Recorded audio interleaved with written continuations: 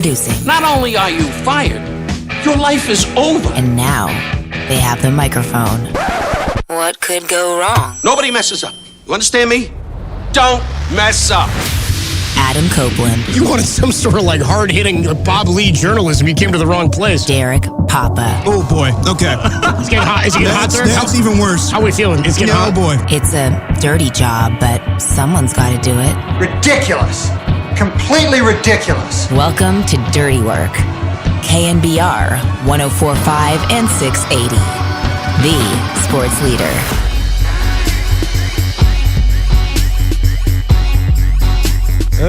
It's Dirty Work on a Wednesday afternoon. Adam Copeland, Depop, Dan Dunn. Thank God that S is over with. It's never over, Copes. Now, I tell you what, dude, it is a win for all of us tomorrow that we don't have to watch Giants baseball. What the hell do we talk about, though? Whatever you want, bro. We'll get into it. Whatever the hell you want, dude. Want to talk Disclosure Day or whatever? Do Spielberg, but we can talk whatever the hell you want, bro. That's coming out pretty soon, huh? Yeah, no, I think it's in a couple of weeks. I saw him making the rounds, start to do some advertising for Spielberg? that. Yeah, we can talk ET for all I care. Oh, I'm down. Anything's more interesting than talking San Francisco Giants baseball. Ouch. And yeah, dude, they are terrible. They're so bad. How bad are they?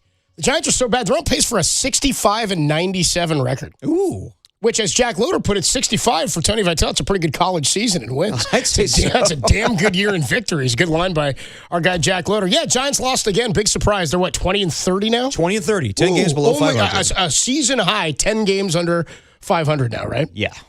And the other day we asked, is this rock bottom? The loss the other night, what was it, 12-2? Dude, I told you after and then we saw last night's game. Yeah, dude, last and night. then we saw today. Did you? Anybody else just laugh last night to themselves? Oh God, yeah. When it happened, I was like, pfft. How could you not? By the way, did you see the pitch? Have you looked at the the game cast or the MLB the game day, the live where it shows you the strike zone where the pitch came? Mm-hmm. Did you see the ball that Ketel Marte hit out where it was? No. It was inside about 8 inches below the strike zone, 6 inches below the strike zone, almost off his shoes. The Giants are so bad. How bad are they, Copes? Guys are getting balls down at their feet, and they're hitting walk-off home runs and scoring 3 in the 9th inning. Well, how about the pimp job, too, from Ketel Marte? Yeah, just throwing the bag. I was like, oh, God. I don't think I've ever seen a guy run the bases on a walk-off home run without his helmet. Yeah.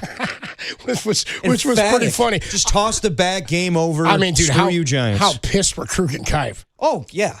That was by far, just silence says everything. It was deafening. Nothing from them. It was a great call by Kipe. Unbelievable. We're just like, Mike, I don't want to say anything. And you don't want to say anything else. Yeah, so we're just going to go to post game here. Yeah, so and even our guy, Rich Aurelia was at a loss for words yesterday. I was texting you being like, Richie's pissed. I think everybody's pissed talking about this team. I'm pissed talking about this team. Yeah, I don't know. I'm pissed that this is where the Giants are. But I tried to tell you. It's the same team as last year, except worse. And, dude, we can rattle off anything. 808 KNBR, 415-808-5627. We're here for your bitching and moaning today, and they deserve to hear it. They deserve to hear it. It has been a piss-poor month, nearly 2 months of the 2026 season. Yeah. Buster Posey tore down the bullpen last year, said, okay, this is your thing. These are your guys, and did absolutely nothing to replace any of the quality arms that they had. Now, you may have not liked Camilo Doval. That's fine. You may think Jesus Rodriguez is a good player to get back. I'm down with that. Parks Harbor's good. What did you do to replace that arm in the bullpen? I'm not even saying you have to have a closer now. You're not a good team, and good teams don't have closers. That's all right. If you need to figure that out, the Giants didn't have Brian Wilson as the closer in 2009 immediately. He was pitching middle relief. He came up, I think, even in 2007 at one point as a reliever. They had Brad Hennessy closing games at one point in 2008 and 2009. You've got to shake things around and figure out who's going to be your guys, and guys start to slot into roles. The problem is the Giants don't have good enough guys seemingly right now to find success in those spots. The Giants this year, ready for this? As I say to you every day, they're not good at anything. And in fact, they're bad at most things. Mm-hmm. They are 0-23 now this year when trailing, not after 7 or 8, after 6 innings. They didn't put a runner on second base today after the 5th. They didn't get a runner in scoring position today until after the 5th. And then yesterday, not playing Bryce Eldridge. It comes out today. All he did today was, for that texter yesterday, he said, I don't get why everybody thinks he's a phenom. He sucks. First of all, he's not played now 20 games in the major leagues. He had the hardest hit ball today of any Giant all season at 113.4 miles per hour. The skill set is there. Is it going to translate into a all-star caliber career? I don't know. But we won't know for sure if he's sitting on the bench for Will. Let's just see it. For Will effing Brennan. Yeah. That's what I'm saying. 056 in the leadoff spot. What the hell's going on, man? Like I'm more like, how can Buster sit here and watch this and have no, like, I don't know what his goal, I don't know what the plan is. I don't know if anybody knows what the plan is, because so far they've gone against everything they told us was a plan. Well, Bryce Elder's going to have to beat the door down at AAA for him to get here. He beats it down, he comes up, and they're like, sit your ass on the bench, dude. Yeah. Sit down. You know what I mean? I like, hey, at least we're getting Grogu giveaways. You know what I mean? I don't like. I heard the reviews for that are terrible, too. I probably. It can't be worse than this offense or this team. Can't be worse than this pitching staff. I got Malley here with an ERA over 6. He's on a 1-year deal. I don't want to see him make another start. I think the McDonald situation just figured itself out. I would say so. I don't need to see Malley make another start. Does anybody? No. Does anybody? Phantom IL or just send him to the bullpen, but Trevor McDonald should have a spot over him going forward. I mean, nice to split with the Dodgers, and I told you that going into the show. It was short-lived. I mean, What I said to you on Friday, though, I'm like, dude, they went 2-2 in that 4-game series, and I'm going to get excited about that? No. They scored 9 runs against the A's on Sunday, then what happened? It's been the same old offense. Then they lose a 10-run game? Yeah, 12-2, and then last night they get walked off. Today was terrible. So, yeah, I mean, we can say, like, they're going in the right direction. The offense is turning a corner. They're not. They're not, though. They're not going in the right direction. They revert back. They take 2 steps forward and then 3 steps back. They're terrible.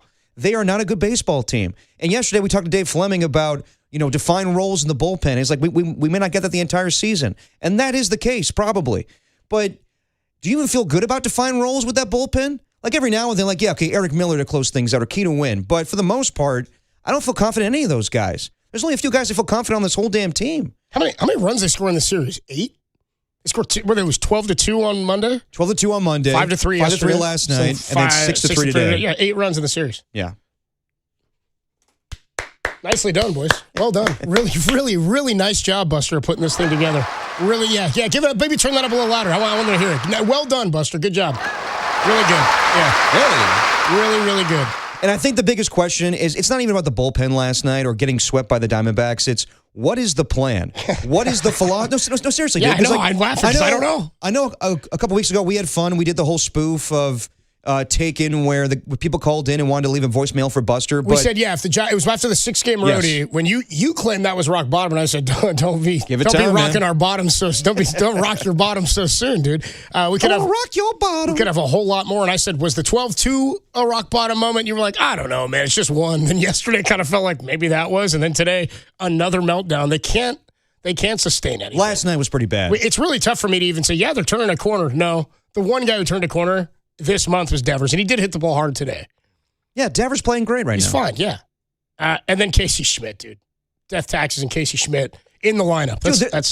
There's a lot of things to be, I guess, happy about with the Giants. Like, even like last night, their defense. Obviously, they let one slip. The 2 double plays that they turned to get out of the 7th and the 8th. That was sick, dude. That was good stuff. And honestly, great defensive plays by Rafael Devers in the 6th inning last night. Yeah, man, what a play. And also a rise at second base, turning around and throwing it. I mean, there was a couple of really nice plays in last night's game, and they can't close the door. No. So when you say, we're just going to go situational, like, well, the situation last night called for Killian, I guess, and then it called for Gage, and it got out of hand. Also, the stolen base. In the 9th inning yesterday. Yeah. It helped them get what would have been the winning run at second. I mean, it was... Catcher's interference. It's just been an absolute dog-s show. Oh, yeah. It's been terrible. They're not fun to watch. Like, yeah, remember when it was so bad with Farhan? We're like, well, at least give us some guys we can root for every day. And now this isn't even good enough. You know what I mean? Well, you can root for Casey Schmidt every day. Is this going to be a worse year than Farhan ever had? Probably. I mean, with the exception maybe of... I mean, what did he do? What did he do his first year... Boch's last year. Well, dude, do you remember? That was like an 80-something loss season. Maybe I forget, but do you remember them ever being 10 games below 500 during Farhan's time? No. Me neither. I'd have to check, but again, that was the problem is they were so dull and boring because they were just always right around 500. But you and I and most people thought that they weren't going to be a great team coming into it. But Buster Posey, it was clear that he wanted this team to be competitive this year. This wasn't a rebuild. No, the Giants don't do rebuilds. It's pretty obvious. Yeah. But coming in the year... They don't do builds either, apparently. They don't do anything. But they added... Except lose games hand over fist. They added Luis Arraez. They added Harrison Bader. So they were trying to go for something. But why not address the bullpen? Again, it goes back to this philosophy where you're holding the offense to a different standard than the bullpen right now. It seems like you're evaluating the bullpen, but yet Bryce Eldridge can't play every day. Like, things don't make sense to me.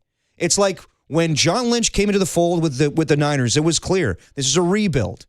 When Steve Kerr and, back in the day, they were trying to compete. The 49ers signed, remember that first day that Shanahan and Lynch showed up after free agency? It was their first free agency. Hoyer. Well, dude, not just Hoyer. I'm saying, do you remember they had 8 guys standing out there? It Oh, was Weston Richburg. Yes, it was yes. Hoyer. It was Jet McKinnon. I don't know. Maybe not McKinnon, but there was Who was the wide receiver? Marquise Goodwin. Marquise Goodwin. There was Kyle Juszczyk was one of them. Brian Hoyer. There was 8 dudes up there holding up their jerseys with the 9. And I was like, but this is the future. This is Kyle getting his system in place. Okay, it's going to suck for a minute. There's a plan in place. There was a plan in place with the Warriors back in the day as well.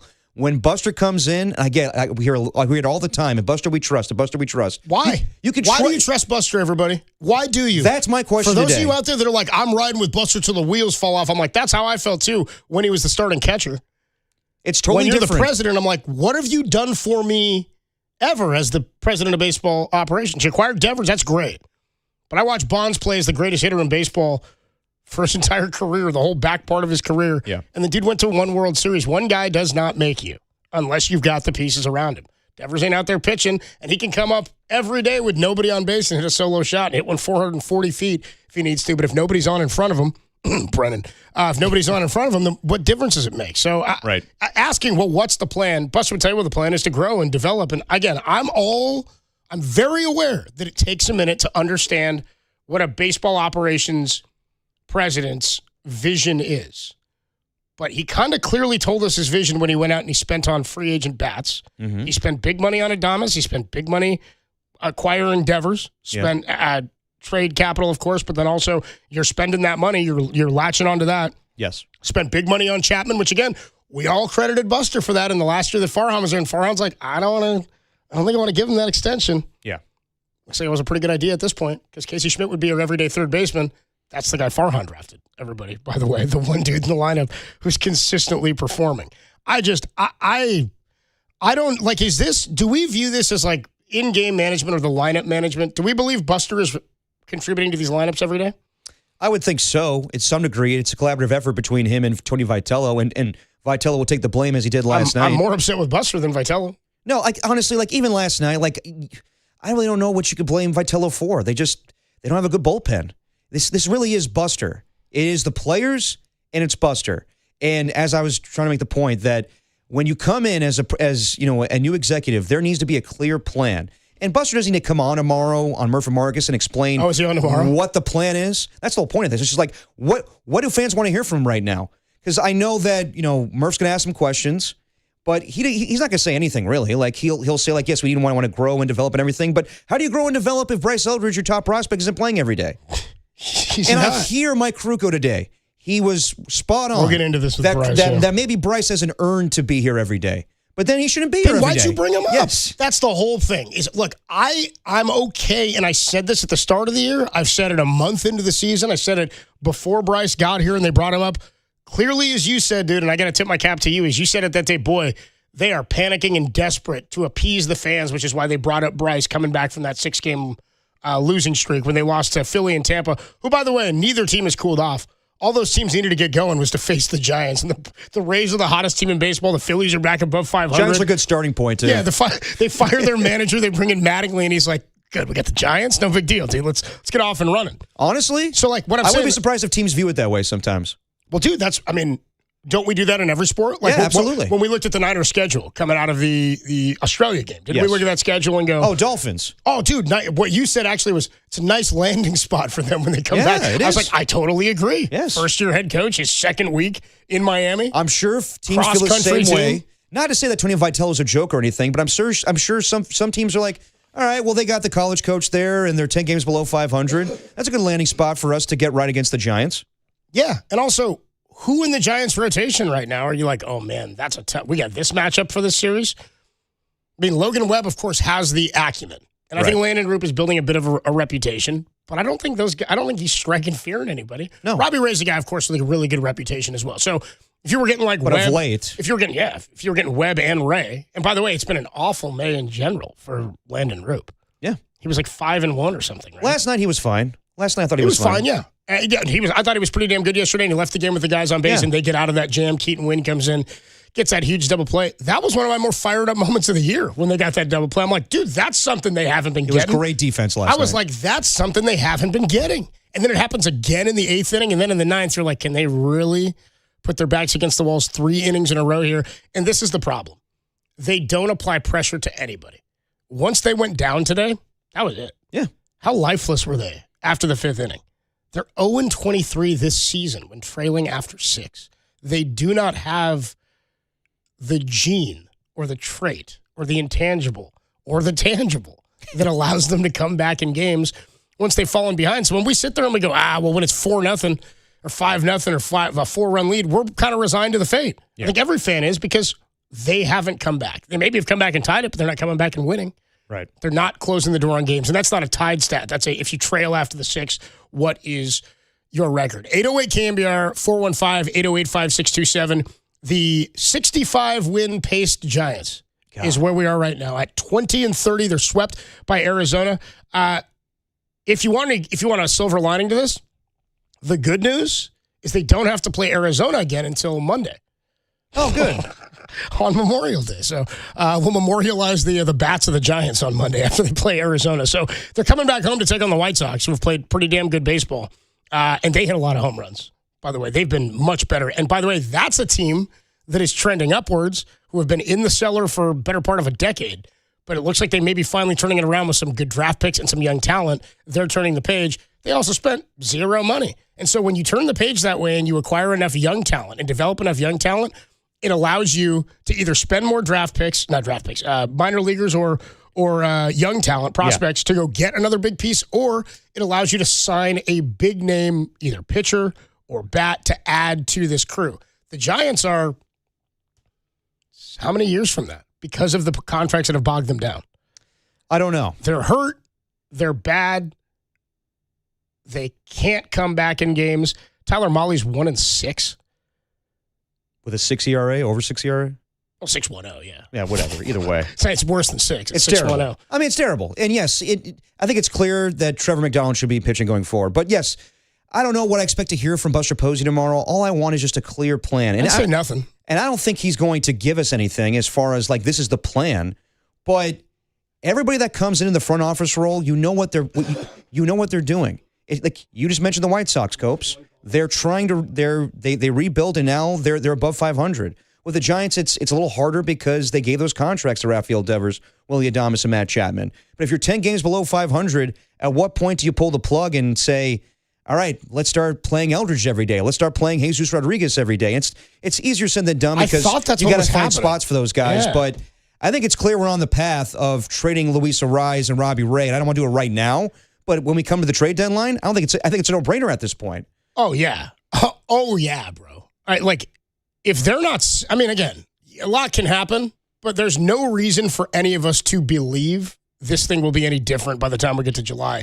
The biggest difference, would you? Yeah. The biggest difference might be that they're like 12 under instead of 10 under. Yeah. But again, what have the Giants shown you in the last season to now? Any of these players who were here last year to this year, any of the additions that allow you to believe, they've got the tools to turn this thing around. When Dave Fleming told us he didn't think they'd have a closer all year, I was like, so I think you might be, if you're okay with them not having a closer all year and letting them figure it out, then I think you're kind of resigned to the fate that this team is not going to be competitive.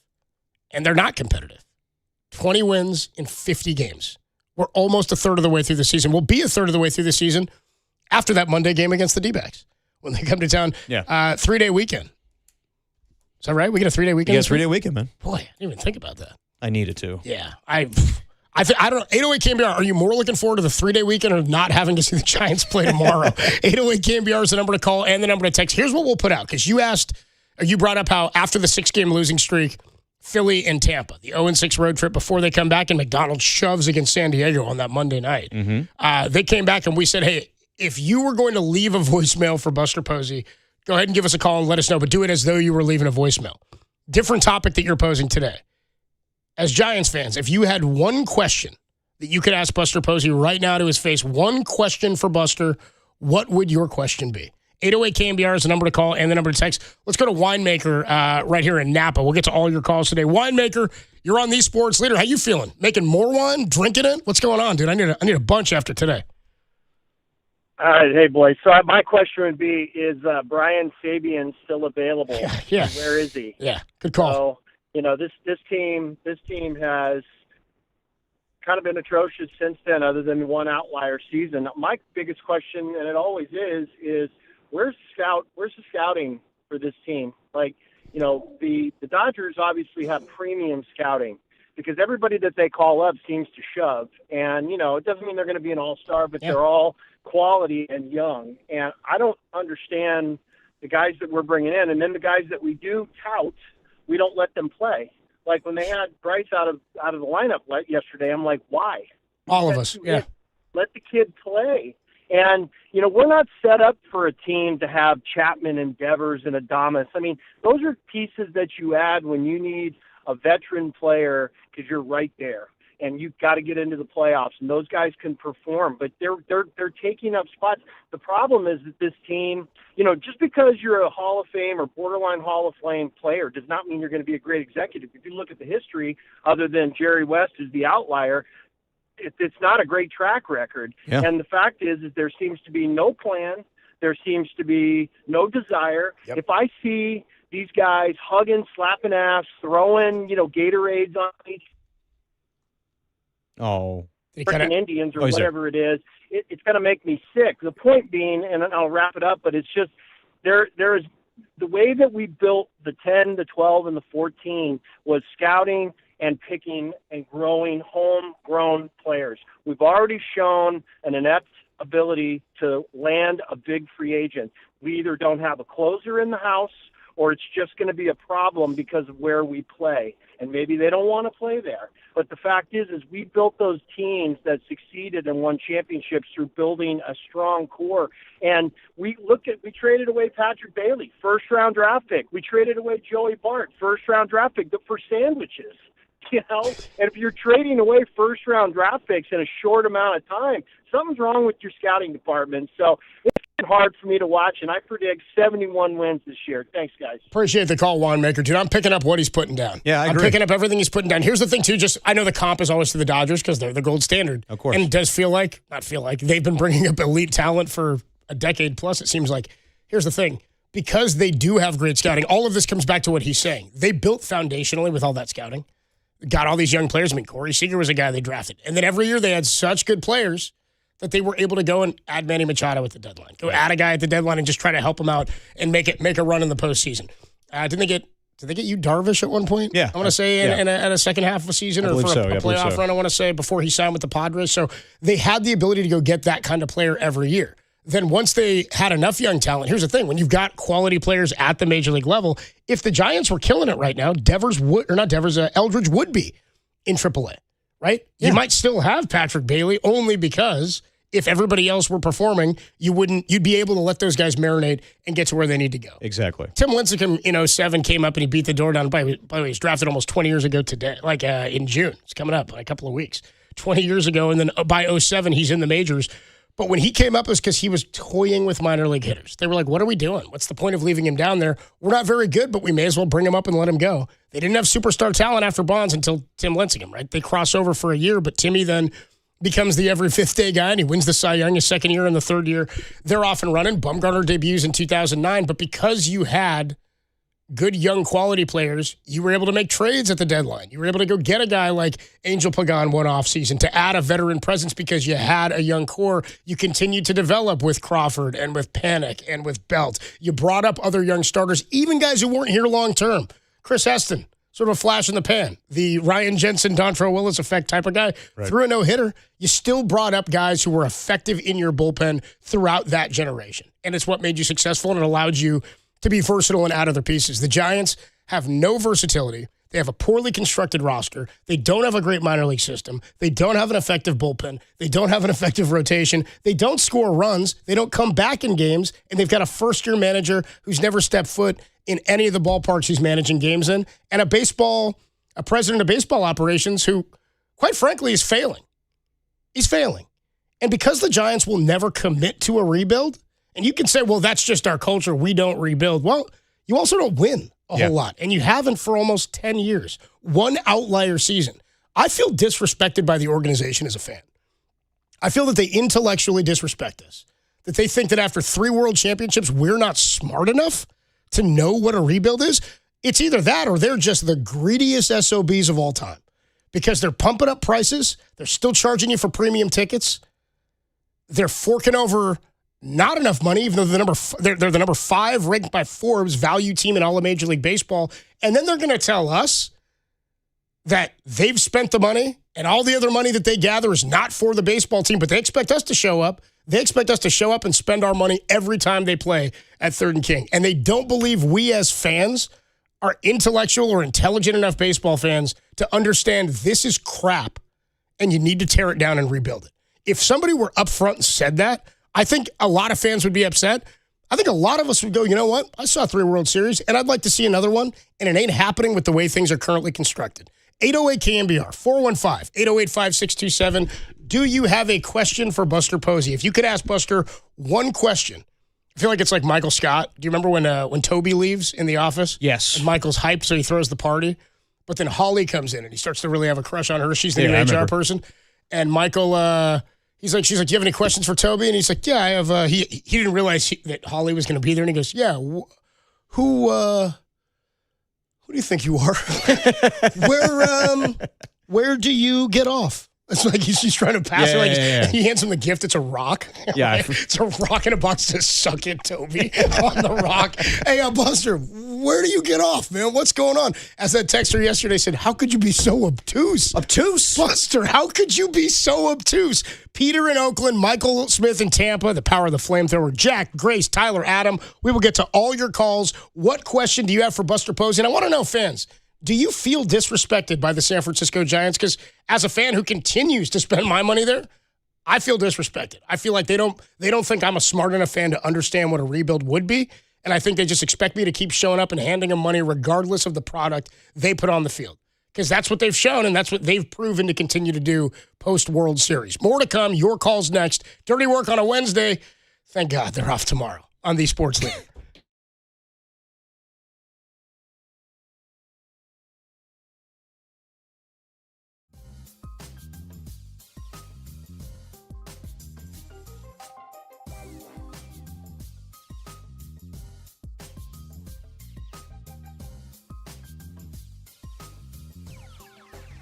Sound right, boys.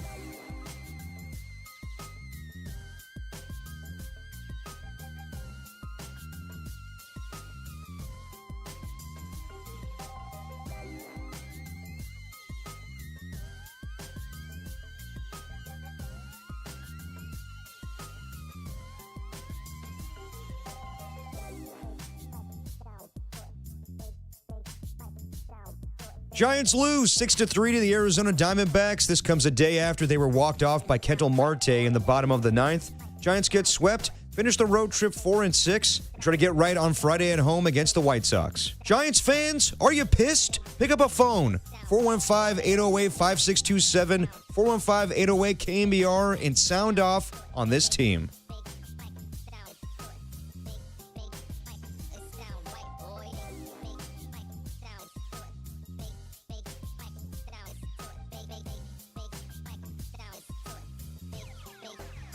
Sound right, boys.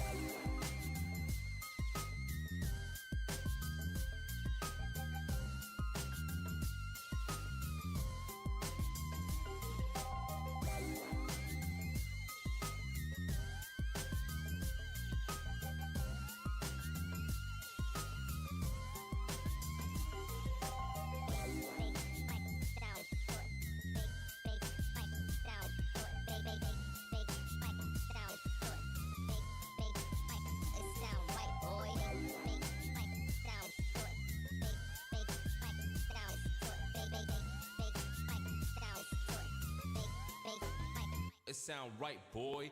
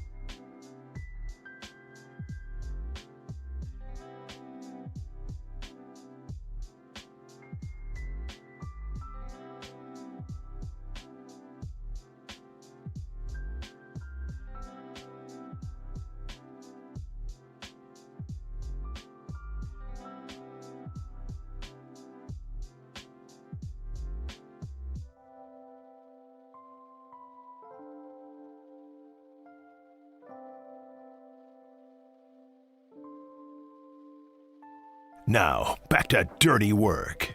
Adam Copeland and Derek Papa on KNBR 104.5 and 680 AM, the sports leader.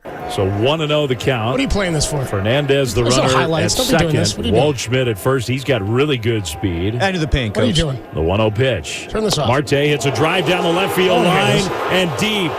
And it is gone. A walk-off home run for Ketel Marte. And all of that Giants defense and hard work disappears in one swing. A very tough loss. Who do you think you are? Toby. Correct. What gives you the right? I feel like that would be every Giants fan, like, angry at Buster, being like, you know what, Buster? What gives you the right? I feel like everybody's just, like, kind of stepping on eggshells a little bit, where I know we're mad today, but also they love Buster. I love Buster, too. I get it. The baseball player I Buster totally was great. understand it. You're going to need to give me more if you want me to love Buster, the president of baseball operations. Well, I am tired of people calling him, being like, Buster's my guy. I'm going to ride with him till the wheels fall off. Okay. And I totally understand that mentality as him as the player, but it's a totally different job. Yeah. And also, yes, I do blame the players as well. But he also has picked bad players. Yeah, right. Again, like we said last year, and we were upset with what happened with Melvin, and at some point, some stuff falls on a manager, and you got to be responsible for what's happened. Absolutely. Right. The same has to be said about anybody in a position of management. But for anybody saying, I ride with Buster till the wheels fall off. Why? Okay, why? Because he was a great player?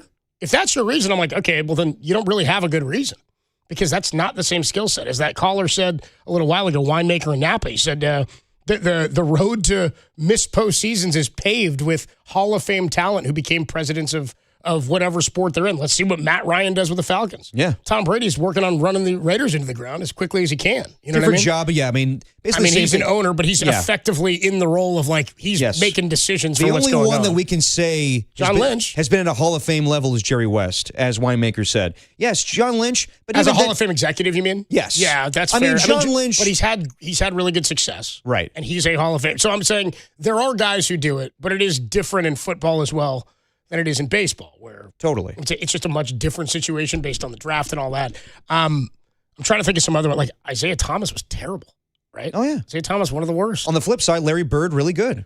Was he? I mean, wasn't he an okay coach as well? Or was he a better executive with the Pacers? I guess better coach, because he's still not a Hall of Fame exec. He took the Pacers to the finals and lost to the Lakers, and then went into a front office position after that. Bill Parcells, well, that's not a player, obviously, but yeah, there's a ton of examples of Hall of Fame players just not cutting it at an executive level, and it takes a different skill. It takes an eye for talent. And it's not just, well, I did this, so I hope that these guys are doing the same thing. No, you got to look for traits in other people that, you didn't have or they don't have. So it's just different. I think that at the end of the day, we'll all celebrate Buster Posey as the years go on, and rightfully so. Yeah, he's going to go to the Hall of Fame probably. Exactly. But at the same time, you could question him. It's not like choosing Farhan over Buster Posey. It's not that game. It's just you can question what's going on right now. When you don't have a clear path as an executive in sports, and you have no path. Don't you love your wife and kids? Don't you still get pissed at them? Absolutely. You know what I mean? Aren't you like, this is Giants fans are entitled to be miffed at Buster right now. Exactly, dude. And because he's not finding success, and it's on him. Like, you can tell me the players are the ones not making plays. I'm like, you mean the players that he gave all the money to? Let's go out to the phone lines. 808-KNBR, 415-808-5627. Giants fans, 2 questions, and you can answer either one. If you had one question for Buster Posey right now, What would it be? And do you feel like me? Do you feel like the organization disrespects the fans and how they think we see the game because they're not willing to ever do a rebuild, and it's either just greed or thinking we're not smart enough fans to understand what a rebuild would mean? Let's go out to Peter. Peter is in Oakland. What's going on, Peter? They got swept in Arizona. You got a question for Buster? Oh, man. I got a lot more than questions. What's up, guys? Thanks for What's up, taking Peter? the call. I'm not going to ask how you're doing because I know how we're all doing. I'm okay. Yeah, we're all right. Yeah. Really hard to watch. I've got a funny superstition. I share it with a friend, but when things start going bad and I've been watching the games, I'll stop watching the games. Like Monday, or not Monday, but whenever the first game of the series was. No, I guess it was Monday. Yeah, Monday. Yeah, I turned on the game and then Arenado hits the grand slam. Same thing. I start watching pretty soon into the ninth yesterday, and Ketel Marte hits the walk-off. So I was like, oh, today I'm not going to watch the game. Well, as we saw, it made no difference. So anyways, there goes that superstition. But there's a couple things I want to kind of touch on, and then I'll be curious to discuss with you guys the Buster Posey dilemma and the other question too. But the lineup today, I mean, what is Brennan doing in leadoff? Yeah. The guy's his average doesn't even start with a 1. That doesn't make any sense to me. With the rotation, I think you got to have McDonald in the rotation going forward. Show Hauser or Malley the door. I don't really care which one. They both sucked. Malley's a 1-year contract, so he'd be the option, I think, because Hauser's on a 2-year. So Malley just makes the most sense. Like, just throw him in the bullpen and let him. Malley hands down. Throw him in the bullpen and let him mop up a game like Monday. You know what I mean? That's what he's there for. Yeah. Okay, I'm here for it. Yeah. And then I got another question for you guys. So, and this, kind of relates to, what I would ask Buster, which is right now with where the season as it stands, are you going to try to make this team better, or are we deciding clean house, it's time for a rebuild? And if you are trying to make the team better, one question I have is, and there's a specific trade I have in mind I want to ask you guys about. Okay. Elliot Ramos for Riley O'Brien. He's a pretty nasty reliever that the Cardinals have. He's got, great ground ball, wicked slider. Someone who could fit in a closer role. The Cardinals have been using him in that closer role this year. Obviously the Giants haven't had too many games to close because they suck so bad.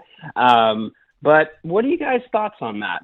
Elliot Ramos for Riley O'Brien. I appreciate the call, Peter. I guess more like general would be, would you be willing to trade a guy like Ramos for a reliever? It's got to be somebody like that who's controllable, for sure. Here's the thing I have. 30 years old, Riley O'Brien. Yeah, but here's the issue. Is Elliot Ramos is younger than that, and he's under team control, and he's been an everyday guy, and he's been pretty successful as an everyday guy. Like, Elliot's a good player.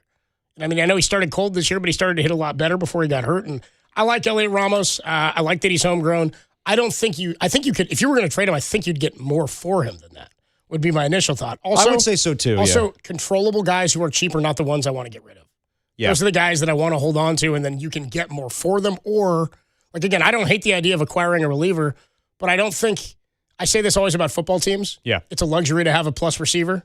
You got to be a good team. Otherwise, what difference does it make if you have a crap quarterback and then there's a guy out there to catch balls, but nobody to throw it to him? Right. What good is it to have a good reliever, a good bullpen if your team's no good? Now, would the Giants be better if they had a closer? I guess, but it wouldn't have changed much in the series except for yesterday. That's a move you make if you're a little closer. If you're a few games below 500, you're 10 games below 500. I don't think Ramos is near the top of the list of guys who would be moved unless somebody came calling and making you a big offer because he's a controllable piece. They'd have to give you a lot and some guys who are close to the major leagues before you did that. The obvious ones, and these are the guys who I expect will be moved by the deadline. Unfortunately, everybody, Luis Ariz. Yes. Probably get a lot for him. Not a ton, but he'd be an expiring contract. You'd get something potentially.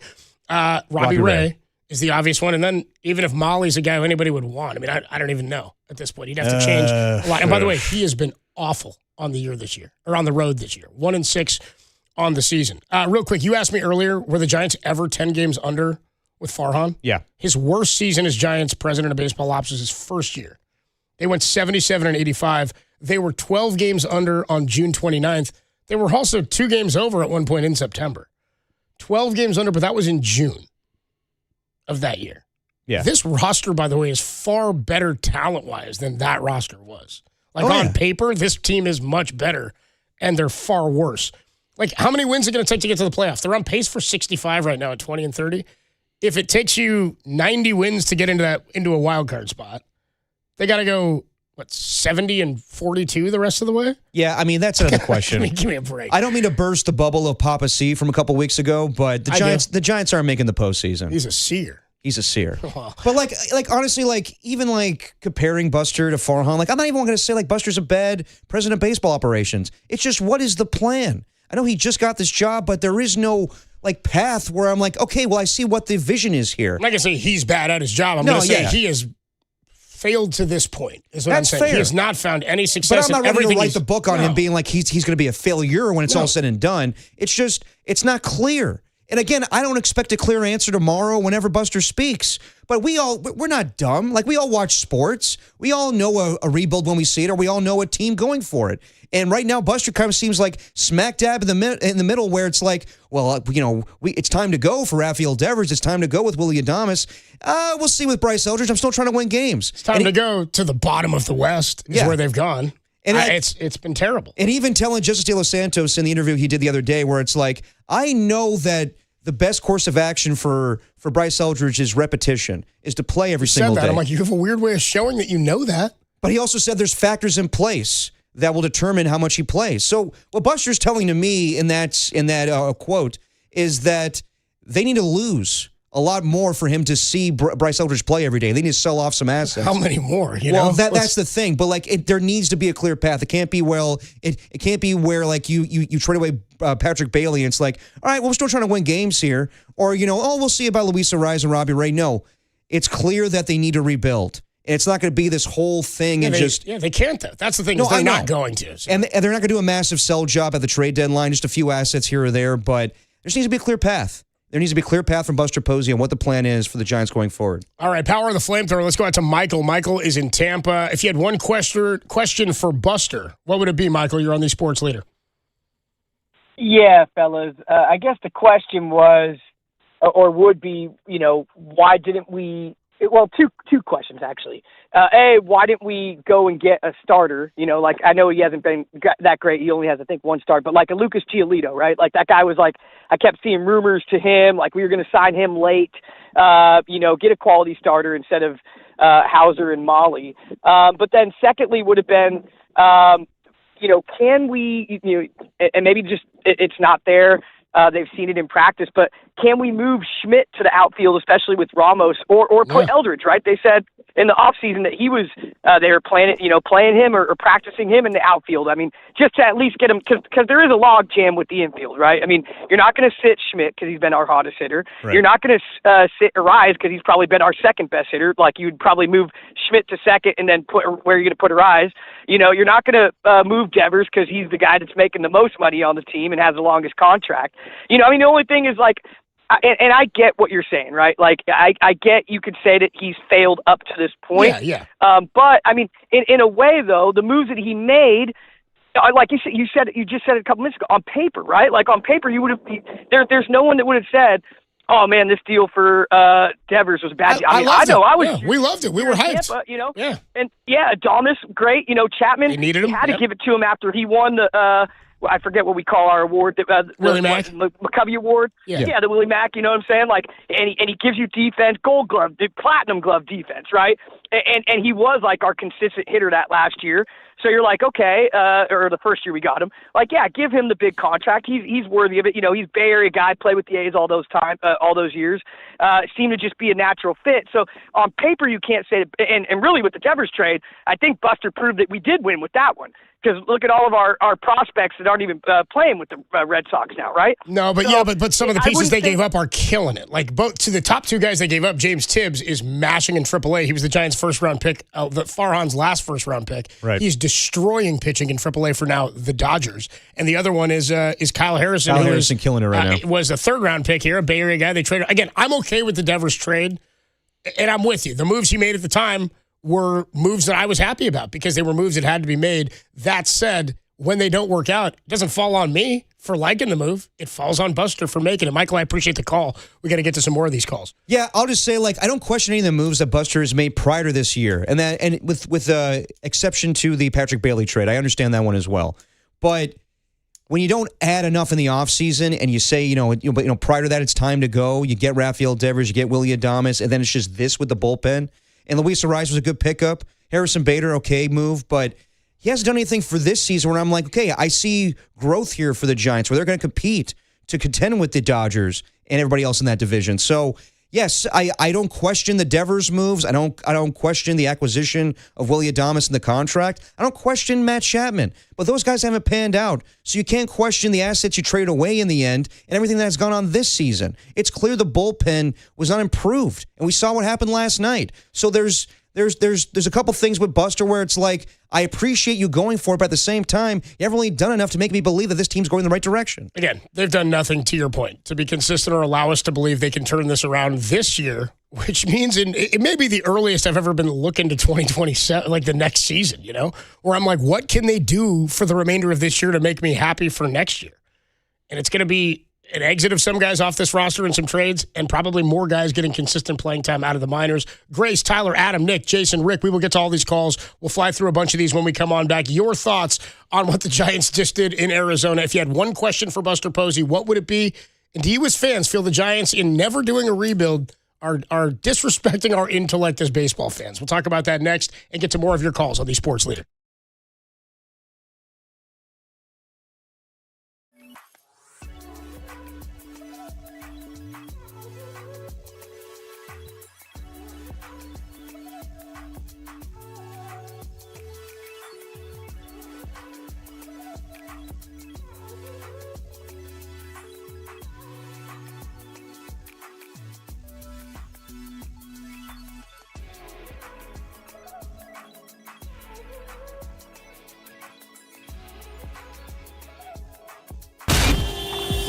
Time for your Bay Area Chevy dealers traffic update.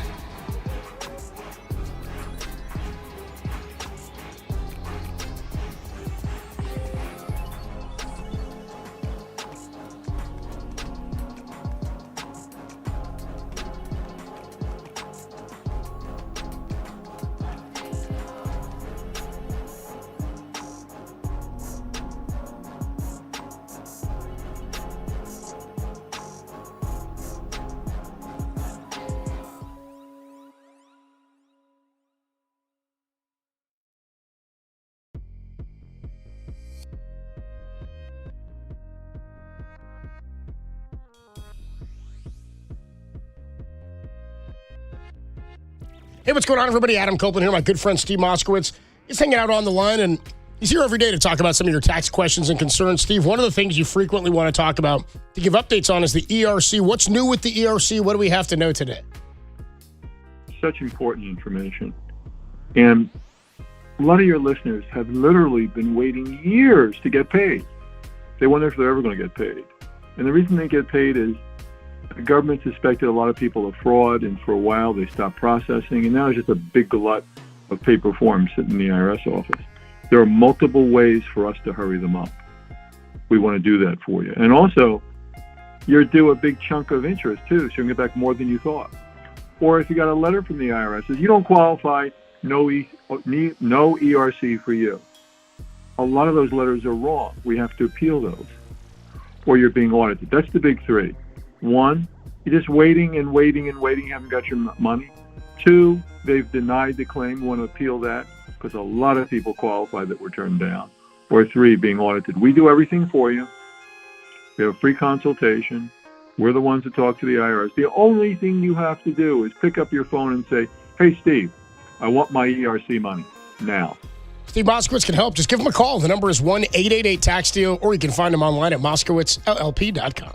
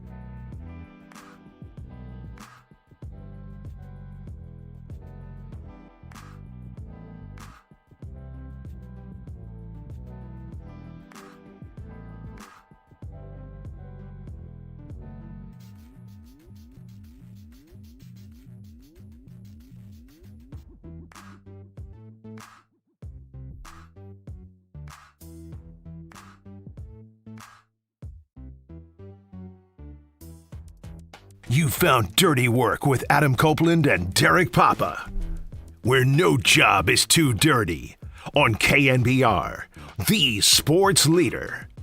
3-1. The pitch. Eldridge drives one out to left center field, going back on it, Waldschmidt, and it's over his head, off the wall. Karem's back toward the infield. Chapman coming around third, and he's going to score into second with a double. Bryce Eldridge just pummeled that one and puts the Giants ahead 2-1.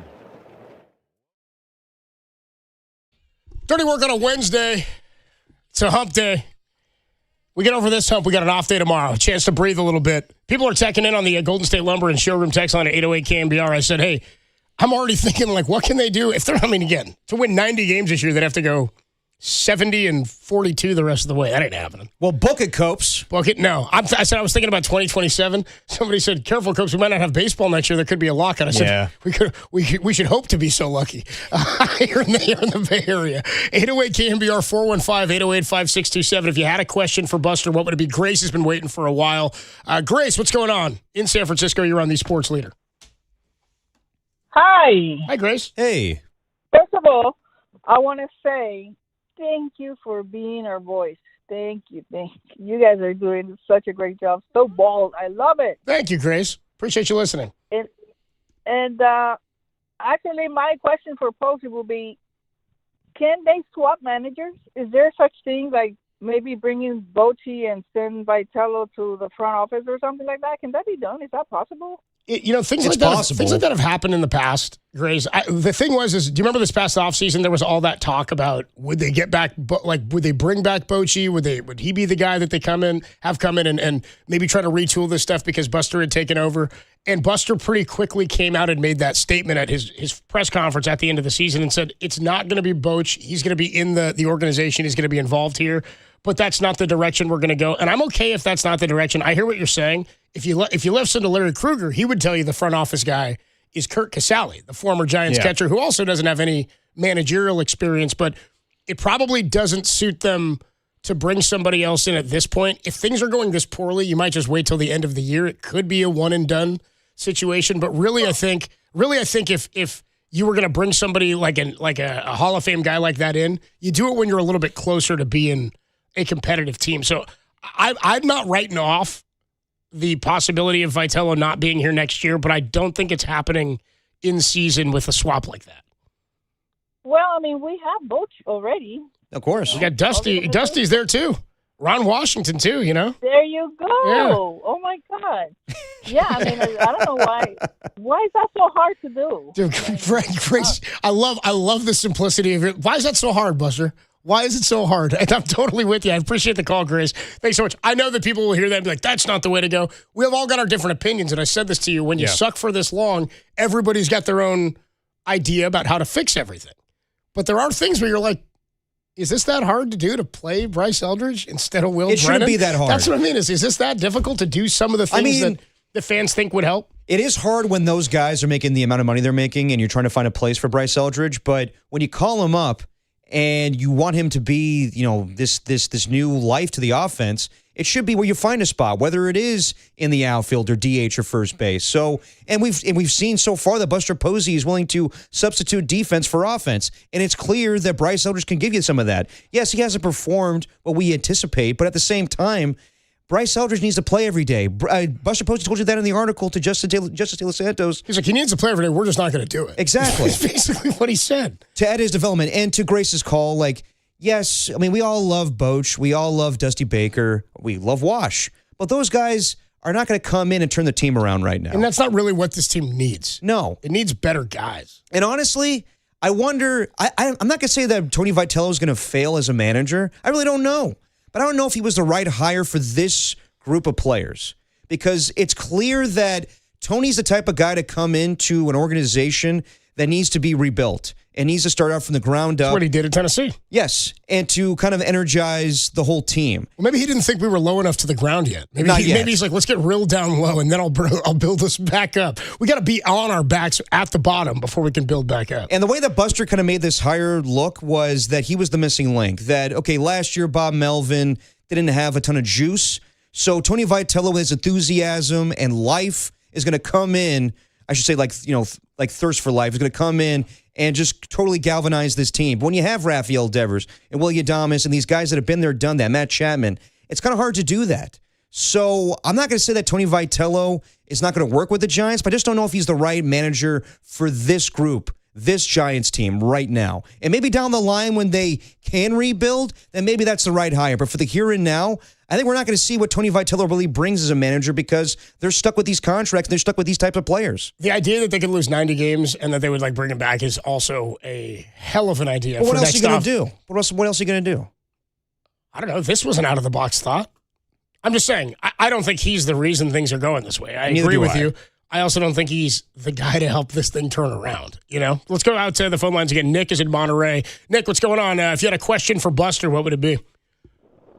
I think my question for Buster would be, when you get to Cancun late July, do you want a garden view room or an ocean? Yeah, right. Yeah. He's like, I'd actually rather watch my bullpen give up more games in the 8th and 9th is probably what I'd go with, dude. This is how you feeling, Nick? You stressing this? Oh, no, I wasn't sure if your call screener told you. I'm a Dodgers fan. Oh, dude, things are going great for you. You're loving this. It's been great. The only thing is that I don't necessarily understand. I mean, do the Dodgers have that much more money than the Giants do? I mean, the spending has got to be, reasonable for each of these teams. And I know, I listened to you guys talk about it, about the ticket prices and the concession prices, because my girlfriend happens to be a Giants fan, so we go to a decent amount of Giants games every year where I'm in Dodgers gear rooting against them. But they can't have that much more money. You guys literally have the most beautiful ballpark. Yeah. This is Nick. This is the frustration from fans, dude. This is our anger as fans. We're Forbes rated the Giants as the number 5th most valuable team in baseball, by team value, and they continue to bring in more money and sell pieces of the team off and get more. They're basically they seem like they're a real estate company that's getting money for their real estate, and all the owners are making money off of this. Every owner in baseball is making money. I'm with you, though. I used to argue this in the 90s, Nick, where I was the Yankees are the highest payroll and they get all these players, and the Red Sox did it too, and they were all far and away the richest teams. But most of these owners could spend the money if they wanted to, but they cry poor or they act like they don't want to or they can't do it. Remember Bill DeWitt during the 2020 lockout during COVID before they came back from that lockout? Bill DeWitt, the owner of the Cardinals, refused to pay the minor leaguers and didn't want to have to pay minor leaguers. Yeah. And he was crying poor. It's dude, you bought your team for less than $500,000 and then you built a new stadium and you own all the real estate around the stadium. Your team's worth over $1 billion and you can't pay guys to eat peanut butter and jelly? That's the issue we're having. All these guys are far richer than they're ever willing to admit. And they'll say, well, I can't pour my money into this. I've got political donations I have to make, or I've got to buy other real estate. They've all got other business ventures. And it doesn't seem to me for any of the ownership group that winning baseball games is the number one goal of this organization. So everything you're saying, Nick, is absolutely true. Yeah, the Dodgers got a huge influx of money when they got that TV deal. With the DirecTV TV deal, they got $1 billion, and that helped them start to build this thing. But there's no reason the Giants could not and should not be spending more money while they're raising prices on us every year, building more bars, cutting out basically the middle class of what baseball fan should be. By the way, I went up to the third deck. I ain't seen a renovation on the third deck in 15 years. But you go down to that lower level, you go down to the club level, they got all these new bars. They got all these new places for you to have a special VIP ticket to sit places and eat the crab sandwiches and have your cocktails and all that. All that stuff's cute. Where's my baseball team? Where's my guys making money to win ball games? Why didn't they go out and add more starting pitching? You can tell me, well, there's a lockout goal and all that. You traded for Devers last year and didn't care about a lockout. Exactly. Took on an 8-year contract. You gave Adames. You knew this was a potential when you signed Adames. And you still did that. You knew it was potential when you signed Chapman, and you still did that. So I ain't biting, Nick. I appreciate the call. I ain't biting on any of that crap. I don't believe owners. I don't believe any of you. When you're taking influxes of money and saying this isn't for the team, then why am I handing you my money? God, I've got a credential. Let's go back out to the phones. Jason is in Modesto. You know what I mean? I want to line Greg Johnson's pockets. I'm glad you're bringing this up because I felt this way for a long time now, where I think the Giants organization is disrespectful to fans. Yeah, they're disrespecting us. They don't think we're smart enough to withstand a rebuild, and they expect us, and they're daring us to not show. They're telling you, I think you're going to show up no matter who I put out there, and we're going to raise prices, and we're going to put all this stuff, and we're going to coat it with a K-pop fireworks night and a Grogu bobblehead. Exactly. And I'm supposed to be happy? I think fans would welcome a rebuild right now. Disrespectful. Yeah. Yeah, how disrespectful of this organization. No, treat us like this. I feel it's been that way for quite some time, where it's like, we're not going to compete with the Dodgers. We're not going to compete with the Padres, but come out to the ballpark and have yourself a crab sandwich. Like, it's where they say all these things, and Buster Posey, I think, really truly believes it in his opening press conference, where he wants to be in the memory-making business. You mean the guy who owns part of the team? Yes. Yeah. Oh, you mean the guy who's also making money off of these other ventures? He is. Okay, yeah. Don't forget, everybody, Buster is part owner of this team. He owns a slice. He is. But I truly believe that he wants to Which means he's pot committed. I agree. No, but I think he wants this team to get there once again. And why else would he do this? Right. He'd go on and do anything else in his life, but why would he come back to the Giants, an organization that he loves, and do this day in and day out? He wants to win. I believe that. I don't know if the organization does. I don't know if the guys above him really want that. I think that they like the idea of it, but really when it comes to actually spending money to do it, they're like, we know the fans will show up every week. And they'll be like, well, what's the difference in pay that we're going to, how much more money are we going to make by, if we spend another $50 or $60 million a year, are we going to make that back in winning a World Series? Exactly. I mean, I don't know what those numbers look like. Probably not. So instead, they'd rather not spend it and then pocket the money. Let's go to Jason, who's in Modesto. What's up, Jason? You're on the Sports Leader. What's up, guys? Just want to say I love the show. And before I get to my question to Buster, I just want to say one reason I'm still watching today is because at least Luis Ariz, love that guy. Yeah. I don't want to see him go. Yeah, he's fun to watch, man. My question I love Buster, but my question to him would be, can you please resign and just continue to be a Hall of Fame catcher? Get somebody else. You don't know what you're doing. I appreciate the call, Jason. I mean, that's harsher than I would go in terms of like, can you please just resign? But there is this notion when you go back, like Isaiah Thomas wasn't, when he went back to be the president of basketball or the GM or whatever it was. Yeah. It wasn't of the Pistons, right? No, it was the Knicks. The Knicks. Yes. He's better off that he wasn't with the Pistons because he's a Hall of Famer with the Pistons. You can taint your own legacy with your own organization if you fail in that role after you'd been a legend with that organization. You know what I mean? Like, for example, like if Buster were the president of baseball for the Reds, you'd be like, nobody here would give a damn at all about what happened with their success or not. Yeah. Right? But when it happens here, fans then have we're sitting here doing it where we're going, we have to divide the person and say he's Buster the baseball player versus Buster the president of baseball ops. Yeah. And when things, if they don't go well, he's still going to be around the team forever. That's the thing. Because of who he is, if things don't go well, you wonder about how that reflects on his legacy. I think it's easier for like fans to criticize John Lynch because he never played for the 49ers. If he's doing all these moves with the Buccaneers, exactly. I think fans are like, oh, come on, it's John Lynch. He's a Hall of Famer. We love him. Won a Super Bowl with us. For a while, yeah. And, if this level of success, you would. Yeah. Now, at the same time, we all love Chris Mullin, and he failed as a general manager with the Warriors. I think you could separate the two. I think that you can look at Buster Posey's career as a 3-time World Series champion and be like, he accomplished so much for us. But as a president of baseball operations, he's not cutting it. Now, I don't want him to resign or anything, and there's still time to be written about his time as a president of baseball operations. I just think for the here and now, I don't know what the hell the plan is. And I know I'm repeating myself, but I think that's the only thing I could say where it's just like, what is your plan, Buster? It's so convoluted where you want to bring up Bryce Eldridge. You want to bring up Jesus Rodriguez. And to me, that just seems like service to the fans where it's like, come out to the ballpark. You love this guy. We show him, we propped him up on the stage for Fan Fest. But when it's actually time for him to play, we're not going to do that. But yet you don't do anything with the bullpen. And, it's just a mess. It's just a mess. Why is Will Brennan leading off when Bryce Eldridge doesn't even get, consistent starts? Well, that's my point is if you want to tell me you're playing matchups, you're going lefty-righty, okay, fine. But you didn't do that yesterday. You did it today, kind of, I guess, because you put Brennan back out there. But why is he hitting leadoff? You had Bader lead off at one point. I'd rather see Bader hit leadoff than see Brennan hit leadoff. You've barely played this guy. For the entirety that he's been on the roster, you sent him back down, then brought him back up, and still have barely played him. Why? Yeah. Why is he there? For Tony Vitello, who had the same lineup every day for like the first 3 or 4 weeks of the season, they couldn't get it going. Then they have a different left fielder now every day. They're like, yeah, Casey Schmidt's going to get some run in left without Ramos. What he meant was Casey Schmidt might play 5 innings in left field in one game without Elliot Ramos so that Eldridge can sit his ass on the bench. Rick, Dominic, Mike, Dave, we'll get to more of your calls. 808-KNBR, 415-808-5627. Do you have a question for Buster Posey? If you did, what would the one question be? And do you feel disrespected by the organization the way I do? And I'm not saying this is on Buster. This is more ownership.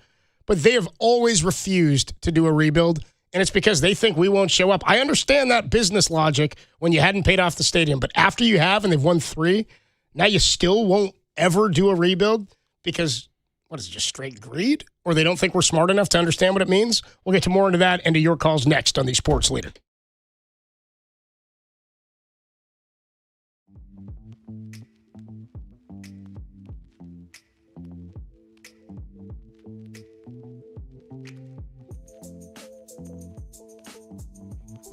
Hey, what's going on, everybody? Adam Copeland here talking about something that makes me happy, finally.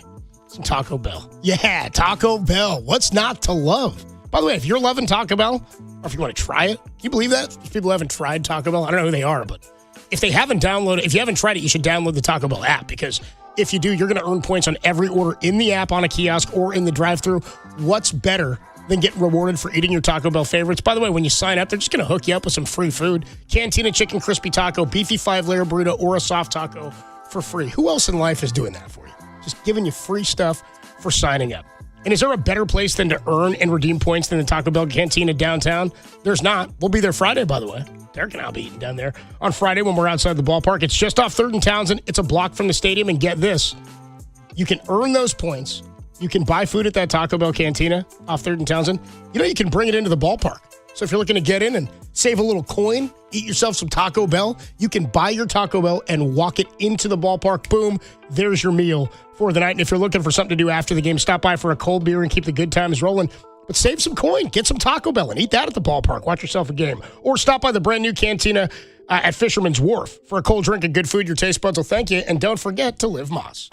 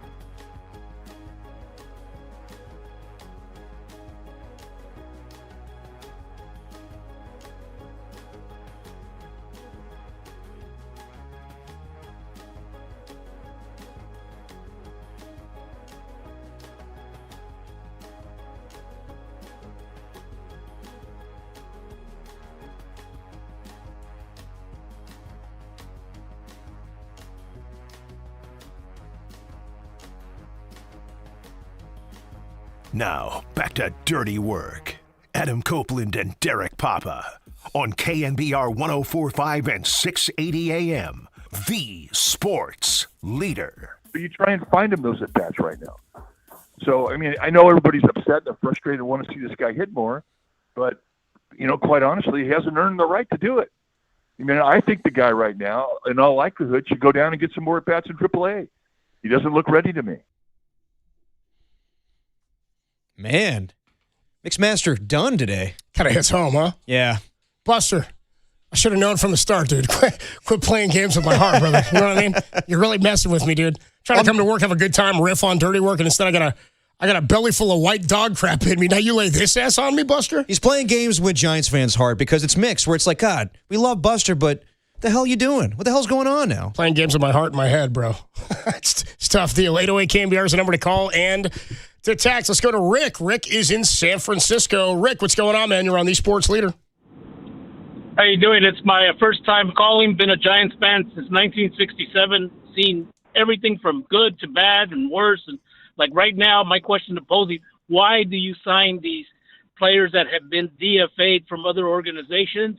We have plenty of talent in the minor leagues. And we should do what we did in 1985, 86 when we started bringing up like Matt Williams, Will Clark, Robbie Thompson. You got to love these kids. You got to love these kids, Giants, Rick. That's when they went full in. They were like, we're going young. We're going to build this thing up. And in 4 years, they were winning. They won the pennant. Exactly. And we keep signing these players that have been waived or DFA'd, which holds down our young talent. I mean, one example would be like Marco Luciano. I understand he had his issues, but still, you should have brought him up, and, either you sink or swim. You know what I'm saying? No, I got you. Yeah, I hear you, Rick. I appreciate the call, man. I would say Luciano's maybe a different case. Luciano, for me, though, falls under the umbrella of, like, the frustration from Giants fans with the lack of any development of any of the talent, that it's not just like we're like, again, I said this yesterday, it's not just like we viewed Luciano like, oh, dude, that's our top prospect. He was a top 100 prospect as evaluated by baseball evaluators. Right. He was a top prospect around baseball. Not all those guys pan out, of course. But why do none of the Giants pan out? Why do none of the top guys develop? And to me, it's a lot of this, what we're seeing now. We saw it with Matos. He had that one great week. And again, I don't know, he's not stayed in the major league since then. But to me, that's not indicative of who he is or going to be. That's about how the Giants didn't develop correctly. How badly did they develop Harrison? He's a prime and the latest example, Kyle Harrison. Yeah. They toyed with him. He was only making 4-inning starts in AAA. And then they bring him up and he's kind of bullpen. He couldn't find the strike zone. His velocity was down. Like, I think they toyed and messed around with him too much, and he needed a fresh start, and he got a place that knew how to utilize his skill set, and now he's looking like one of the frontline starters in the National League Central at the very least. So, to me, it's less about, I don't even know which players he's referencing that were DFA'd by other teams and brought in here. That's more of like a Farhan thing. Barucki? Yeah, but he was a signing, and he was a free agent signing, basically. Yeah, I don't know what he was referring to. I don't really associate that with Buster. I'm more thinking about the development, and that's been the frustrating point, is that it feels like with Eldridge, we're going to stunt this in the same way we've stunted other things. And this is the best prospect they've had since Buster Lincecum in terms of how he's viewed. And that's the irony of the whole damn thing. Is I'm not saying Buster's got to love this guy or think he's part of the future, but who is this helping with the way they're using him or not using him now? How is this good for him? How is this good for the Giants? Well, I would love to hear Buster talk about the development of Bryce Eldridge and that what is the benefits of him not playing every day? Is it just to see what a big league team is like, to get coaching from Ron Washington? Is he getting better coaching that he is, right now in the majors than he would at the AAA level? I don't know. But I understand that's why fans are up in arms about this, because of what you see with Marco Luciano and Luis Matos. And I agree with everything that Mike Krukow said today on the morning show, where he hasn't earned the right to get some of this playing time. That's fine. Then he shouldn't be here then. And Mike said the same thing, that maybe he needs to go back down. That's fine too. It's just, I go back to 2 weeks ago where they did this out of desperation. And yes, I understand the move at the time, but today I don't understand it. I think that Jesus Rodriguez has shown a hell of a lot more than Bryce Eldridge and getting more opportunities than Bryce Eldridge has. So yes. It's, by the way, his bat is the thing that plays. They're like using him as a defensive replacement. I know. It's hilarious. So I would love to know. One plate appearance today. I would love to know what Bryce Eldridge, or what Buster sees in Bryce Eldridge, or as far as the plan. and everything with the plan with the Giants right now, because it doesn't make sense. It doesn't make sense with anything. Yeah, we're looking for that. The Joker sitting there talking to Harvey Dent in the hospital. It's all part of the plan. It's all part of the plan. I'm like a dog chasing a car. I wouldn't know what to do if I actually caught one. Yeah. Let's go to Dominic in San Francisco. Dominic, you're on the Sports Leader. How you feeling, bro? Good. What's going on, boys? How we feeling? Good, man. Doing all right. Good. I just want to preference this call. So listen, boys, I'll be quick. I'm 28 years old. I grew up listening, or watching, not even listening. Grew up listening to you guys. It can't be in general, but grew up watching the Giants in the prime years. And my first question is, I just feel like it's okay we suck. And I know you guys are smarter than, whatever else, but I just feel like Buster's got a bigger plan. And I hate to say it, but I feel like Tony's his puppet. And as far as do I feel, and that's fine, in my opinion, because I'm happy it's him at least. And as far as do I feel disrespected? No. I mean, I'm going to the game with my girl on Monday. That's going to be my 8th game this year, and I've seen 7 losses. So hopefully I see a win on Monday. So too, bro. You're 0-7 on the year? Could you not go Monday, please? Yeah, dude. Stay away, bro. Sorry. No, it's all good. Yeah, thanks for the call, Dominic. I appreciate you. Well, was that an F? Yeah, it was. I don't think he finished it the whole thing. He was like, yeah, that's good. Well, I mean, like my question to Don would have been if we kept him on, he didn't curse. Why are you okay with them sucking? Well, here's what I would say. That's the rebuild logic for me. If you told me we were going to rebuild and retool, and we saw like in 2000, again, I bring this up all the time, in 2009, we saw the fruits of their draft labor. Mm-hmm. We saw Matt Cain had already gotten here in 2005 or 6.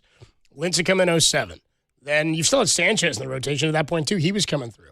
Then in 2009, you start to see 08 and 2009, you start to see your Sergio Romos. And then it wasn't until later they made the trade, of course, for Javi Lopez and acquired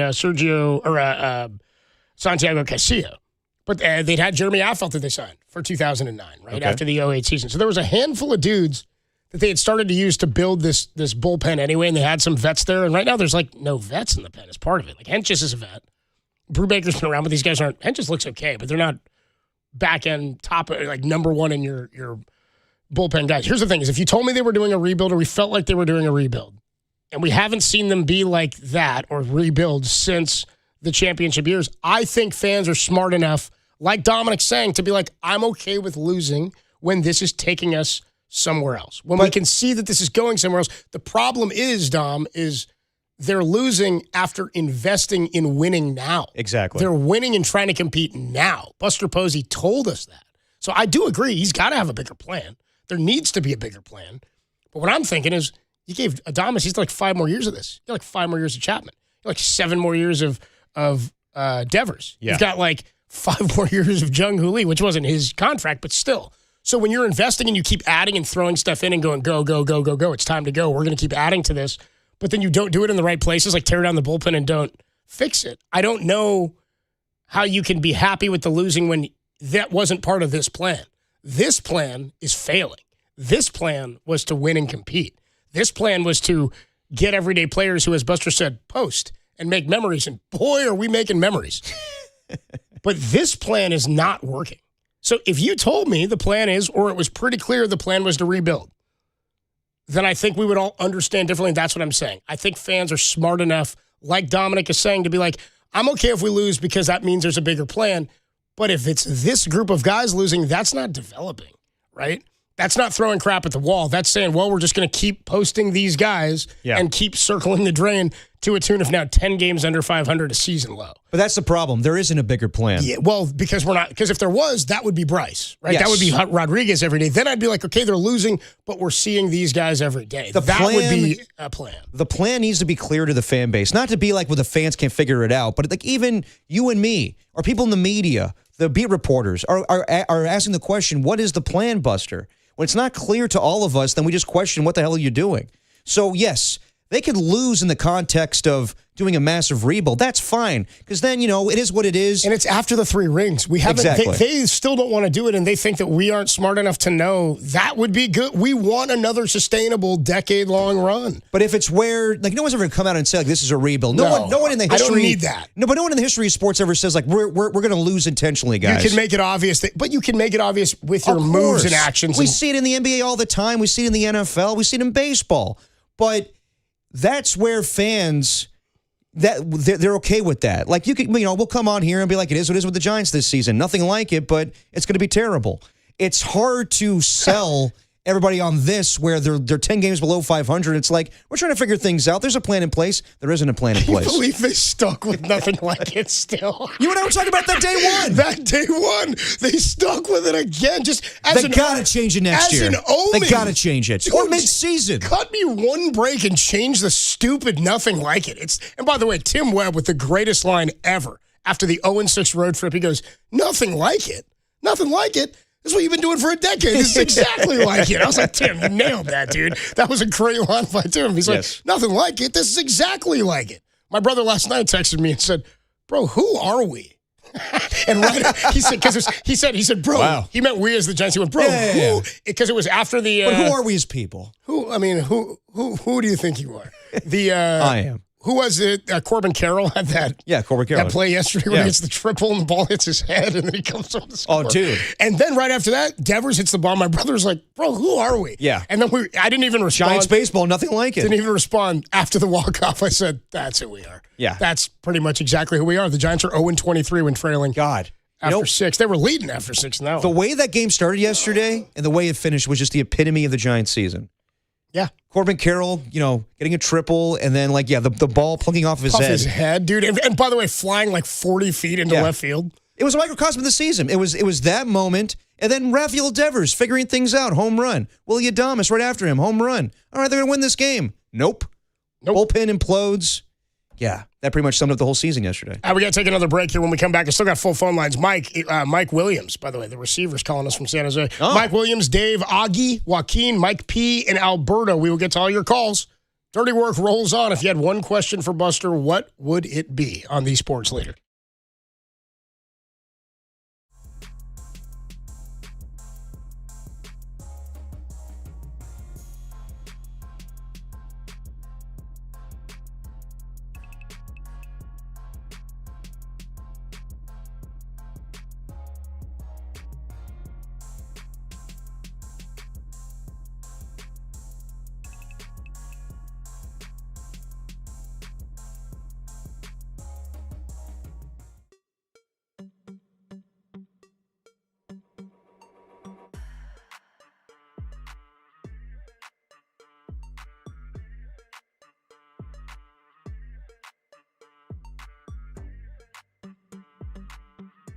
Giants fans, you're going to want to listen to Murph and Marcus tomorrow morning at 7:30. Why? Well, the man in charge, Buster Posey, will be appearing to discuss everything on the 20-30 San Francisco Giants.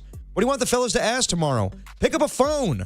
415-808-5627, 415-808-KNBR.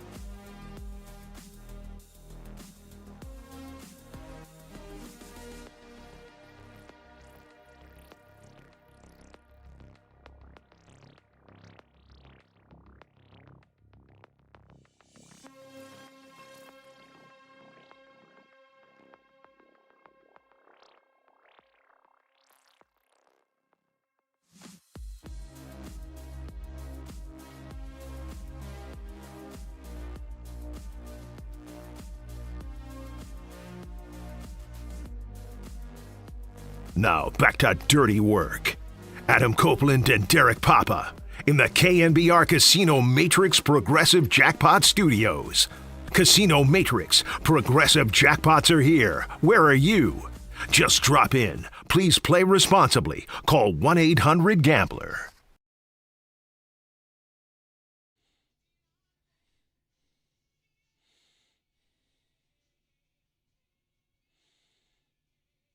I say, hey, Buster.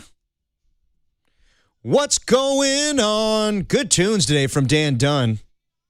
Dirty work on a Wednesday. Giants get swept by the Arizona Diamondbacks. Tomorrow, Buster Posey will be appearing on Murph and Marcus at 7:30 a.m. Dude, do you think it's one of those where, again, he's like texting Vitello and Managerial? He's like, it's not Can you my... guys fill in for me? When do you guys do it? Please? He's like, when do you guys take this? Do I have to do this week? Hey, Larry, can you fill in for me, please? No, he's answered the call every time. He's got to do it. No, he'll be on, and I don't know what we're trying to do. Murph's going to be like, come on, buddy. I don't need more Mally, buddy. Yeah, and there's no phrase this time around like it's time to go or, we're pulling the plug or anything. Like last year he was honest in saying like it was the right time to move on from Camilo Doval and Tyler Rogers. It's way too early to tell the fan base like we're going to move off of, Luis Arise and Robbie Ray. Do that way down the line at the trade deadline. But I don't know what Buster can say. I think he can only say is this is not what we anticipated. And I don't know if what's interesting is I don't know if either of those guys net you as much as Camilo Doval did, because that's a controllable piece. No. And the Giants got Parks Harbor out of it. They got Jesus Rodriguez. I think they might have got one other player there. With Doval? They might have got one more for Doval. But then they got, for Rogers, they got Jose Buto, who's out until the end of the year, basically. Like, they don't, it's frustrating. It's really frustrating because even moving Robbie Ray, like, that would be your best trade piece, he and Arise, if you did that. And they're, by the way, 10 games under for the first time since July of 2019. That was Farhan's first year. They were worse that year at one point. They went 12 under. They also in September had pulled the 2 over at one point in early that month, 2 over 500, finished at 77 and 85 in 2019.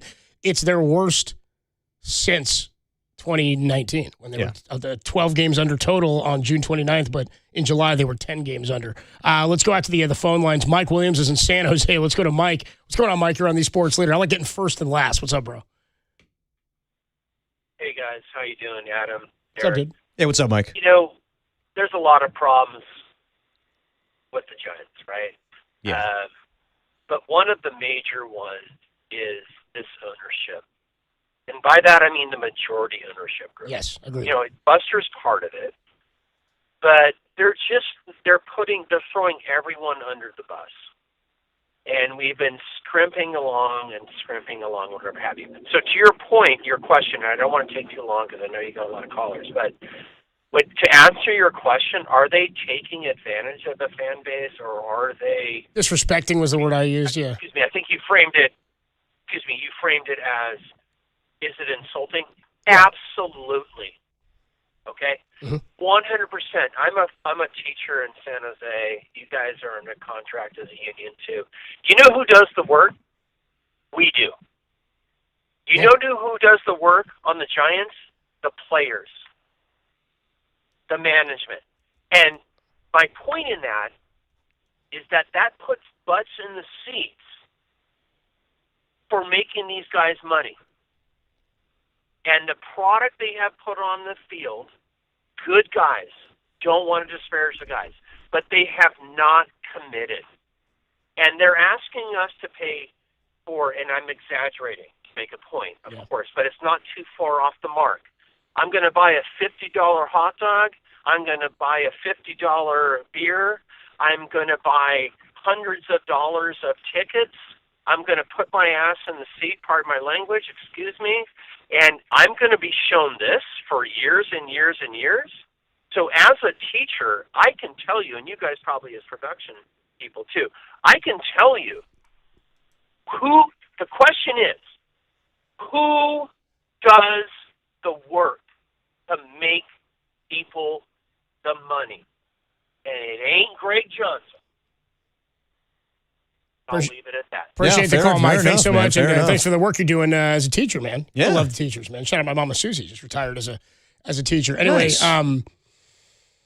No, he's spot on. He's making points. He's right. I mean, but again, I understand what he's saying. Like, I don't know what he's making. I don't know if the case is like, I know he's saying he does feel insulted by the ownership group because I'm with that. We're there for the players. The fans are paying for everything. Fans are there for the players. Yes. And the fans are paying for that and paying for them to sell portions of the team to get more real estate and venture capitalist firms. And so when you say we're trying to be competitive this year and nothing like it and everything, every year fans are going to show up to the ballpark. And regardless of what we say today, fans will show up on Friday. You forgot to say hundreds of dollars in purple jerseys, too. You forgot to mention that one, Mike. Like, and if you, I'm like no one's telling you. Don't forget to get your Memorial Day green Giants hat. Exactly. Oh, yeah. Sure, that'll be. By the way, as I told you before, you want a baseball cap? He ain't that far off. He said a $50 hot dog. Of course, that's an exaggeration. He said so. But I told you I buy a new hat every year. You buy a hat at the ballpark? It's close to it. $50 for a Giants hat. Yeah. Kid wants to wear a Giant. The Giants want you to be a fan. It's going to cost you $50. Well, your ticket in the gate and then $50 to wear a Giants hat. Yeah. But it is all based on that. It is based on fans showing up and whatever. Like Giants fans, they love the team regardless of how, the season's going. But the truth is this franchise has kind of put everything back in, remember Buster Posey? Remember the 3 world championships? Remember all that? We hope you have the same feels, and it hasn't felt that way at all. Hasn't felt that way at all in a long-ass time. So I get that, they're trying to make this a competitive team this year, but it feels, to your point, Copes, that they have disrespected the fans for quite some time now. And it's just to show up. It's an insult. Yeah, it's an insult. It is. And I get trying to try something new with Bryce Eldridge, but don't tell me you're going to bring him up and you're shaking up the lineup when he's in every other day. Come on. Yeah. And he said, and then tell us, we know he needs to play consistently for his development, but we're not going to. No. Here's Augie. Augie is in San Jose. What's up, Augie? You're on the Sports Leader. What's up, fellas? What's up? I'm very frustrated today. Yeah, I get it. This is frustrating as well. You had a call earlier that said 2019 was tough. I think you guys mentioned it. I was mentioning that as like the last time they were 10 games under. Yeah, that was 2019. All right. Let's go to 2005 to 2008. Remember it well. I mean, there were plenty of shows on KNBR that were calling for Sabian's head. Fire Sabian was a website at one point. Remember that? Yeah. Absolutely. So, Buster's been in the role 18 months. I get it. I'm frustrated. I'm a lifelong season ticket holder, part of the family thing, but I'm not ready to throw out the baby with the bathwater yet because we were told the same thing. And could you imagine what 2010 would have looked like if Sabian didn't make the moves that he did and develop the camp that he did in 7, 8, and 9? So I'm with you. I'm a frustrated fan as well, but I wouldn't ask Buster or insinuate for 1 minute that anybody in that organization wants to insult fans. I'm not insulted. I get it. Yeah, I hear you. We went through the desert in 2005 to 2009. It was the desert. The only thing we had Barry Bonds, and we had some rookies that were coming through that were great, but we were still posting what? 75 and 77 somewhere in there. Yeah, I think Bochy in his second season in 2008. I think they won like 72 or 70. I think it was 72 and 90, and then they jumped to 88 wins in 2009. And that's, of course, Lincecum's first Cy Young year and all that. But, no, you're right. I mean, they were adrift near the end of the Bonds era. He got hurt in 05 and hurt a little bit in 06 and 07. But you're absolutely right. What I would say to you real quick, though, circling back. Some perspective. Real good radio. I appreciate you, Augie. I appreciate the call, man. What I would say about Sabian, too, and this is something that is absolutely true. Show me the slew of young talent that Brian Sabian developed prior to 2007. There wasn't much. Like, Rich Aurelio was a guy. That's a guy he got and brought up and all that. But the Giants were a veteran-laden team. Every year, he filled the roster with vets because he wanted to invest around Barry Bonds, which was the right move. The same as we talk about Steph Curry. You got to spend money to go get vets around Steph and help Steph win because you've already invested in that player. They made Barry the richest of all time in baseball history in the offseason before 93. They kept paying him. Of course, it's the house that Barry built. It was a combination of Barry chasing records and the Giants winning World Series that allowed that ownership group to pay off that stadium early. And there's a pretty defining line in how they've operated since that occurred, in how they've gone about their business. What I would say about Sabian is that everything changed for the Giants post-Barry when Sabian knew we've got to have a different plan forward for beyond Barry Bonds. And they drafted exceptionally well. They hit on Lincecum in 06, who, by the way, was drafted a pick before Max Scherzer. It's pretty incredible, right? At number 10, Scherzer goes 11. You had Kershaw in that same first round. There's a bunch of top pitchers. Andrew Miller was another guy who went early in that draft. So you land Lincecum as a Golden Spikes winner. You hit on Buster Posey later on, of course, and that was an automatic one when they drafted him. I think Lincecum was fairly automatic too. Matt Cain had already started to become the horse, and he came up as the top young pitching prospect at 20 years old. But once Sabian developed is when they found success at the consistent level of championship caliber ball. Like, again, they were always in the hunt with the vets, but it felt like every year it was signing guys like Rowan, signing guys like veteran relief pitchers were always dudes that they brought in. That's why they went out and they got Armando Benitez. Hell, they signed a 38-year-old shortstop at one point in Omar Vizquel. It was all about Edgardo Alfonso, David Bell. Like, you can go up and down the list of dudes, Ryan Klesko, veterans that they signed that they thought were going to help the team win. Once they got past Barry, it became about development. And what's interesting is, like the Dodgers now, when you develop at a high rate and a lot of those guys become all-stars, Crawford, Belt, Panic, Lincecum, Kane, Bumgarner, Posey, that's 7 dudes. Pablo Sandoval is another one. When you develop at that rate, then teams start to look at your farm system. And I think that farm systems get more shine when more guys have come out of it, right? Don't we look at Tampa, and I'm like, if the Tampa Bay Rays called me and wanted anybody, I'd be like, no, I'm never giving this guy up. The Rays know something that I don't. The Dodgers kind of the same way. Who did the Giants give up to go get Hunter Pence?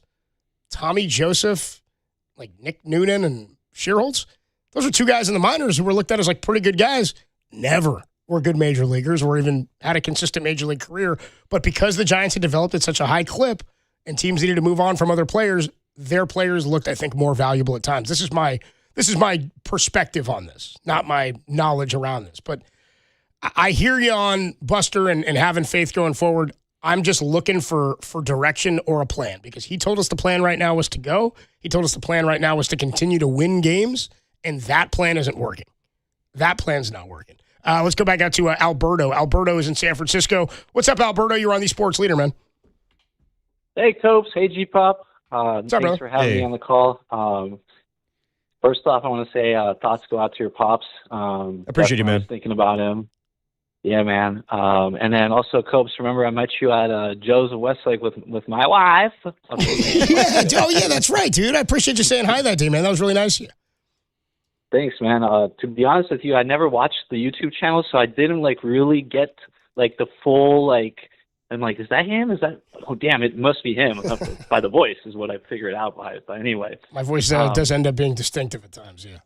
It is. You definitely have a radio voice, and so do you, G-Pop. Thank you, guys man. are a perfect couple for the radio. D-Pop, but yeah, I got you. First off, I want to tell everybody in Arnold's quote, stop whining with the Giants, because, listen, I don't know if you've seen that movie with Richard Pryor and blanking the name of the Gene Wilder? the actor, but he played. I think so, yeah. It's Hear No Evil, See No Evil, I think it was called. Yeah. Where one is blind and one is deaf, and they're helping each other out. Well, so listen, I think basically that's what we have. Tony is blind and Posey is deaf, so we got to give him a chance. Let him cook a little bit. What, just out of pity? The Helen Keller Giants? That's what we're going to do? What are we? Come on.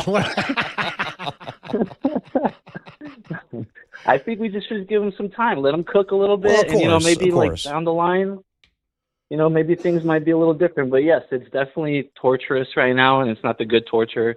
But I just wanted to tell everyone to chill out a little bit, give us some time. I think with how technology age we're in, everyone wants everything in the now, right now, 2 minutes ago. Just give it some time, breathe. In the 90s, I don't think everyone would just jump on arms so quickly when things weren't going so well. Albert, I appreciate the call, man, and I like that we got both an Arnold and a Borat voice in there. My wife. Yeah, don't be a stranger, Albert. I appreciate you, bro. I think he's gone. I think that's it. My wife. I'm more of a Gene Wilder and Richard Pryor, Silver Street kind of guy. Dude, I was just about to ask if that's where he was going. I thought for a minute. They were in a lot of movies together. They did a bunch of those. Yeah. Don't forget Richard Pryor in Superman 4 or 3. I forget which one he's in, dude. Yeah, where he's the sidekick. Remember that? Yeah. You've seen that one? I've seen the cover. I think I've seen never seen the actual movie. I'm like, Richard Pryor was in Superman? If I'm being truthful, I kind of stop after Superman 2 with the Christopher Reeve. Okay. Superman. I saw those movies when I was really young. You know the Superman movies way more than I do. But yeah, with Christopher Reeve and Gene Hackman. I don't remember those movies very well, though. Yeah. Christopher Reeve was Superman 2 is phenomenal. Is that the one where Superman 1 is really slow. Yeah. It starts pretty slow, but you also get Marlon Brando as Jor-El. Oh, that's right. You get him as Jor-El, the father of Kal-El, who is, of course, Clark Kent. Gotcha. Krypton, yeah. And is Superman 2 the one where he like throws that like silicone like It's where he throws the cellophane S off his chest, and they make fun of it in Family Guy. It's like, wow, that was a minor inconvenience. Yeah, stopped you. It's a power super. By the way, also there's something that happens in. First of all, the ends of both of those are pretty funny. I think in Superman 1, at one point, because remember Lex Luthor's plan, Gene Hackman in Superman 1, his plan is he buys all of the property on the border of California and Nevada. And then his plan is he's going to blow California off of the continental United States into the ocean. And then he's going to own all the beachfront property in the He's like, dude, look at all this. Whole plan. Like, you can't relate to him at all. You know what I mean? There's nothing to relate to that villain. Crazy-ass plan, but a clear plan. But he starts this thing and like an earthquake happens, dude. And then Lois Lane dies. Spoiler alert. Margot Kidder. That was before she went nuts. And then that's in Family Guy, too. Oh, yeah. That's and right, then Superman, to turn time back, he flies so fast. He flies around the planet so fast that he spins the Earth backwards, and it sets time back. And then all of a sudden, it just starts like spinning again in the normal rotation. Of course. I'm like, that's not how time or anything. That's just physics, man. Yeah, I guess if I believe in Superman, you don't need a DeLorean. I got to get right back into it. And then in Superman 2, at one point, he gives up his power so he can be with Lois Lane. Well, the power of love. Well, that's not something that should ever happen, especially since he gains his powers from Earth's yellow sun. That doesn't make any sense. I'd way rather talk about this than the Giants, quite frankly. I don't blame you. It's way more fascinating. The thing that I get from that is that Lex Luthor had a clear plan more than Buster Posey has right now. Yeah, Lex Luthor was pretty clear on what his plan was, dude. See? And then when Spacey played him, when they did Superman Returns, I didn't see that one. Brandon Routh, effectively the exact same story, and he basically creates an island of like Krypton rock out in the water, and he's going to use that as his island. But Superman can't come because Spacey. it's made of Krypton. Spacey, will you ever learn? They're like, you can't do that, Spacey. And you can't whatever. Let's go to Vicky. Vicky's in Pacifica. Vicky, thoughts on Superman 1 or 2 or Giants? You're on the Sports Leader. Vicky? Yes. What's up? How you doing? Good. You know what you were saying about the owners sort of being their fault because you're not, willing to pay so much. But I think that the players, like Aaron Judge and Ohtani, didn't we offer them quite a bit? They're almost the same as the Yankees or the Dodgers, but they chose not to come. Yeah, you're right about Ohtani. They put the same offer up for Ohtani that the Dodgers and the Blue Jays did because he basically just set his market. He said, this is what I want. If you want to be in on me, make the offer, and then I'll decide. So they made the same offer. I don't know if it was all the deferred stuff. I can't remember what the details were there. The Judge one, he kind of played us, where the Giants had their last offer, and then he called the Yankees, but the Yankees called him last minute and said, what's it going to take? He didn't want to come here, really. The question really, though, Vicky, is like, why don't players want to come here? I think that's the big issue that people aren't talking about is why the players don't want to come. Yeah. And I think, this might sound silly, but I think that evenings are freezing. Even in the middle of July, people have, headscarves on and mittens and jackets. And I don't know about, the players' families or they say taxes could be a thing, California taxes, but the Dodgers are okay getting it. I know what you mean, though. Like, I don't know if weather's a major factor. Offensively, maybe. Weather and ballpark is a factor. Yeah, I mean, you can't hit the homers like you can in Arizona or, different places that have warm summers. And then I don't know if, crime, I mean, LA certainly has crime and New York, but I don't know. I just wonder why they aren't wanting to accept it. Because I think the owners do offer, the money, and they're just choosing to not come. Well, but they're 11th in payroll, so they're not offering as much to as many as the teams above them are. And if you look at the teams that made the playoffs last year, I think all but 2 of them were in the top 10 or 11 in payroll. Top 5, like 7 or 8 in payroll. With the exception of like Cleveland and maybe Milwaukee was a little lower. But like Toronto's up near the top, Yankees, Mets, all those teams that spend far more than the Giants do. What I would say then to that, Vicky, is on the owner side of things, it's been a decade now of not being able to land the guy you want first and foremost. And seemingly the only way to make that happen then is to maybe overpay a bit on the market because you need to land the players. Adding free agents is a part of the success. So whatever they've been doing has not worked, and they continue to do it. Like they did land, again, they traded for Devers because they could. I don't think Devers ever would have signed here. They had to trade for him. Matt Chapman wanted to come here, wanted to play for Bob Melvin, and then the Giants were able to re-sign him because he wanted a no-trade clause, and so Buster helped negotiate that and gave him the no-trade clause. Damn. Willie Adames, they overpaid to get Willie Adames. Yeah, they did. They did. They gave Buster the checkbook and said, hey, it's your first year. You need a shortstop. He went and got the only one that was viable for the money that he had to spend, and we'll see what the contract looks like. But what I would say to that is if you're 11th in payroll and all the teams above you are making the playoffs more consistently, you need to change your strategy and probably need to overpay a bit if you want to get these guys to come. I think that's the only reasonable response. We got to take a quick break. When we come on back, more calls, and then we'll get back out to talk to Andy Baggerly of The Athletic, who covers the Giants, after I tell you that Dirty Work is sponsored by Redwood Credit Union, for you, for community, for 75 years. Join RCU today at redwoodcu.org. Adam Copeland, D-Pop, Dan Dunn with you on a Wednesday. The Giants got swept in Arizona. It is more insult to injury. They are 10 games under 500. They are on pace for a 65-97 season. To win 90 games and make the playoffs, they'd have to go 70-42 the rest of the way. I'm going to book it that that's not happening. Yeah, probably not. We'll talk more about this next on the Sports Leader.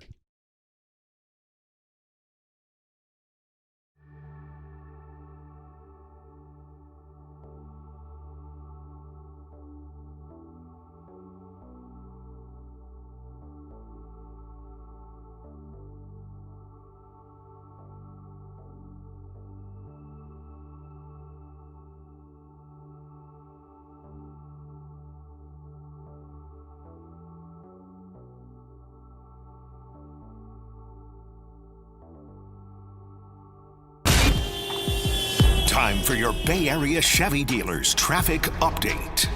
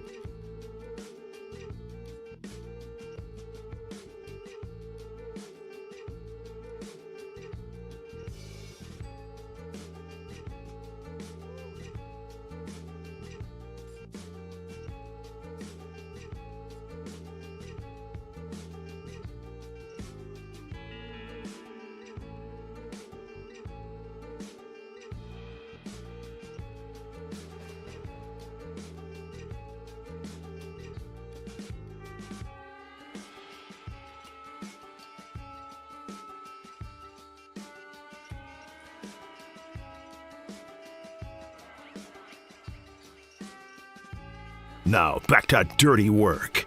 Adam Copeland and Derek Papa in the KNBR Casino Matrix Progressive Jackpot Studios. Casino Matrix Progressive Jackpots are here. Where are you? Just drop in. Please play responsibly. Call 1-800-GAMBLER. Giants were swept in Arizona today. They scored 8 runs in the 3 games.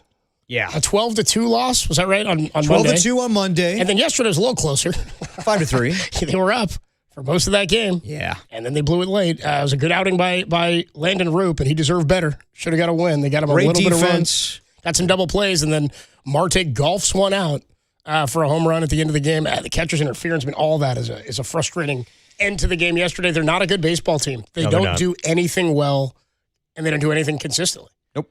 Which is a recipe for 10 games under 500, sitting right in front of the Colorado Rockies. They consistently lose.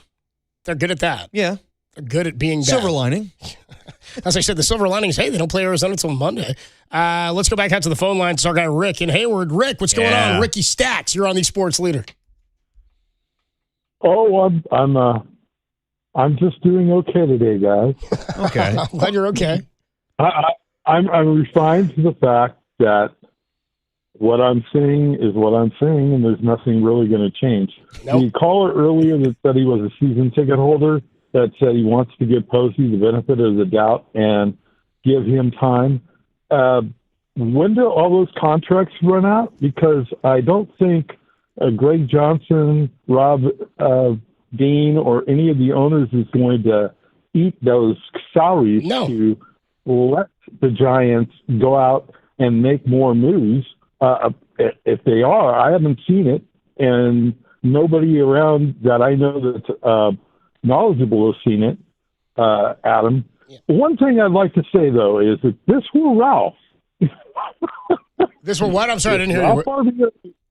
If Ralph Barbieri was still on the air at KBR, not to say that you guys aren't good, but we would be having Armageddon right now. Yeah. WWRS. What would Ralph say? Exactly. What would Ralph say about this? That's a great way to think about it, Rick. For all the Giants fans out there who have listened to KNBR, like me, like Derek, like Danny for our lives, like Rick, like anybody who's been listening forever. I mean, Ralph wouldn't have put up with this. Ralph would have been way harsher than I was about the ownership being insulting. I mean, Rick, you nailed it, man. What would Ralph say? What's Salty say? Yeah, it's just ridiculous how a ownership group that says they're going to build the Mission Rock project because they need the revenue to compete. Well, okay, that's been up for how many years now? I mean, as far as I can tell, and I've been told by a bunch of people that the tenants paid for the building up of the insides. So the Giants only built the outsides and now are collecting on the rents. So where's that money going to, guys? Not us. You said it was going to be to compete. I mean, I get where this guy's coming where he says $50 hot dogs. I know it's not $50 hot dogs. Yeah, he's being facetious. And you're saying $50 caps. Well, dude, they're $60. My bad, dude. I undersold. Bottom line here, they're making bank, and we're the chumps. And the only way, and I'm tired of this fire Tony Vitello crap. It's not Tony's fault. I'm sorry. Agreed. He's a manager that managed 18 to 24-year-old players. Who hired him? Hired him? Buster Posey. It's on him. Right. Who got most of these players? And I can bore you and go through the list. I'm not going to do that. Yeah. But bottom line is, over half the players on that roster are Buster Posey players. Buster needs to be on the hot seat. Buster needs to answer for this. And I think Adam and Derek, you need to get him on and play your best Ralph. I appreciate the call, Rick. Yeah, I mean, he's going to be on with the morning guys tomorrow. I don't think they're going to go Ralph on had him. way more power than we ever do. Oh, yeah, I'm going to need more equity probably than that. I would say this, dude. Like, will I hear about what I said about the ownership group? Will the Giants be upset about what I said? Maybe. Probably. But it's right. It's right. I have to be honest to myself and to the listeners. I'm never told what to say. I'm never told I can't say anything. And if they're pissed, they're pissed. But we're pissed. And we're the ones footing the bill. Yep. You're pissed. You're making money. What about Saltamati? What about Eldridge? Ooh, yeah. What about Eldridge? What about Carson Whisenhunt? Yeah.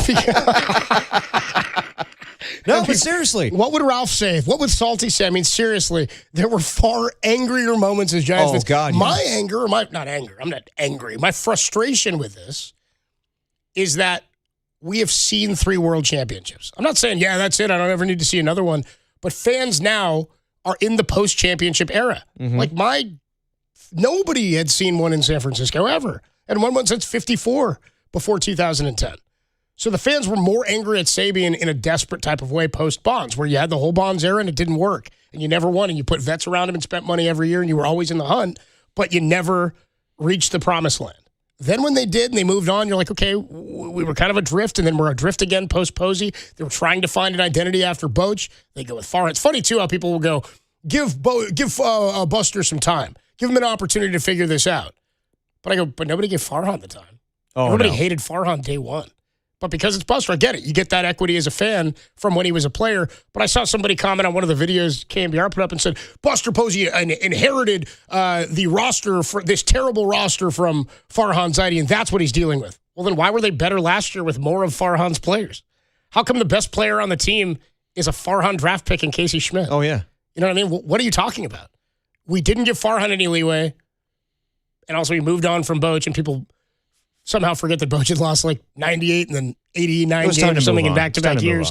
And then in that final year in 2019, he loses 85 games still with Boch. And then they improved 2 years later in a flash of a pan season. Don't get me wrong, but they've regressed so far under Buster. Yep. And more of these contracts. One thing I will say is Farhan did not leave this organization in bad financial shape. He did not. That's why Buster was able to go out and add more money. And the big money players that he added are huge weights cemented at their positions that are here long-term, that you can't really bench. You can't trade them. Again, I'm talking rebuild because I'm saying intellectually we as fans, I think, would have understood a couple of years of that. Instead, it's just more 1 step forward, 2 step back, too expensive. There's no real movement and no real margin for doing anything because of the contracts that have been handed out and because of the lack of success of these players. So, I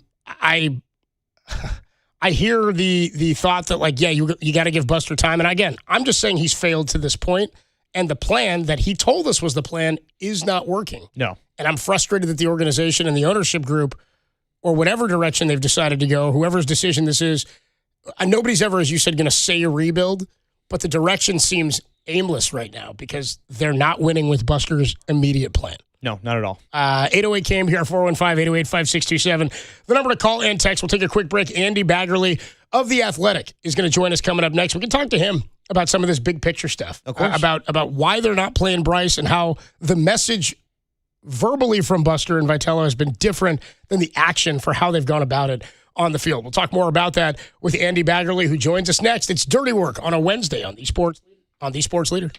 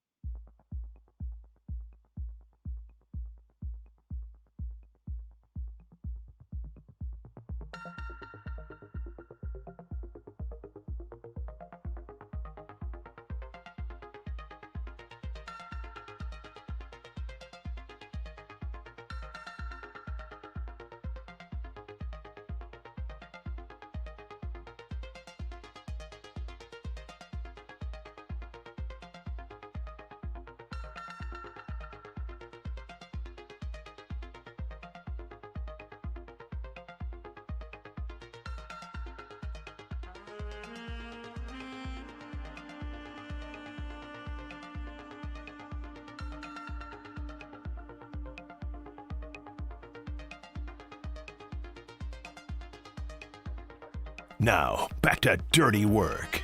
Adam Copeland and Derek Papa on KNBR 104.5 and 680 AM, the sports leader.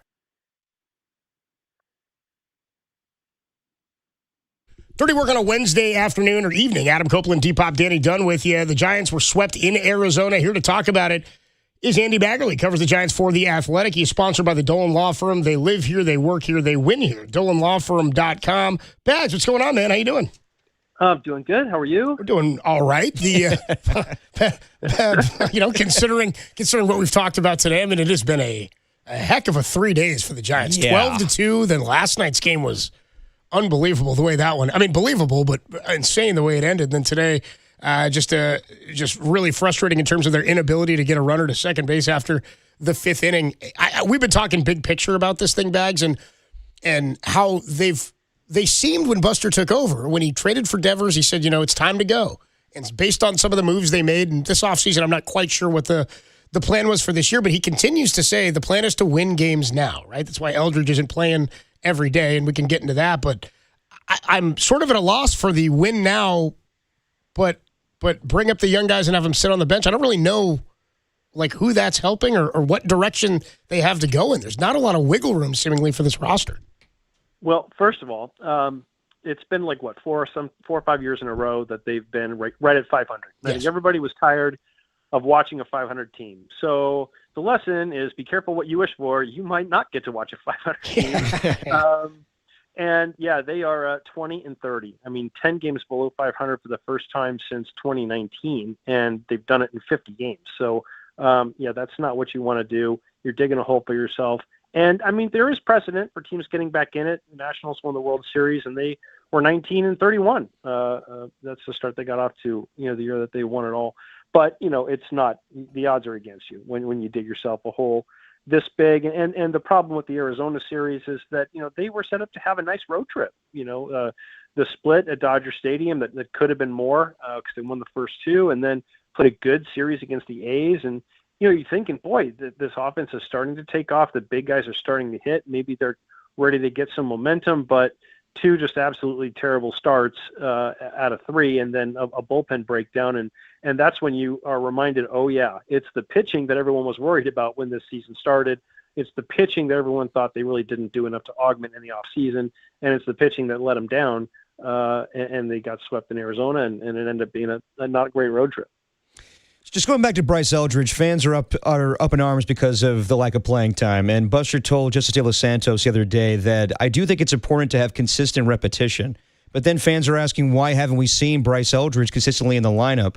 Does it seem like to you, Bags, that 2 weeks ago when he was called up, there was a plan in place, and now just the plan has just fallen off course where he plays every other day and it's not consistent enough? Well, I think they're kind of – there's a couple things. I mean, we know that they've got the problem with Devers playing first base and DH. Eldridge plays first base and DH. You've got Casey Schmidt. They want to keep his bat in the lineup, but there's only so many avenues to do that without other people taking a seat. Maybe Schmidt will end up playing more outfield while Heliot Ramos is out. But I think that it's more a question of if you put Eldridge in there, who doesn't get playing time, and then this is not a guy that they're developing to be a platoon player. At some point, he's going to have to face left-handed pitching just so he. It doesn't become totally foreign to him, but it's not a good matchup to start him against a lefty when, obviously it's pretty automatic that you'd have Schmidt in there against a lefty. So it does pose some problems when they're trying to develop this guy and win at the same time. And I think that he's up because they just didn't have enough threats. They didn't have enough balance. And they thought maybe They could start him every other day, have him come off the bench the days he doesn't start, and it would be enough of a workload. And it's a tough thing to manage. It's not easy. And, so the question they have to ask themselves is, is it about winning? Is it about developing? Because it's really hard to do both, and I think that's what they're trying to do right now. Talking to Andy Baggerly, covers the Giants for The Athletic. He joins us on the UMA guest line. I remember when Farhan was the president of baseball operations and Gabe Kapler was the manager. There's a lot of talk about like his involvement in day-to-day lineup construction and what the plans were. And I know that that's always a thing that GMs and presidents do. You map out, how you're going to go about the rotation, and you got to worry about call-ups and whatnot and keeping arms fresh, especially on long road trips. How involved do you know is Buster with day-to-day lineups? Well, it's a good question. I think he's consulted. I think that they have a lot of group conversations, and Tony Vitello has talked about his process being a lot of people chiming in with their thoughts. I do think that the lineup is the manager's to write. I don't think it's given to Tony Vitello.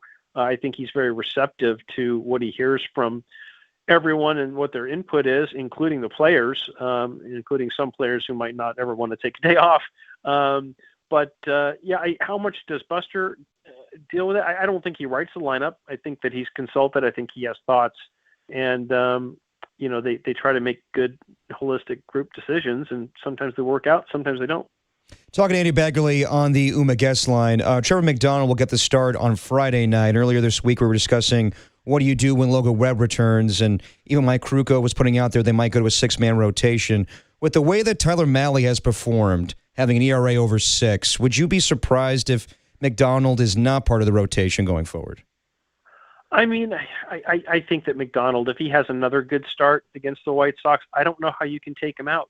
I mean, at some point you have to, pay heed to what your players are telling you. And if they deserve another opportunity and you don't give it to them, you send them back to AAA, that kind of sends a bad message to everybody. And I know that, you can't always do it that way. You've got other, you don't make decisions sort of in a vacuum. They're all kind of interrelated. But if Trevor McDonald has another good start, I don't know how you could take him out of the rotation. Yeah, I'm with you. I don't, for me, the six-man doesn't work because of now the restrictions on how many bullpen arms you can have. One, I've never thought that was a good idea anyway. It sort of feels to me like the 2 quarterback thing. If you have 2, then you have none, right? And if you do this with a 6-man rotation and not put one in the bullpen like a Mahle, I would say, then you lose a bullpen arm and you don't have a long guy or anything like that. But also, I don't think McDonald can go to the bullpen if you plan to use him again as a starter. That doesn't seem to make much sense. Well, what you do is you get this guy named Shohei Ohtani. Yeah, and that's what you do. Count against your pitchers. You get an extra pitcher because he's a two-way player, and then you can have a 6-man rotation, and you can keep the extra reliever. So that's my advice. Yeah, that's a good plan. Or you can have him pitch and DH, and then when you pull him as a pitcher, you can just stay in the game. They change the rules for you. So yeah, that's all good. It's all good.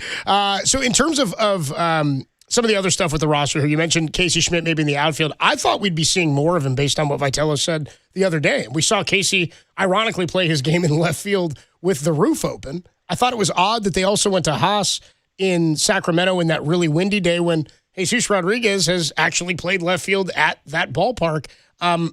Is there any rhyme or reason, you think, for why they're going about it the way they have? I mean, even Will Brennan today in the leadoff spot, but you had him in right field yesterday. I thought you could have gone with Schmidt in left, Eldridge at DH, and Gilbert in right. But it just sort of seems like they're mixing and matching, and it's not totally matchup based on righty-lefty. Well, I think they are doing some of that just because, Drew Gilbert doesn't have a hit against the left-handed pitcher all year. Tried to bunt with the bases loaded, so that tells you where his confidence is against lefties. Mm-hmm. So I think there are some things that they are paying heed to.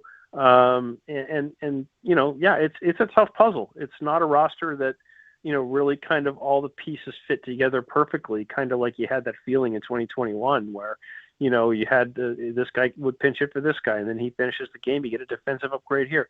I think they're trying to put that together, but it's just, it's hit or miss. And they also just have to wait on some guys in the middle to score runs, and then all the other guys around it are kind of like anything you get out of them is gravy. And it hasn't been that way because the big guys hadn't been hitting until recently. So it just kind of magnifies the problem basically. But yeah, it's I think they're waiting for people to get hot.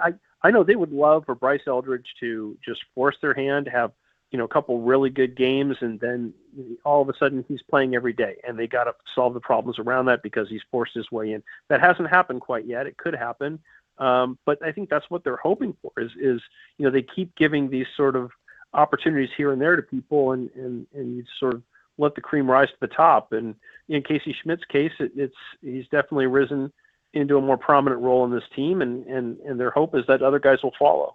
A couple more minutes with Andy Baggerly on the UMA guest line. It seems like for most of the season we've asked about defined roles in the bullpen. So at this point, even with the way things ended last night, do you think we'll get to that point where we have defined roles, or will it be more of the same as the season goes on here? Well, I think that they're starting to find roles. I mean, Keaton Wynn, Caleb Killian, I think you could probably say they're in roles. Matt Gage is a guy who, he's come on a lot, and they pinch hit and put a righty in there, and he's gotten him out. And obviously he didn't get him out the other night when Ketel Marte turned around and batted right-handed. And by the way, I know that Tony Vitello sort of fell on his sword there, saying it was his fault for making that move. I didn't think it was a bad move. In fact, it was not even a bad pitch that Marte hit out, and he hadn't hit a homer right-handed, I don't believe, all year. So, sometimes you just get got like that. And so I do think that there is starting to be a little more of a pecking order in that bullpen. We sort of, when the gate opens, you have a better idea who's going to emerge. And they got a lot of lefties, so they got a lot of ways they can go. But yeah, it was just a real tough one the other day, especially when they made so many really good plays to escape a couple times before that last inning. Any thought as to, because again, I mean, I saw this note today, they're 0-23 when trailing after 6, which is kind of incredible that they don't have that ability to come back, but they haven't been able to close the door consistently enough either. I know they've been okay when they have a lead. It got away from them yesterday, but part of that is, closer by committee never works. And I know they don't have somebody who's the leader to be that guy. Do we expect Foley, when he makes his debut after his rehab stint, to get an opportunity to close since he has experience? I think at some point, yeah. As long as he pitches well, I think they won't hesitate to sort of gravitate him to the back of that bullpen and pitch the ninth. Obviously, he's coming back from injury, so when you have him go back to back, how much his workload is sort of curtailed. Maybe he won't be pushed out there as much as he would like your closer whenever you need him. But I think they're very curious to add him to this mix, and he's a guy who I think they were very, very high on when they signed as someone who could be, a real late inning presence for them. Could they have gone out and done more? Yeah, they absolutely could have. Could they have signed Ranger Suarez for the rotation or someone of the starting pitcher? Yeah, sure. They could have. They didn't do that. So, they have to go with the guys that they've got. And, it's the results. There are some told you so's out there right now. Andy Baggerly covers the Giants for The Athletic. He joins us each and every week here on the Sports Leader. Bags, enjoy the off day tomorrow, and we will see you at the ballpark. Thanks, Bags. All right. Sounds good. Thanks, guys. Appreciate it. Thanks so much there from Andy Baggerly. Covers the Giants for The Athletic. So, yeah, Foley's the one guy who they signed this offseason, former Tiger, who's got some closing experience. He's in a rehab stretch right now, coming off an injury. I think it was really similar to what Sam Hentges had. When we asked Susan Slusser about it, she said we know exactly when he'd be back because it's like the same time frame as Hentges, but he was a little bit behind. So, right. Again, I don't think that changes much for this season. When it changed yesterday's game, it changes the feelings a bit about today if they had closed the door, but there are far too many problems for this team. Way too many problems. Far too many. By the way, Dirty Work is sponsored by Redwood Credit Union. For you, for community for 75 years, join RCU today at redwoodcu.org. Adam Copeland, D-Pop, Dan Dunn with you on a Wednesday evening. We got, what's coming up? We got Niners Nightly? Niners Nightly. That's a breath of fresh air, huh? We could use that today. I got to talk. We got to get into the Rashee Rice situation. We got Krug coming up at the top of the hour with Niners Nightly. By the way, you see that Rashee Rice is sitting in the clink? Yeah. It's go time. 30 days in jail and Well, did you see Schefter this morning on McAfee? What'd he say? So he said, I sent the sound. We can play it tomorrow in the sounds where I guess Schefter said about, boy, this feels nice to talk Schefter. Something different, Something not Giants. Something not Giants. Yeah. According to my sources. He said that Rashee Rice did not think or know that he'd be going to jail, which is stupid because this was obvious. When you violate parole, buddy, that's or probation, whatever. If he violated that, he was going to go. Apparently, he did not know. And Schefter says if he did know, there's no way he would have had the knee surgery that he had like a week and a half ago or 2 weeks ago. And he said, and right now he's sitting in a jail cell. With a bad knee. With a surgically recovered knee. Yikes. Yeah, I mean, it's par for the course with that guy. He's in the same prison, by the way, as your guy. My guy. Chud the Builder, yeah. Adam Copeland, T-Fob. Never mind, dude. Danny, done with you. He's not really your guy, don't worry. I figured. On a Wednesday. Yeah, dude. Whenever you say my guy, it's usually not my guy. I was painting you as something, you know? We'll take a quick break. When we come on back, we'll put the show to bed, get ready to hand it over to Larry Krueger. It's go time. A little Niners Nightly on the Sports Leader.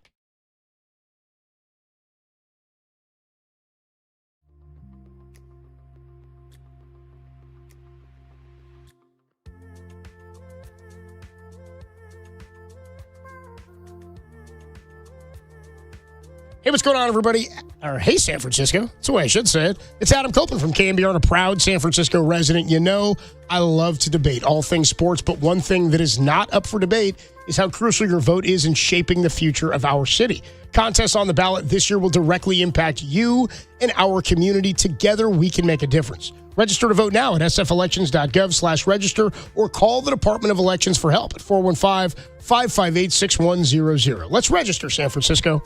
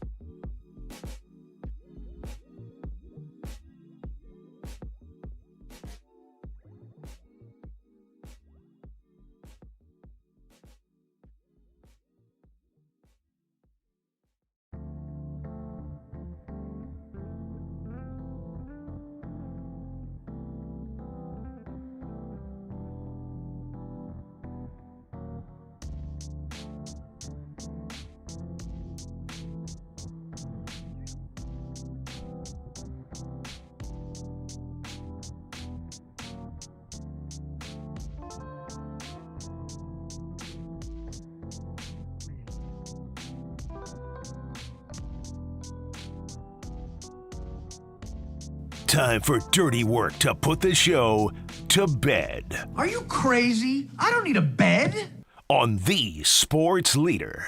Now you will go to sleep, or I will put you to sleep.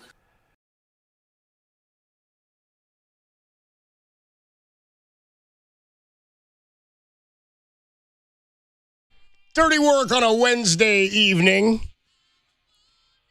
Oh, yeah. Putting the show to bed. Dan Dunn. Switching it up here. All right, so who's doing this rendition, Dan? Well, so real quick, we should tell everybody. Danny told me something he wanted to add to the shows. He said there were so many versions of the song "Dirty Work" and covers and different renditions. He's like, I think we should be mixing it up a little bit at the end. And I was like, I am on board with that, my man. So who's this? I'm down for the classic. What you got here? The Pointer Sisters. Pointer Sisters. Wow. Pointer? It's Raining Men? Pointer? Wow, this sounds phenomenal. I like it. I'm all about this. I'm loving this right now. Damn. How good is that? Yeah, sax there? Yeah. Sounds nice, dude. All right, I'm good with switching up the dirty work every now and They then. don't call him Dan Big Saxy for nothing, you know? That is his nickname. Dan Big Saxy Dunn for nothing. Dirty Work putting the shit to bed on a Wednesday evening. The Giants are off tomorrow, so Thank God. we'll stretch out. We got a full show tomorrow, 2 to 6. We'll have some fun, too. Got some bits we'll get into. Yeah, have we'll a do good some time bits. tomorrow. We'll try to bounce around. We obviously won't be heavy baseball tomorrow, but Buster will speak tomorrow morning. We'll react to that, yeah. 7:30? 7:30 with Murph and Marcus, yes. Tomorrow, 7:30 with Murph and Marcus. And I know Marcus was pretty pissed this morning, too, that Eldridge wasn't in there last night. Yeah, I mean, I get it. I'm going to go back to that article with Jesse De Los Santos where Buster Posey says, I think the key to developing a player is repetition. Well, there is no repetition for Bryce Eldridge. No, there it's hasn't. Totally inconsistent. So either play him or send him down. That's where I'm at this point. And that's what Krug said this morning, too. Not Krug. Kruko said, Yes. he's like, he said, I actually don't think he's ready. He said, I think he needs more bats in the minors, but sitting him on the bench again doesn't help anyone, seemingly. So, Agreed. Really appreciate everybody who chimed in today and checked in today. I know everybody's frustrated as a Giants fan. And look, I grew up here. I'm going to games anyway. Like, I'm going to go. I don't like the way things are going, but I'm also gonna shoot it straight based on how I feel. I'm not personally attacking anybody, but I'm going to tell you how I feel as a fan, and it's that this organization doesn't care as much about us as they used to. Well, it's insulting. I think they're focused on their pockets more than they're focused on anything on the field, with the exception of Buster. I know Buster cares about winning. Of course. I know that's where his mind and his heart are. I would also challenge that this plan that he has in place for wanting to win games right now isn't working, but it's infuriating as a fan to know what the organization has done financially, how they continue to gouge us, and then we'll not do anything we'll not do what quality teams are doing with the money they have to put a quality product on the field. Well, I'll just say, dude, kudos to you because I know you got your finger on the pulse of this fan base. So everything I thought you said today was spot on. So well done by you today. Appreciate you, man. Yeah, if everybody out there, if you're frustrated with the Giants, all I keep thinking is what our guy Rick and Hayward said. Ricky Stacks, he said, dude, what would Ralph do? WWRS, what would Ralph say? Ralph Barbieri would be pissed. Rick today. Hayward also said nothing is going to change. What are we doing with Matt Gage entering the ninth? I don't need Gage. I thought he hit it on the head where he said, like, what I'm going to say is just what I'm going to say. Nothing is going to change. Yeah. He's like, and that's the truth with sports talk radio. Nothing's going to change. Except tomorrow we'll have a full show. And then Friday, hey guys, we'll see you at the ballpark Friday. Giants and the White Sox. If they let us in now. Well, dude, I told you I'm getting Taco Bell. I'm walking in with that. Yeah, of course. That's where I'm spending my coin is at Taco Bell. All right, Danny, we got to hand it over to Krug. God, sounds good, man, to get some Niners Nightly. And, dude, even in May, with the bad Giants right now, I'm craving some Krug.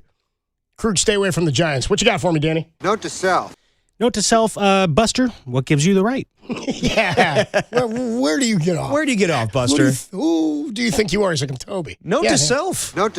Apparently, Lex Luthor from Superman had more of a plan than Buster Posey's had so far. Dude, yeah. Note to self. I was going to go Superman, too. You can turn back time if you run around the world fast enough in the opposite direction of the way it spins. Makes sense. There you go. That's what we learned from Superman 1. And what we learned from the Giants is they're still not very good. No. That's going to do it for Dirty Work on a Wednesday. Thanks to our guest, Andy Baggerly. If you missed any of that, it's all available, thesportsleader.com and the Sports Leader app. We'll be back tomorrow from 2 to 6 with a full show on a Thursday of Dirty Work. And for anybody that needs to hear it, especially the Giants, it gets easier. Every day it gets a little easier.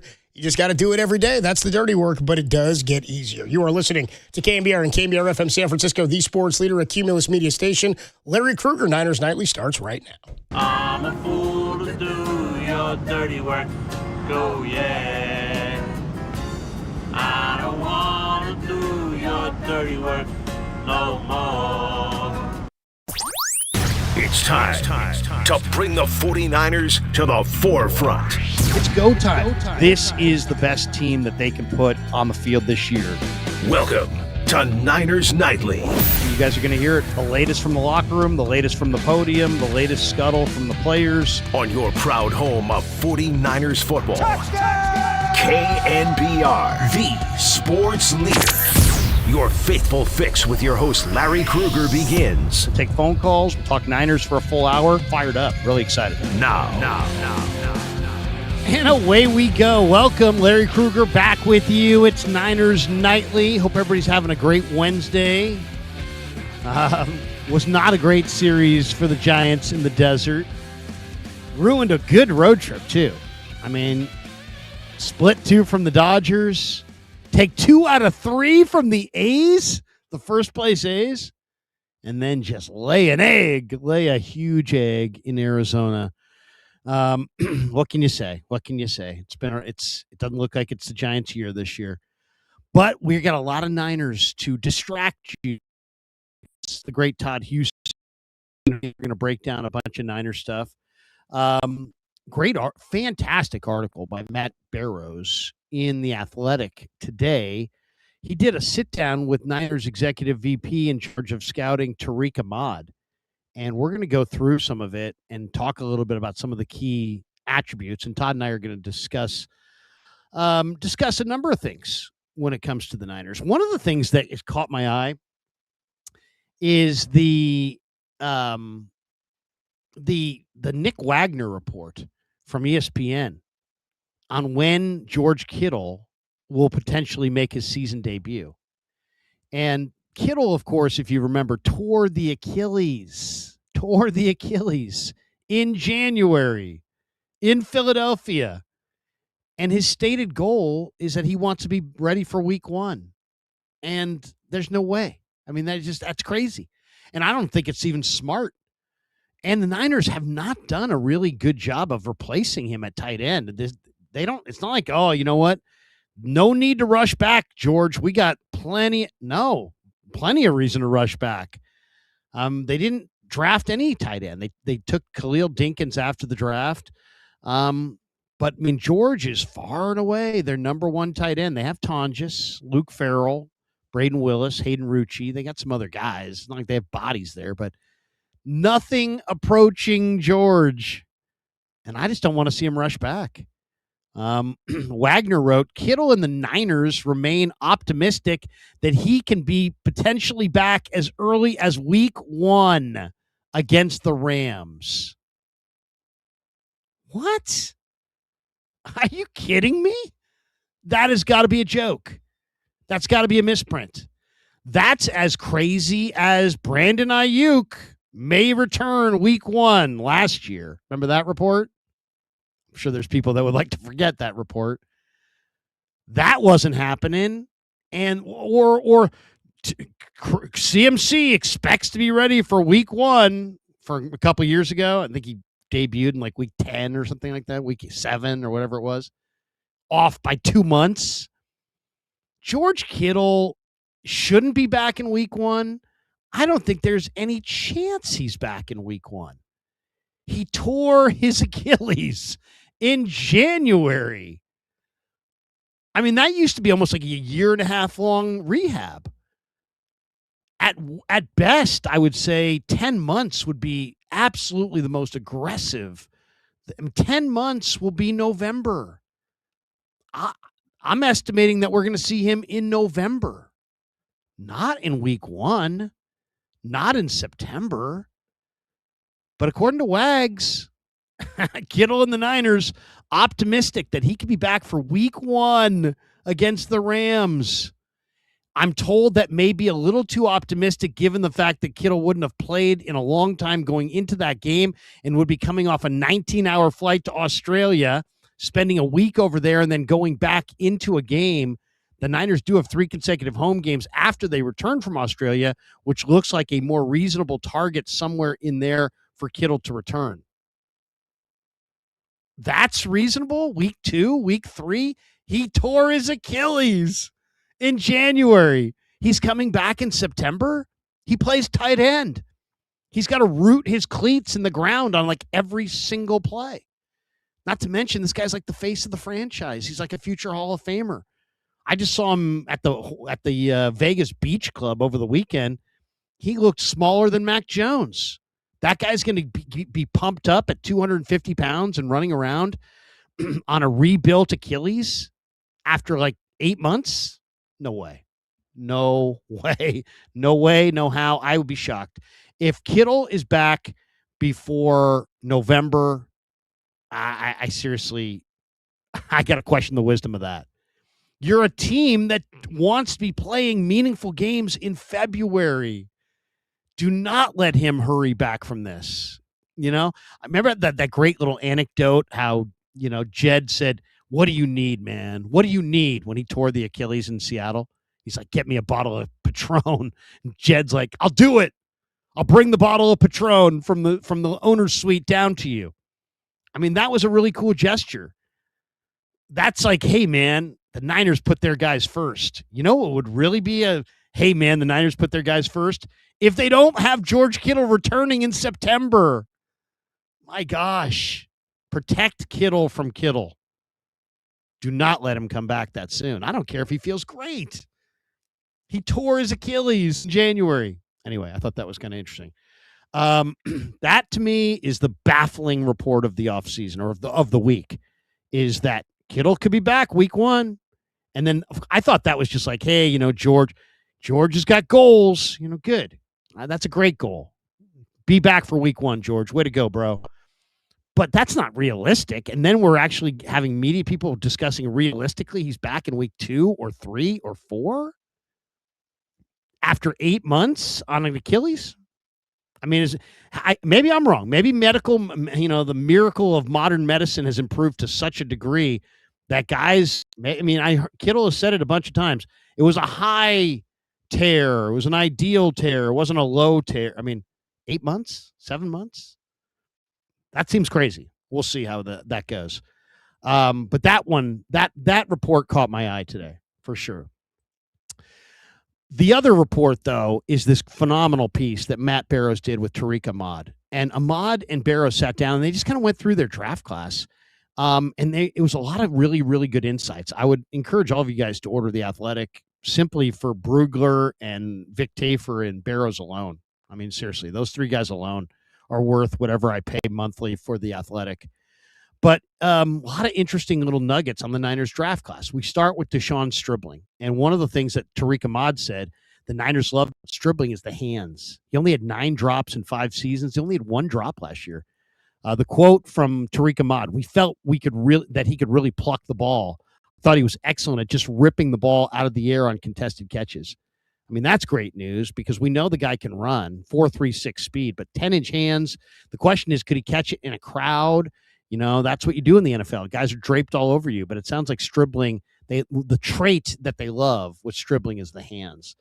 When it got time to talk about Romello Height, the edge rusher from Texas Tech, this is why I love that pick off the start, was just that Chris Kasarik is a Texas Tech fan. I bet you he only watches 2 football games every week, the Niners and Texas Tech. So he knows on this line that had David Bailey and Lee Hunter, these guys, amazing defense. They had all kinds of guys left and right on all 3 levels of their defense. Skylar Gill, that guy was amazing too. He played incredibly hard. There's no way that Chris was going to draft the Texas Tech guy that wasn't like the guy. And sure enough, Tariq Ahmad said they love his motor. He said he does not stop. It's incredible watching him strain. It was one of the many things that I absolutely loved about his tape. Tariq Ahmad says, I thought the combine interview that we did with him was awesome. I fell in love with him at the combine.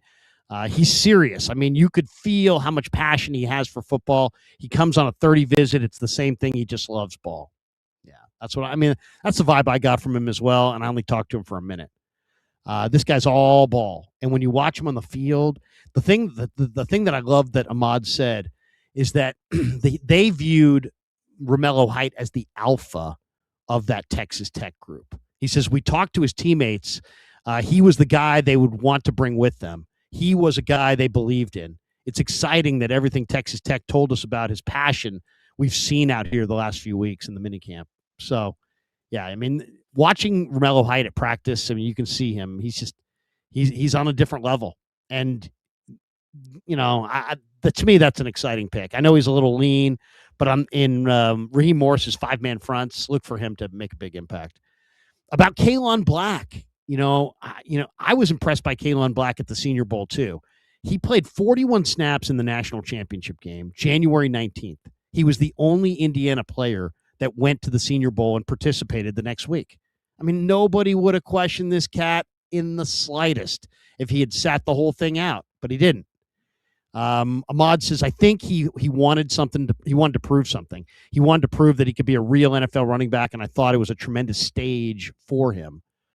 I'll tell you what I thought when I saw him in the Senior Bowl practices. I thought, for a guy who's played a lot of football this year, his legs look incredibly powerful and fresh and explosive. And then in the game, he ran through arm tackles and carried the pile like 6 or 7 yards. And I remember watching that Senior Bowl going, oh, God, man, if the Niners could get this guy, this is a culture player. I mean, he is tough. And Ahmad said Black got high marks for football character. The Indiana strength coach said Black was one of his favorites that he's ever coached. The Niners thought he was one of the best pure runners in this year's draft class. The vision, the reactions, the way he finishes runs, the contact balance. It's a quote from Tariq Ahmad. They just loved him. They loved him. And I can see why, because this kid is a really, really exciting prospect. And I think he'll take the number 2 running back job. We'll find out, starting this summer. Jordan James, Kalon Black, one of the many really good competitions we're going to see this summer.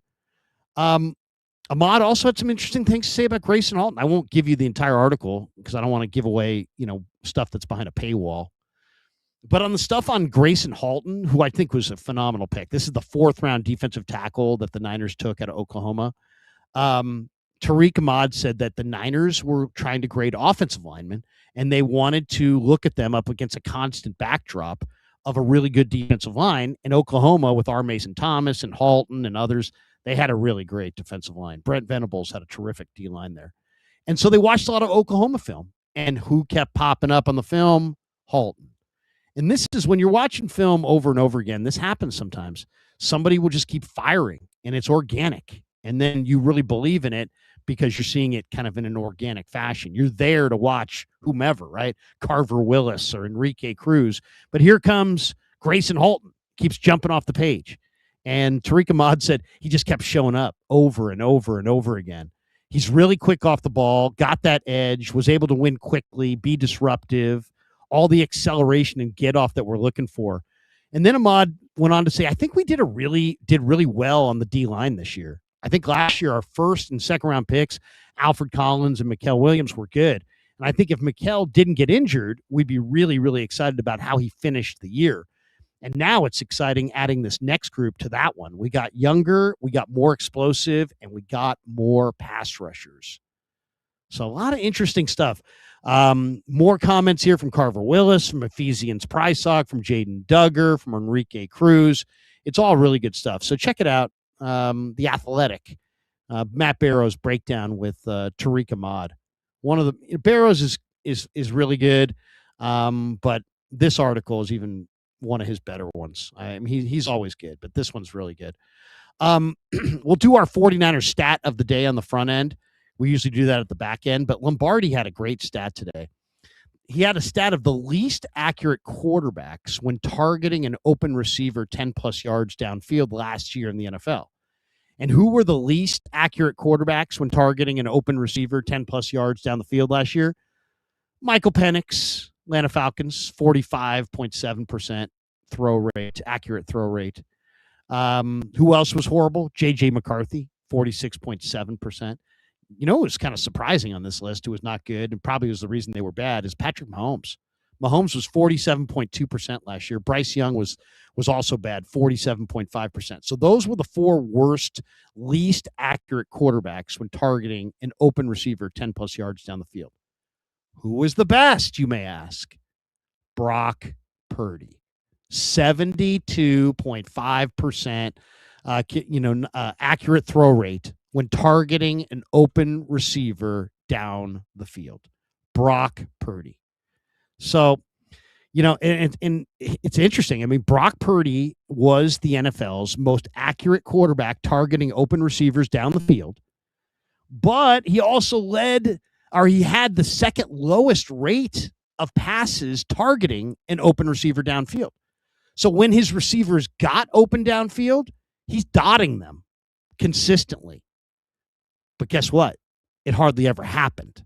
Why? Because their receivers were slow as hell. And they had no separation at the end of the year against Seattle. So if you're sitting around going, why did the Niners spend all their money on Mike Evans? Why did the Niners go after Christian Kirk? Why did the Niners go receiver over offensive line with their first pick in the draft? Probably that right there.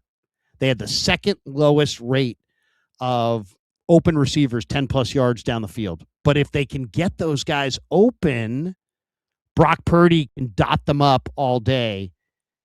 And I think it's going to be really interesting to watch Evans and Kirk and Stribling and some of the other speed, Watkins, Cowing, some of these other guys that they brought in. Let's see what Purdy looks like this summer. We may see Brock Purdy get to a different level because of the talent that they've added at the receiving core and the separation ability that they've added with that core. All right. Kind of a little bit of an esoteric thing. I hope you guys got it. We'll take a timeout. We're going to come back. The great Todd Husak's in the house. We'll break it all down with Todd next. It's Niners Nightly on a Wednesday on the Sports Leader. KNBR, the Sports Leader. Now, from the O'Donnell Financial Group Sports Desk. Learn more at odfigroup.com. O'Donnell Financial Group, because planning is a process, not a product.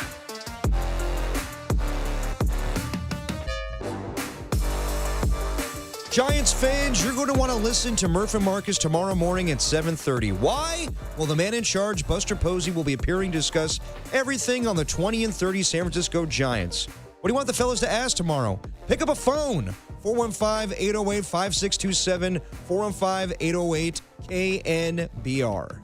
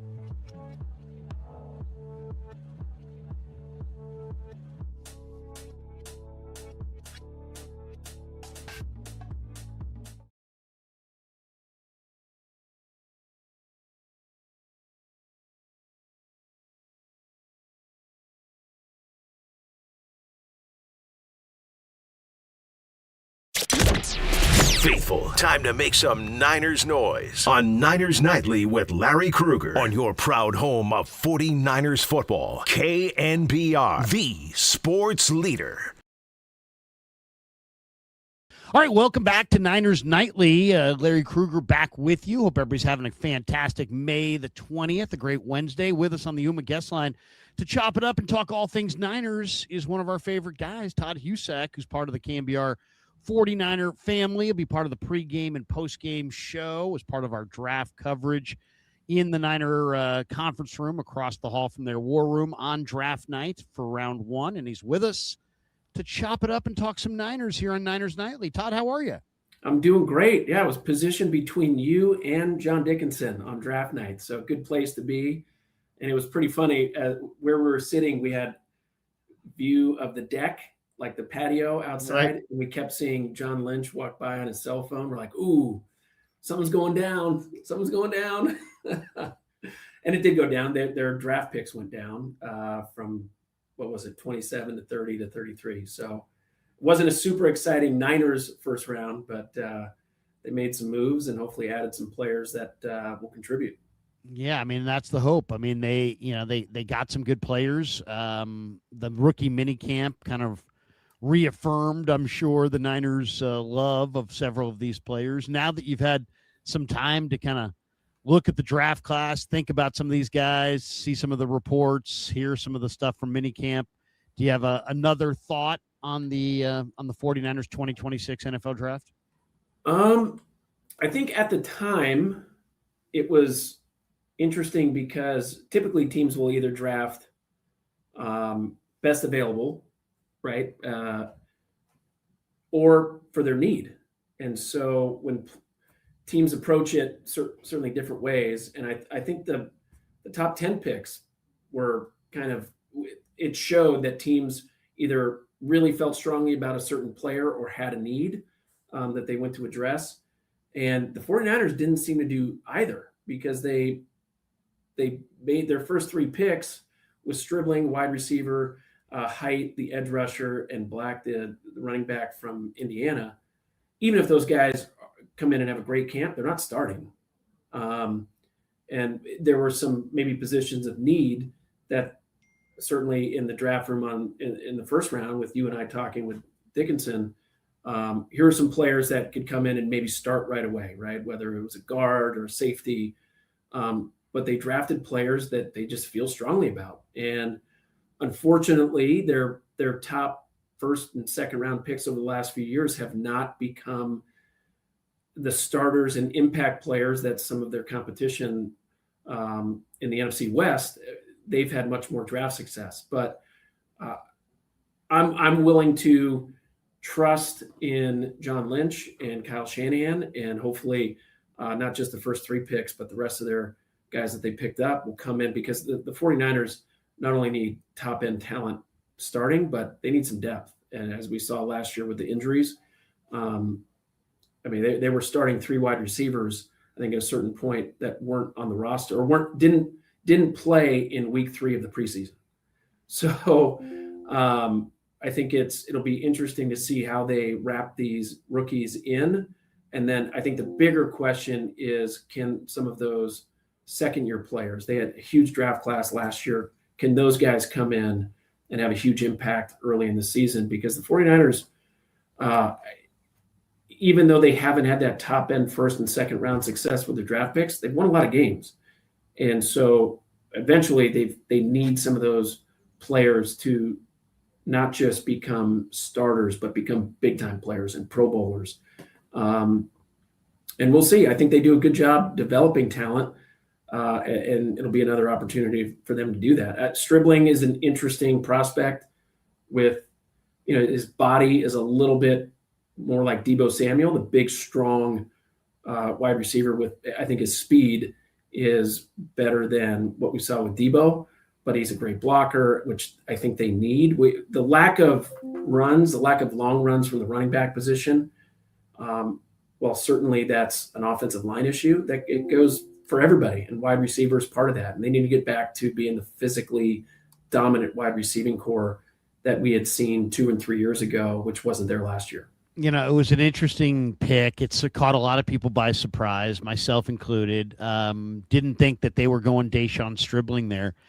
But, it is interesting. And, I left Seattle thinking, God, they got to get themselves a difference maker at guard or in the interior. And so I was kind of with Chase Basantis on the board. Like a lot of people were like, oh, they didn't go Denzel Boston. I didn't really have a problem with the receiver they took. I just, to me, I was thinking offensive line.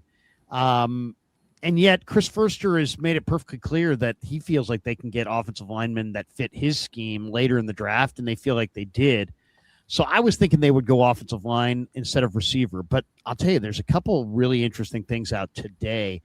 There was a tweet by a guy named Scott Barrett, and he had a list of the least accurate quarterbacks when targeting an open receiver 10-plus yards down the field this in the 2025 season. And the least accurate quarterbacks when targeting a receiver open 10-plus yards down the field were Michael Penix, J.J. McCarthy, Mahomes, believe it or not, was third. Bryce Young was fourth. As far as the best, who was the best? It was Brock Purdy. Brock Purdy was the best. 72.5%, completion percentage on finding, when targeting an open receiver 10-plus yards down the field last year. Number one in football, okay? So, it is interesting. I mean, Brock Purdy was the NFL's most accurate quarterback targeting open receivers downfield, but he had the second lowest rate of passes targeting an open receiver downfield. So, I mean, it really speaks to the fact that they didn't have the right receivers. And look at this offseason. They brought in Mike Evans. They brought in Christian Kirk. They used their number one pick on Deshaun Stribling. The Niners really felt wide receiver was their big issue. And it showed before the draft. They brought in a bunch of guys, Omar Cooper and others, Denzel Boston. They looked at a lot of these guys. But I mean, that right there speaks to if they could get better receivers down the field to make a few more plays, we may see Brock Purdy. I mean, you're a former quarterback. We may see Brock Purdy, Todd, reach a whole nother level if he can start becoming a little bit more efficient in some of those throws down the field. What do you think? Those are incredible numbers. The other part of that is, could the protection hold up where he can have the time to throw the ball down the field? I think that's part of it. But I agree with you. When we saw him in camp last year, I was so excited for the season that I think we both thought Brock Purdy was poised to have. He was as accurate and sharp and healthy as we've seen him in the last couple of years. Him and Pearsall were consistently connecting down the field. And so I agree with you. Getting some guys who can separate, and maybe it's not even separate, it's win a 50-50 ball. And I think Mike Evans is certainly that type of guy where you just trust. The 49ers have not had a guy, I'm going to throw it to this guy on this play, and he's going to get open. And even if he's not open, he's going to make the play. And as a quarterback, having that security blanket that there's, whether it's JSN up in Seattle or Puka Nacua in LA, that safety blanket of having a receiver that you can go to consistently is huge. It's huge. And maybe that was Kittle, maybe that was McCaffrey, but to your point, having somebody on the outside who can win, they've needed that. They've needed that badly. And I spent some time with Christian Kirk last week at a golf tournament. Yeah. Awesome guy. I got to talk to him a little bit. Really good golfer, by the way, but great attitude, great work ethic. You could tell he is here with a purpose to make a difference. He talked to me a little bit about Shanahan's offensive scheme and how he's going to fit in and do a lot out of the slot. I think he can be a difference maker, especially with guys on the outside. If we can see Pearsall stay healthy and become a perimeter wide receiver, we know what Mike Evans can do. All of a sudden, those top three wide receivers, I like that crew. And I know Kittle is going to be likely out for the first part of the season. We'll see if Tonjes can come back and be an effective wide receiver. This is a big opportunity for Jake Tonjes to step into that starting tight end spot and make some plays in the passing game. And again, we know what Christian McCaffrey can do. So all of a sudden, what Kyle Shanahan did last year cannot be overstated. The efficiency of the offense. I mean, Mac Jones led the NFL in passing in the games that he started. And he did it without big-time playmakers on the outside. Not even big-time, playmakers on the outside.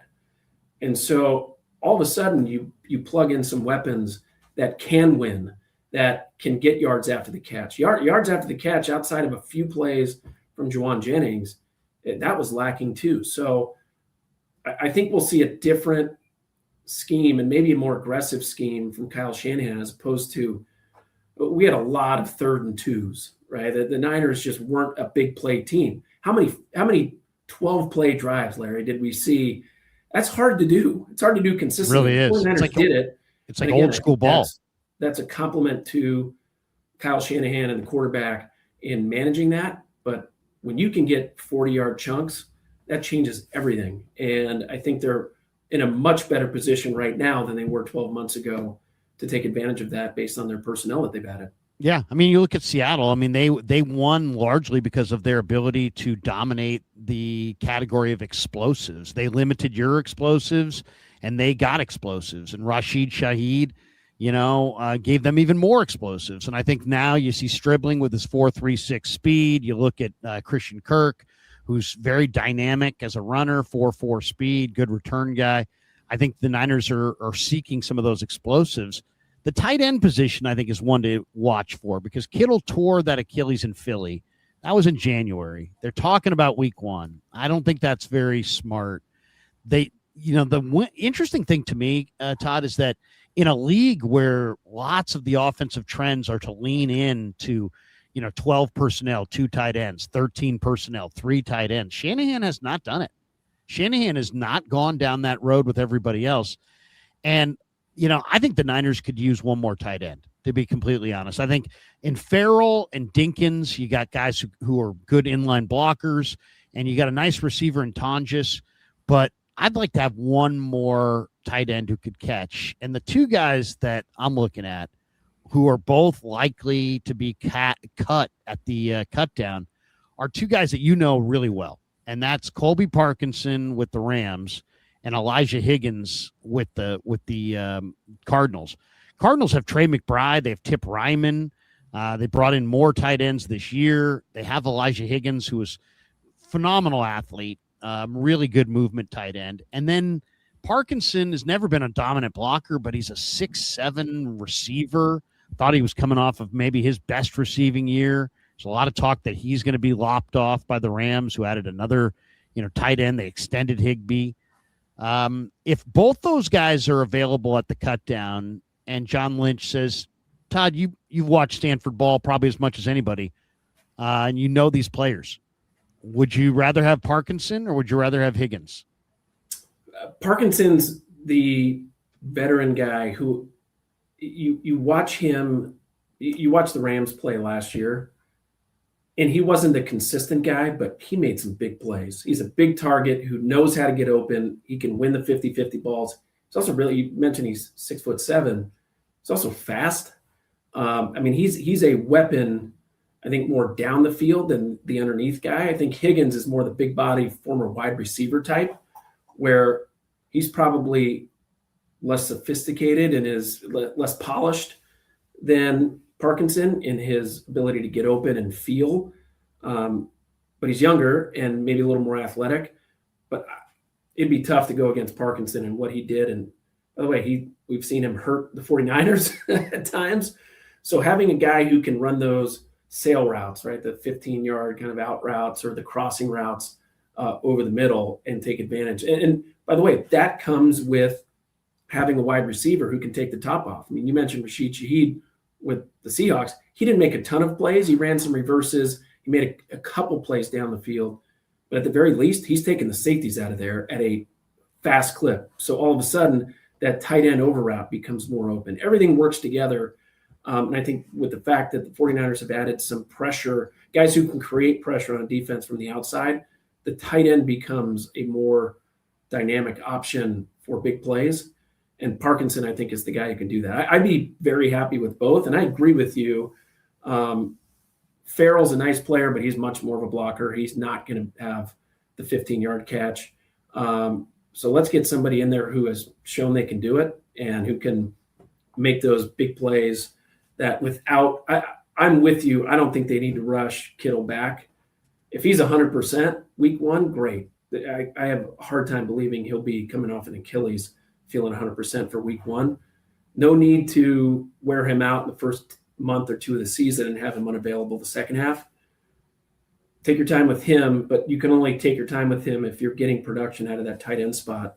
And I think adding one of those guys would be a big step. Because, all of a sudden, if you're defense and you've got to guard either Tonjes, let's say it's Parkinson, Mike Evans, Christian Kirk in the slot, a healthy Ricky Pearsall who showed some flashes last year, and McCaffrey out of the backfield, that's tough to prepare for. And with a quarterback who can read a defense as well as anybody, and as you said, is the most accurate passer down the field, I think the 49ers can all of a sudden come up with some chunk plays that they desperately needed last year.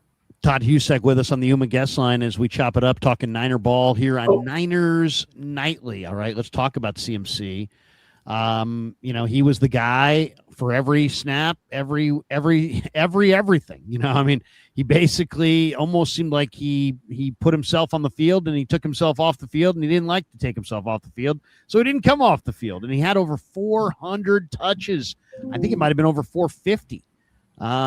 He had a ton of touches. And now they brought in Kalen Black in the 3rd round. Last year they brought in Jordan James in the 5th round. And there's some debate over who's going to be RB2. My guess is it's going to be Kalen Black. But this is kind of an interesting spot because Shanahan's admitting, hey, you know what? We got to ease off the gas pedal on CMC. And CMC's kind of saying, hey, I'm okay. If you want to bring in somebody to share this with me, I don't need every single carry. And so we're hearing them kind of sing a little bit of a different tune. But now let's get into how it actually pans out, right? Because you don't want to take your best player off the field. Last I checked, nobody's better when they take their best player off the field.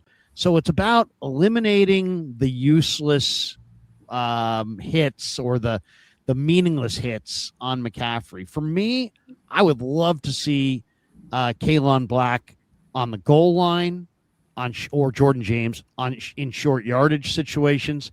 And absolutely, when you're trying to put the game away and everybody in the stadium at the 4-minute mark knows you're going to hand it to Christian or hand it to your back to try to run out the clock in the last 5 minutes because you got an 8-point lead, blah, blah, blah.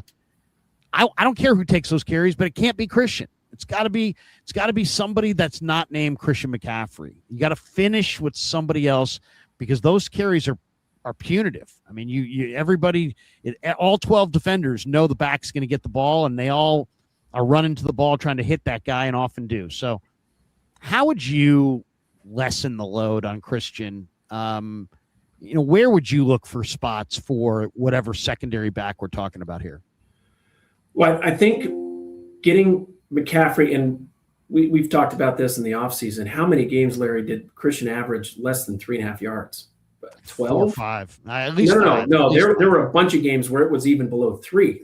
He was having 5 games below 3 yards a carry. Yeah, and so that just can't happen. And so I agree with you. McCaffrey's still one of the best running backs in all of football, but not just because he is effective between the tackles, where he really wasn't. He didn't have a 20-yard carry until week 15 or something like that last year, maybe against the Bears in week 16. It was crazy how ineffective he was on getting those chunk plays of 8 yards or 15 yards. And so if a lot of those carries he's getting 2 or 3, I think you dial him back to 15 to 17 carries per game. Find a running back who can be as effective or maybe more effective between the tackles, and then use Christian McCaffrey in the passing game more, whether it's spread out in the slot or at motion out of the backfield. If you can have an effective running back, I really like what Kalen Black did last year for Indiana. I mean, he is a strong load. And when he gets his shoulders pointed downfield, he can move a pile. And I think that's, if you don't have the offensive line who can blow the defensive line back, you need somebody who can move the pile or have the patience to find that seam and get 4 yards. And having somebody not only makes the offense more effective, but I think keeps Christian McCaffrey fresh. So is Christian McCaffrey more effective when he's getting 15 carries a game versus 23? I think so, right? You got to figure and especially in week 10, when he has that, think about how many fewer hits that is and fewer impacts. And then all of a sudden he's a little more fresh in the passing game, and you can use him strategically. And there's nobody better than Kyle Shanahan, either out of the backfield. Again, it's another weapon. If you have both of those guys in the backfield and you motion McCaffrey out and you have him one-on-one on a linebacker, he will beat that guy every time in the passing game. Or you widen that linebacker out and you can hand it off to Kalen Black between the tackles and he can get 5 yards. I think that changes the dynamic of their offense. And it's going to be, I'm guessing Christian McCaffrey's not going to like that approach, right? He wants the ball as many times as possible. But if you can keep him healthy, and we've seen in his career, he has 1 year where he has a ton of touches and the next year he gets hurt. The next year he has a ton of touches and the next year he gets hurt. Well, last year he has a ton of touches. Let's see if we can help him. By the way, I saw him it was his golf tournament, the fundraiser last week. He looks good. He's in good shape. He came and joined us for a hole and put it to like 6 feet, and we made birdie. So his golf game was pretty tight, but he looks like he's ready. He is having his second kid, I think, scheduled for September. I did joke with him like, hey, you got to plan that a little better, buddy. Like the birth should be in March, so you have some off season to prepare for that. But so he's going to have some things that are kind of taking and just not distracting him, because certainly he can focus on many things at once. But I think having somebody who the coaches trust, that's the big part of it, right? Taking Christian McCaffrey off the field in the last 4 minutes of a game is tough because they trust him, number one, to be effective in the run game. Number two, he can catch everything. Number three, he's not going to fumble. If you can have a running back who can be effective in the run game and not fumble, all right, that allows McCaffrey those fewer touches and hopefully keep a little tread on those tires for later in the season. And maybe it's Jordan James. I think Kalen Black fits that bill a little bit more because you want the power of a guy that you figure in that situation, the defense is going to play up. The safeties are coming up to stop the run. You need a guy who can lower his shoulder and get 3 yards after contact. McCaffrey wasn't necessarily that guy last year. And I think age and wear on him showed. And there were a few times where he got tackled in the open field where two years ago, that never happened. And again, maybe our expectations are set so high for McCaffrey where he's just so good at that, making the first guy miss. But I think everything can work together where you can have a more effective Christian McCaffrey with maybe not fewer touches. If he's getting 6 catches a game and 15 carries, all of a sudden that's really good production for him. And then you have a backup running back who can get 10 carries a game and get 60 yards.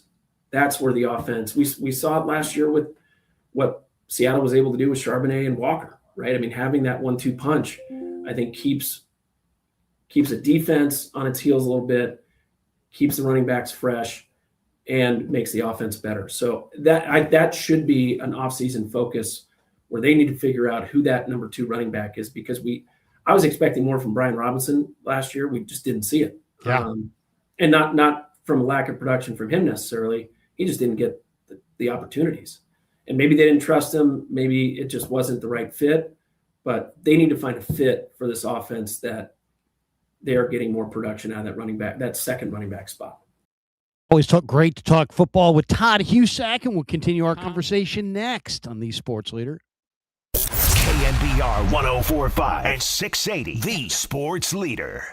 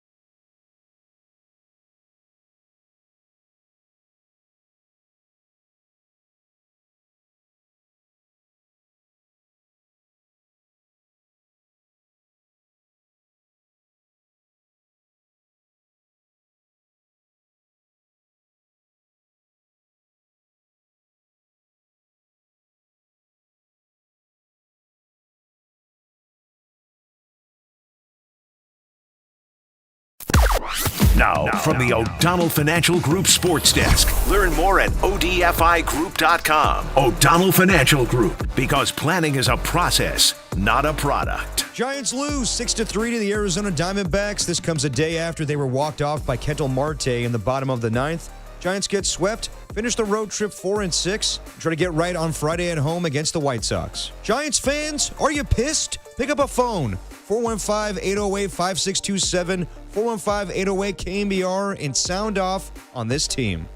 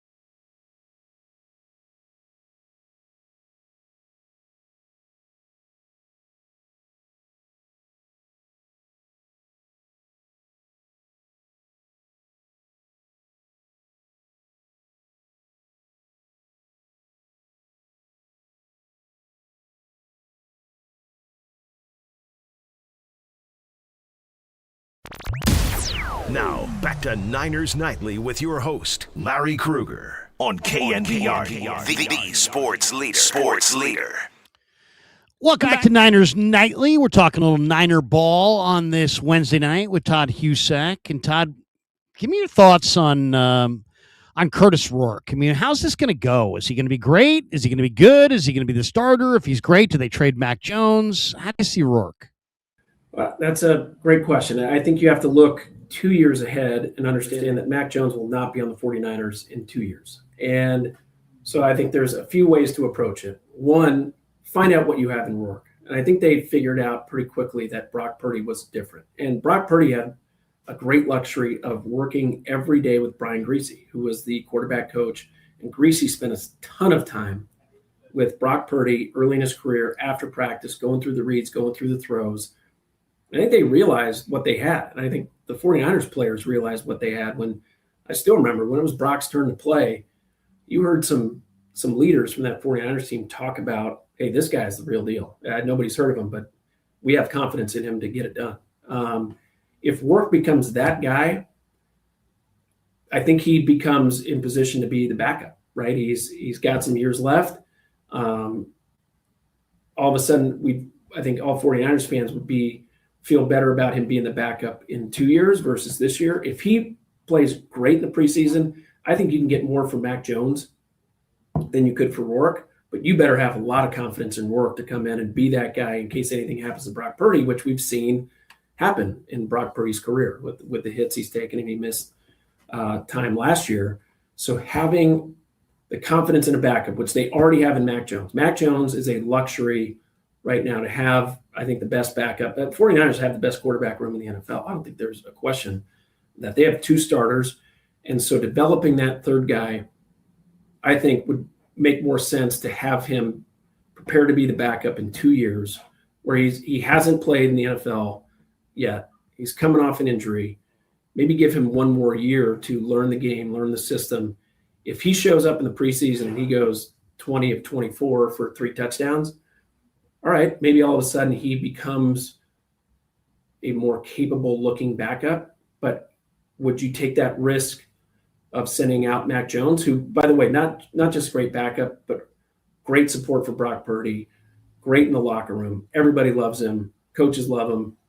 And we heard from Shanahan in that post first round interview. He was surprised he didn't get calls about Mac Jones. And what we'll see, I'm too. I'm shocked by it. I really am. I mean, yes, is Shanahan a great coach? Yes. Does he have a great scheme? Yes. But a whole slew of quarterbacks couldn't do anything in this system. Mac Jones looked like he was made to play in the system. But to me, what I don't get is why nobody else seems to see that being accurate is really a big part of the quarterback equation. Who are the good quarterbacks? Well, the best ones are generally really accurate. This guy is got to be one of the most accurate quarterbacks I've ever seen throw the ball. He puts on a clinic every day where he sticks it on guys' hands in practice. It's to a point now where it's just like we've come to expect it. His accuracy is incredible. Well, I think what we're going to see in the preseason, it happens every year. We're going to see a quarterback go down. And all of a sudden, if your quarterback goes down, who's the first call you're going to make? You need a guy to come in and start week 1. I'm calling the Niners to see if Mac Jones is available. So maybe that's the play, but that only happens if you feel really good about Curtis Rourke to be the backup. And so it's a big offseason for him and the 49ers, how they approach this season. I think worst case scenario, you got all 3 guys. Let's hope that Rourke develops and becomes that guy. We haven't seen enough of him to feel confident that he will be the guy. I haven't seen enough.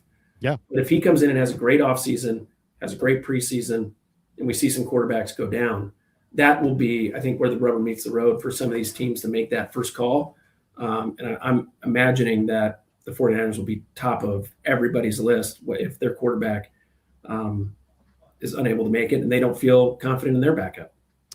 Great stuff, buddy. Another great, fantastic Niners Nightly segment. We always appreciate your time and coming by. And thanks again. It won't be long. Won't be long before we got the veterans mini camp coming up here in a couple weeks. Then everybody goes on their break, and I'll be doing a little vacationing in June. Hopefully, you will be as well. But we'll get back together this summer on the field in Santa Clara for camp and the preseason, the regular season. Do we dare try to go to Australia? Are you thinking about Australia, or would you rather be stateside? I already asked. I was actually part of the Stanford broadcast team when they played in Sydney was that 5 or 6 years ago. And Stanford took me out there for a week. That was unbelievable. Australia is one of the best places I've ever been. When that schedule came out, I asked, because I only do the home games right for the 49ers, and they said technically that's an away game, so no. And then Mexico City came up. I asked, and they said no. That's a home game, though. The budget might be a little tight at KNBR and the 49ers, but I'd love to. I don't see it happening, but man, if you're able to go over there, that would be awesome. It's so much fun. I was able to go over there for a week and actually had a friend who was there randomly for work, and we explored and walked around the city. It's a special place. There's no doubt about it. I'm not a huge fan of that amount of travel and having to come back the next week and play, because it does take a toll on the body. But hopefully the 49ers can go out there, get a win to start the season against the Rams and kick things off the right way like they did last year, frankly, against the Seahawks. I think it's a big game. It's a big game. Niners need to get it, and if they could send the Rams into an 0-1 situation, the Rams have a very difficult late-season schedule, as the Niners do. But whoever banks that early win, I think, has got a huge step up in the NFC West. Todd, awesome stuff, man. Thanks for jumping on KNBR. My pleasure. Anytime. The great Todd Husak stopping by on Niners Nightly. All right, that's going to do it for us. We're back at it again tomorrow night at 6 o'clock. Thanks to Raph for producing. Thanks to Todd for being our guest. Dieter Kurtenbach getting it warmed up for a little sports phone. Wow. To talk Giants or not to talk Giants? That is the question. Dieter will have the answer. We'll see you tomorrow at 6 on the Sports Leader. KNBR, the Sports Leader.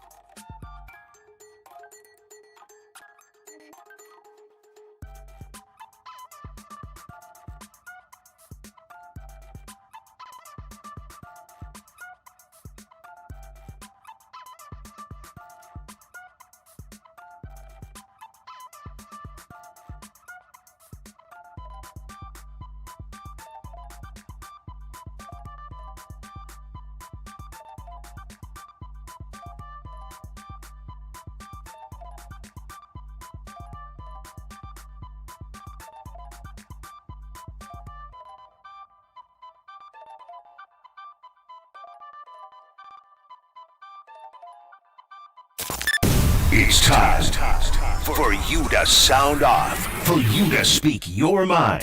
This show is for the faithful. Touchdown! Touchdown! Dub Nation. Bang! Steph Curry again! And the seam heads that bleed orange and black. Goodbye! This is Sports Phone KNBR. Sponsored by Industrial Metal Supply on the Sports Leader. Check the live stream on YouTube at KNBR 1045. Wow. To talk Giants or not to talk Giants? That is the question. Dieter will have the answer. Right now, the answer, Larry Krueger, is yes. We're talking Giants. At least I'm talking Giants. The question is, will you join me? 415-808-KNBR, 415-808-5627. Swept by the Diamondbacks. Absolutely anemic offense down the stretch. Just 3-3 game. Things are happening. Who knows? Casey Schmidt's hitting homers. Matt Chapman scoring runs. Things are going okay. And then, of course, the blow-up inning. Tyler Mahle And the Giants are like, you know what? We used up all our hits. We don't have that many to go around. But don't worry. Heard plenty on the broadcast. These are good at bats. Good at bats. You know, they really look like they're turning a corner. Players might be turning a corner. Like Rafael Devers has looked a hell of a lot better. Willy Adames has looked a hell of a lot better. The Giants have not looked a hell of a lot better. The Giants still look really bad. Still look really bad because here's the question I lead tonight's show with. We're 50 games into the season. What are the San Francisco Giants, the historic, storied franchise, what is this team good at? It's a pretty straightforward question. What is this team good at? What is it that they can do relative to their peers at a higher level? What are they even mediocre at? Starting pitching. Blech. There was a moment, I was certainly on these airwaves saying, hey, you know, starting pitching hasn't been half bad. Got to take advantage, strike while the iron's hot. Starting pitching's been pretty good to start the season. How's it been since then? I appreciate that Adrian Hauser's looked pretty good as of late. I can appreciate a Trevor McDonald. Robbie Ray. Tyler Mahle, kind of what you expected. I mean, Landon Roop. I like Landon Roop. I'm very positive about Landon Roop. We had low expectations for Landon Roop, even if you liked him a lot coming into the year. So you can't go in on Landon Roop, but it's not as good as it had been. Maybe it can get better from here. Or maybe the league is starting to figure him out a little bit, as they have so many other Giants pitchers. And you'll get Logan Webb back, but given what Logan Webb was giving you before his injury, I'm holding my breath a little bit. I'm not going to make like a snap judgment once he comes back and, first start sucks, therefore Logan. No, we're going to give it a little more time. If anyone deserves the benefit of the doubt, it's Logan Webb, but we're pushing up on it now. We're pushing up on it. You get me to July 4th and Logan Webb hasn't had a good start in a minute, we might have a conversation. We're going to start a dialogue, as Charles Barkley might say. So that's starting pitching. Oh, yeah, and also their offense has the fewest runs scored in baseball. We don't need to really extrapolate that any further, do we? Oh, well, I like what's going on with this, that, and the other. Well, they don't score runs, so who gives a damn if Rafi Devers is hitting the ball 112 miles per hour now? That's great. He can get you a run. He can get you a 3-run homer. He can hit you a bunch of doubles. If he doesn't score, it doesn't matter. It takes 9. And while some guys are doing well, there's always going to be 5 or 6 guys in this lineup who seem to be absolutely bottom of the barrel. Just going through it in the worst possible way. And when those guys start turning up, well, then the other 5 guys are going to start sucking. They're not good at figuring out playing time. It's a puzzle. It's just a puzzle. We're trying to figure out how to get Bryce Eldridge into the lineup. It's a really tricky puzzle. We're going to play Will Brennan for a night, but we can't figure out how to get Bryce Eldridge in there. And he gets in there and he tattoos the baseball, and I'm sure he'll be out of the lineup for Friday. Heaven forbid we don't get Drew Gilbert in there. You got to make sure Harrison Bader stays well attuned to his playing time. You got to make sure. Casey Schmidt's got a DH. Couldn't possibly stick him at shortstop for a Willy Adames. Couldn't possibly play him at first base for a Devers. Couldn't possibly do any of it. Couldn't give Matt Chapman a night off. Heaven knows he probably needs one. Couldn't do anything. It's a puzzle. We got to figure it out. He's a centerpiece prospect, but he probably should have been an edge piece on this puzzle because that'd just be easier to place down. It's the centerpieces that are actually really hard. I know I have a 3-year-old. We do a lot of puzzles. It's the centerpieces that get you. And here I thought being a centerpiece prospect was a good thing. Not if your team doesn't know what it's doing when it comes to prospect development. And I guess they called him up and the entire goal was let's turn him into Marco Luciano 2.0. Where's the track record of this working out? They've had one homegrown all-star in the field in like a decade, and it's Elliot Ramos, who we can all agree is a nice player, but ain't exactly selling a lot of jerseys, ain't exactly striking fear into the hearts of opposing teams. When you go through the National League's best players, how long does it take for you to get to Elliot Ramos, who, by the way, again, very good player for the Giants, but stacking him up with the cream of the crop, I'm not so sure. You don't expect him to go to the All-Star game every year. Let's put it that way. It's great that he went that one time. He deserved it. And he does some really nice stuff. when the bat speed is high, and it caught up, right? He had a slow start, and he caught up. Good for Elliot Ramos. It's not an Elliot Ramos problem. It's not a Rafi Devers problem individually. It's not a Willie Adames problem. It's not a Bryce Eldridge problem. It's a collective problem. This team strikes fear into the hearts of nobody, and when they do hit, they don't bring them home. And then oftentimes they just go 5-6 innings and decide, we're done hitting for the day. That bullpen, that's really nasty stuff. We're not going to, no. That's for somebody else. Somebody else will come in and they'll take care of it. So their starting pitching is bleh right now. They're the worst offense in baseball, but a stat that has maintained despite the offense theoretically getting better. I mean, you watch it, and again, Devers and Adames are heating up. You'd think, hey, here come the runs. Nope. That's not the way this works. Not for the Giants.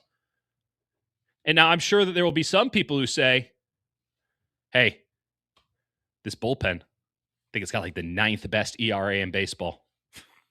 To which I say, is that the metric we want to go with?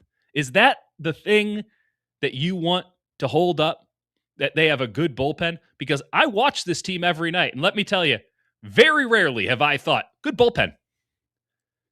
The stat that you want, the metric that you want is trust. I know that that's an unquantifiable thing, but, baseball's taken a lot of unquantifiable things and made them into numbers. If they could somehow give you a quotient on trust, where would you put the Giants bullpen with that right now? It's not knee-jerk. We're 24 hours away from the Ketel Marte home run. Just in general, even take that game away. Where's your trust level with the Giants bullpen? I'll tell you this, it's next to zero for me because the manager doesn't seem to have trust in anybody in that bullpen. They're just winging it. And I don't even think it's Tony Vitello's fault. What else are you supposed to do? There's no one who's proven trustworthy in that bullpen yet. They had their closer, who frankly didn't win the job, just got it by default. They've already demoted him to AAA, and they haven't gotten anyone to replace him yet. And when you bring in a Killian last night as, okay, well, maybe he's the closer now. They pull him, fairly so, to get, Eric Miller in there. Is he the closer now? Like, who's the man? Because at least from there we can build. We can go back and build from there. Or we can just take the best 5th inning guy or 6th inning guy. At least we have that. We can go from there. I don't know which direction you're supposed to go to. The guy who pitches the 5th inning one day can close the next day. The guy who closes can come in the 5th the other day. There's no rhyme or reason to any of this. It's not managerial mismanagement. This is not having the dudes, not having trustworthy, stable forces in your bullpen. So I don't care what their ERA is. You can't trust them. You can't trust them as a collective. And again, that's the overarching issue with the Giants. As a collective, nothing's working. Nothing's working for them right now. If I had $1 for every time this season in a conversation that I've had, someone's been like, this might be the game they turn it around. Because when they win, they look good, right? I mean, everyone looks good when they win. But like when they win, it's like, oh, that was a really complete performance. Maybe this is the moment it all turns around. Maybe we bottle this up and we spread it out. Spread it out all over. And that's our new thing we're going to do. We're not going to win all of them, but if we play like that every day, we're going to win more than we lose. What happens the next day typically? Absolute implosions. I mean, if I had $1 for every time someone's like, is this the point they turn it around? I'd have enough to buy a crab sandwich in center field right now. It's like $28. At least the crab sandwich, while being overpriced, delivers, unlike a lot of the Giants players. Bullpen, can't trust them. Starting rotation, I mean, just talk about can't trust. I mean, just gag-inducing right now. Offense, non-existent. And let's talk about the fielding.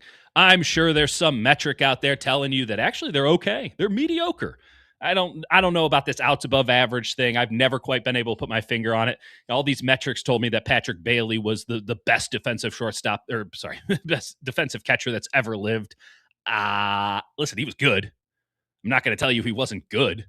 I saw a lot of pass balls and stuff that I guess, those don't count as much. Those don't count as much as, good framing, which doesn't matter in modern baseball with ABS.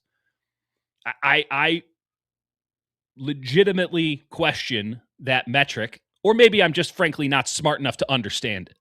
That's probably it. Regardless, let's just go with what the eye test says. Let's just entertain me as someone who has to watch this team every night.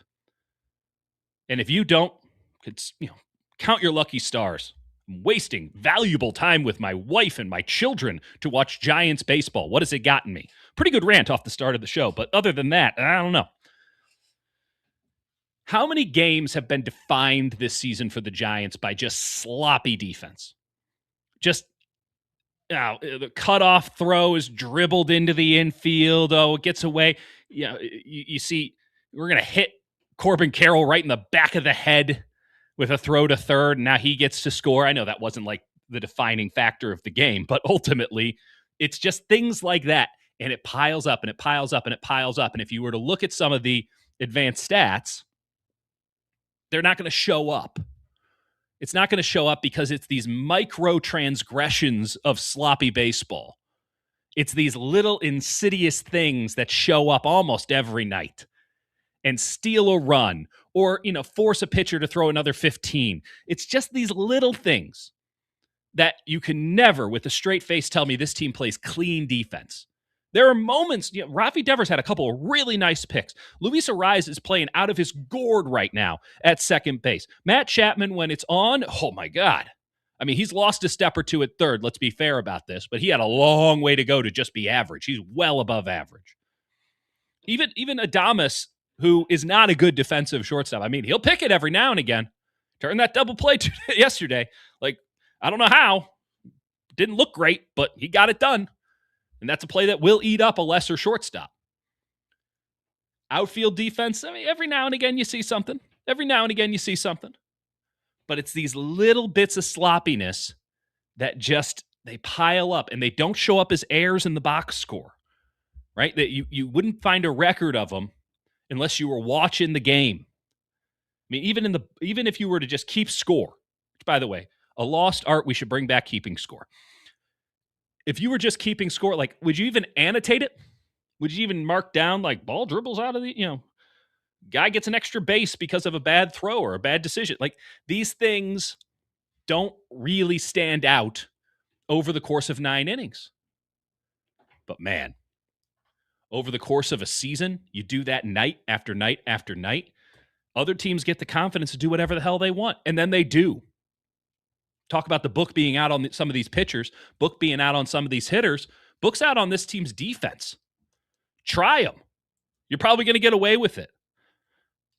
And it's maybe more so than anything, kind of soul-crushing to a fan of the team. Because the whole thing was that they were selling was we're getting back to pitching and defense. And while I rolled my eyes at that a lot, thinking, pitching and defense, 2026 baseball, what are we doing? Man, okay, we'll go with it. Well, where's the pitching and where's the defense? Those are supposed to be the easier things. Even with pitching, I'll give some deference because you got to have the arms. You got to have the dudes. Sometimes you don't, right? Those are hard to get.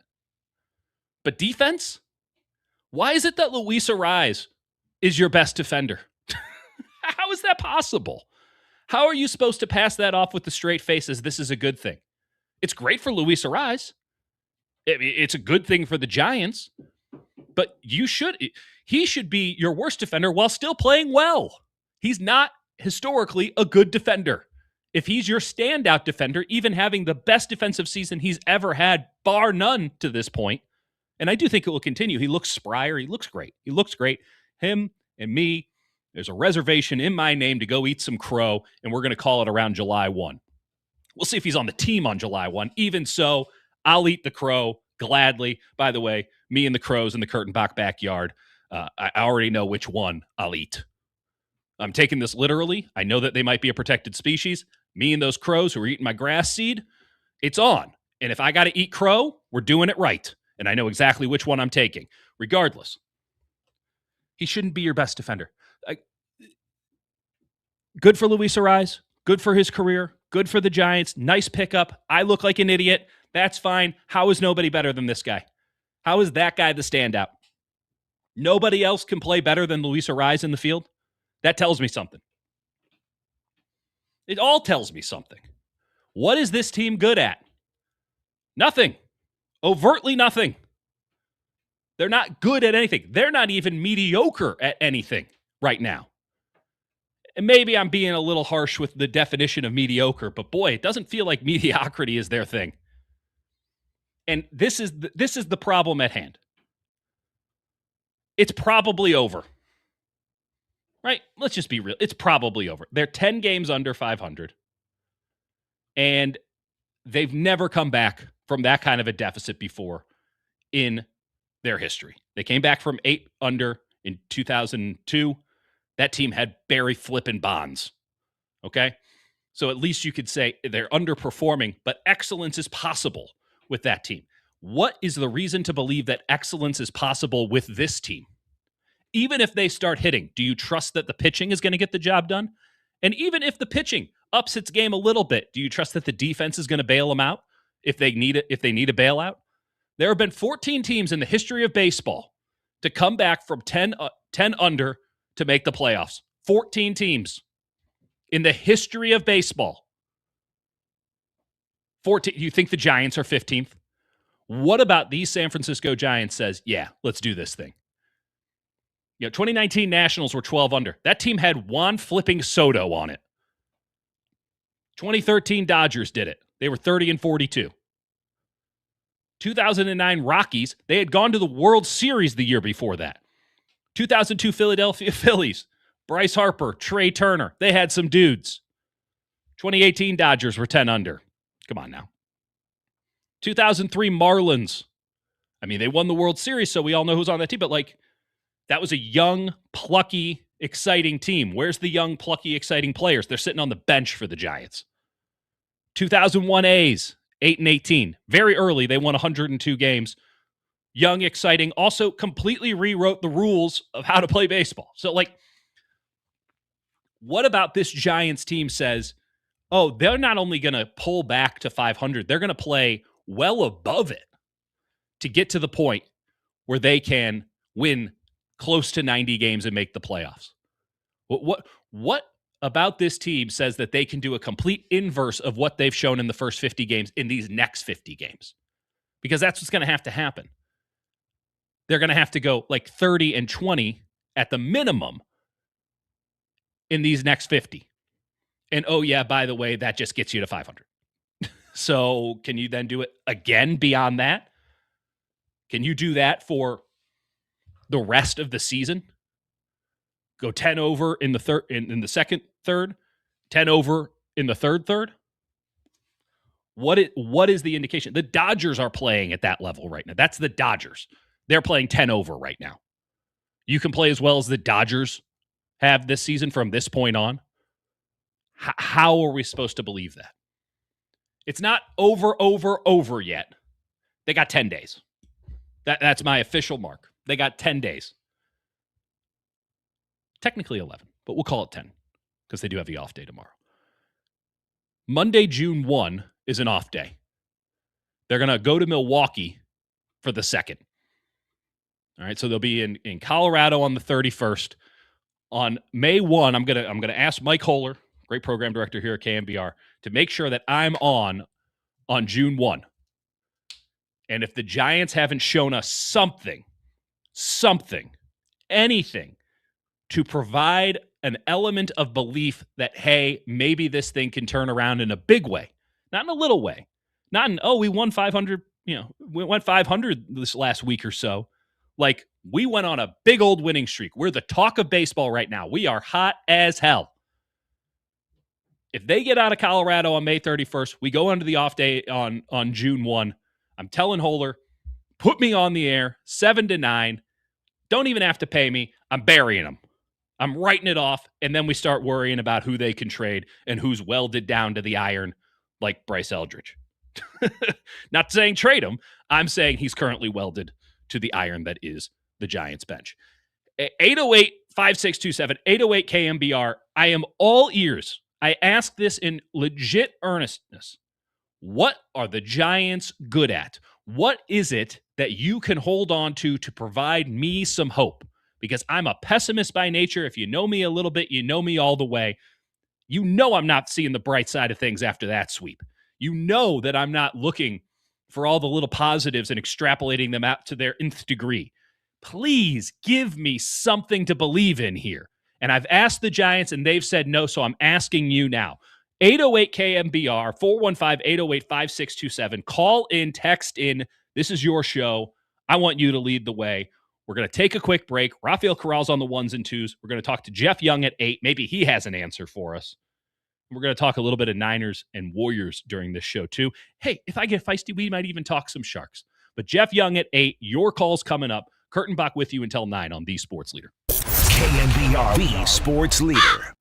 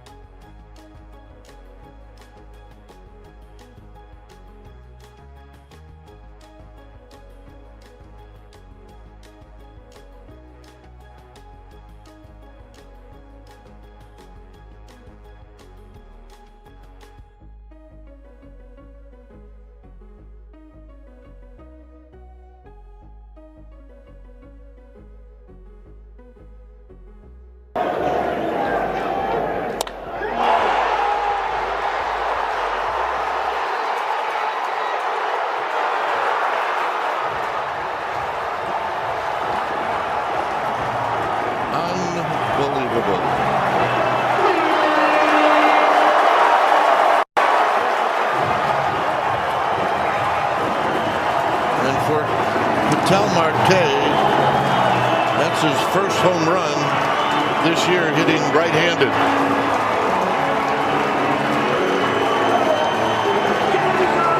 Not meant to be here tonight. After getting out of jams in the 7th and the 8th, they cannot get out of this one here in the 9th. I don't really have anything else to say, Mike, and I don't think you do either. So I'm going to say this. Final score, D-backs 5, Giants 3. Thanks for...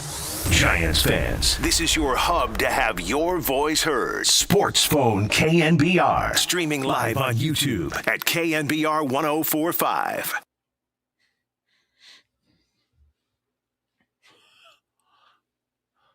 I do have something to say. It was a good call. I think it reflected what a lot of Giants fans were feeling. I'm not sure that it's accurate to claim unbelievable. It felt very believable. In fact, when it happened, I believe my response to my wife was, yep. She's reading some book. She's totally out of it. Just, yep, that's exactly what I expected to happen. But that's me. That's me.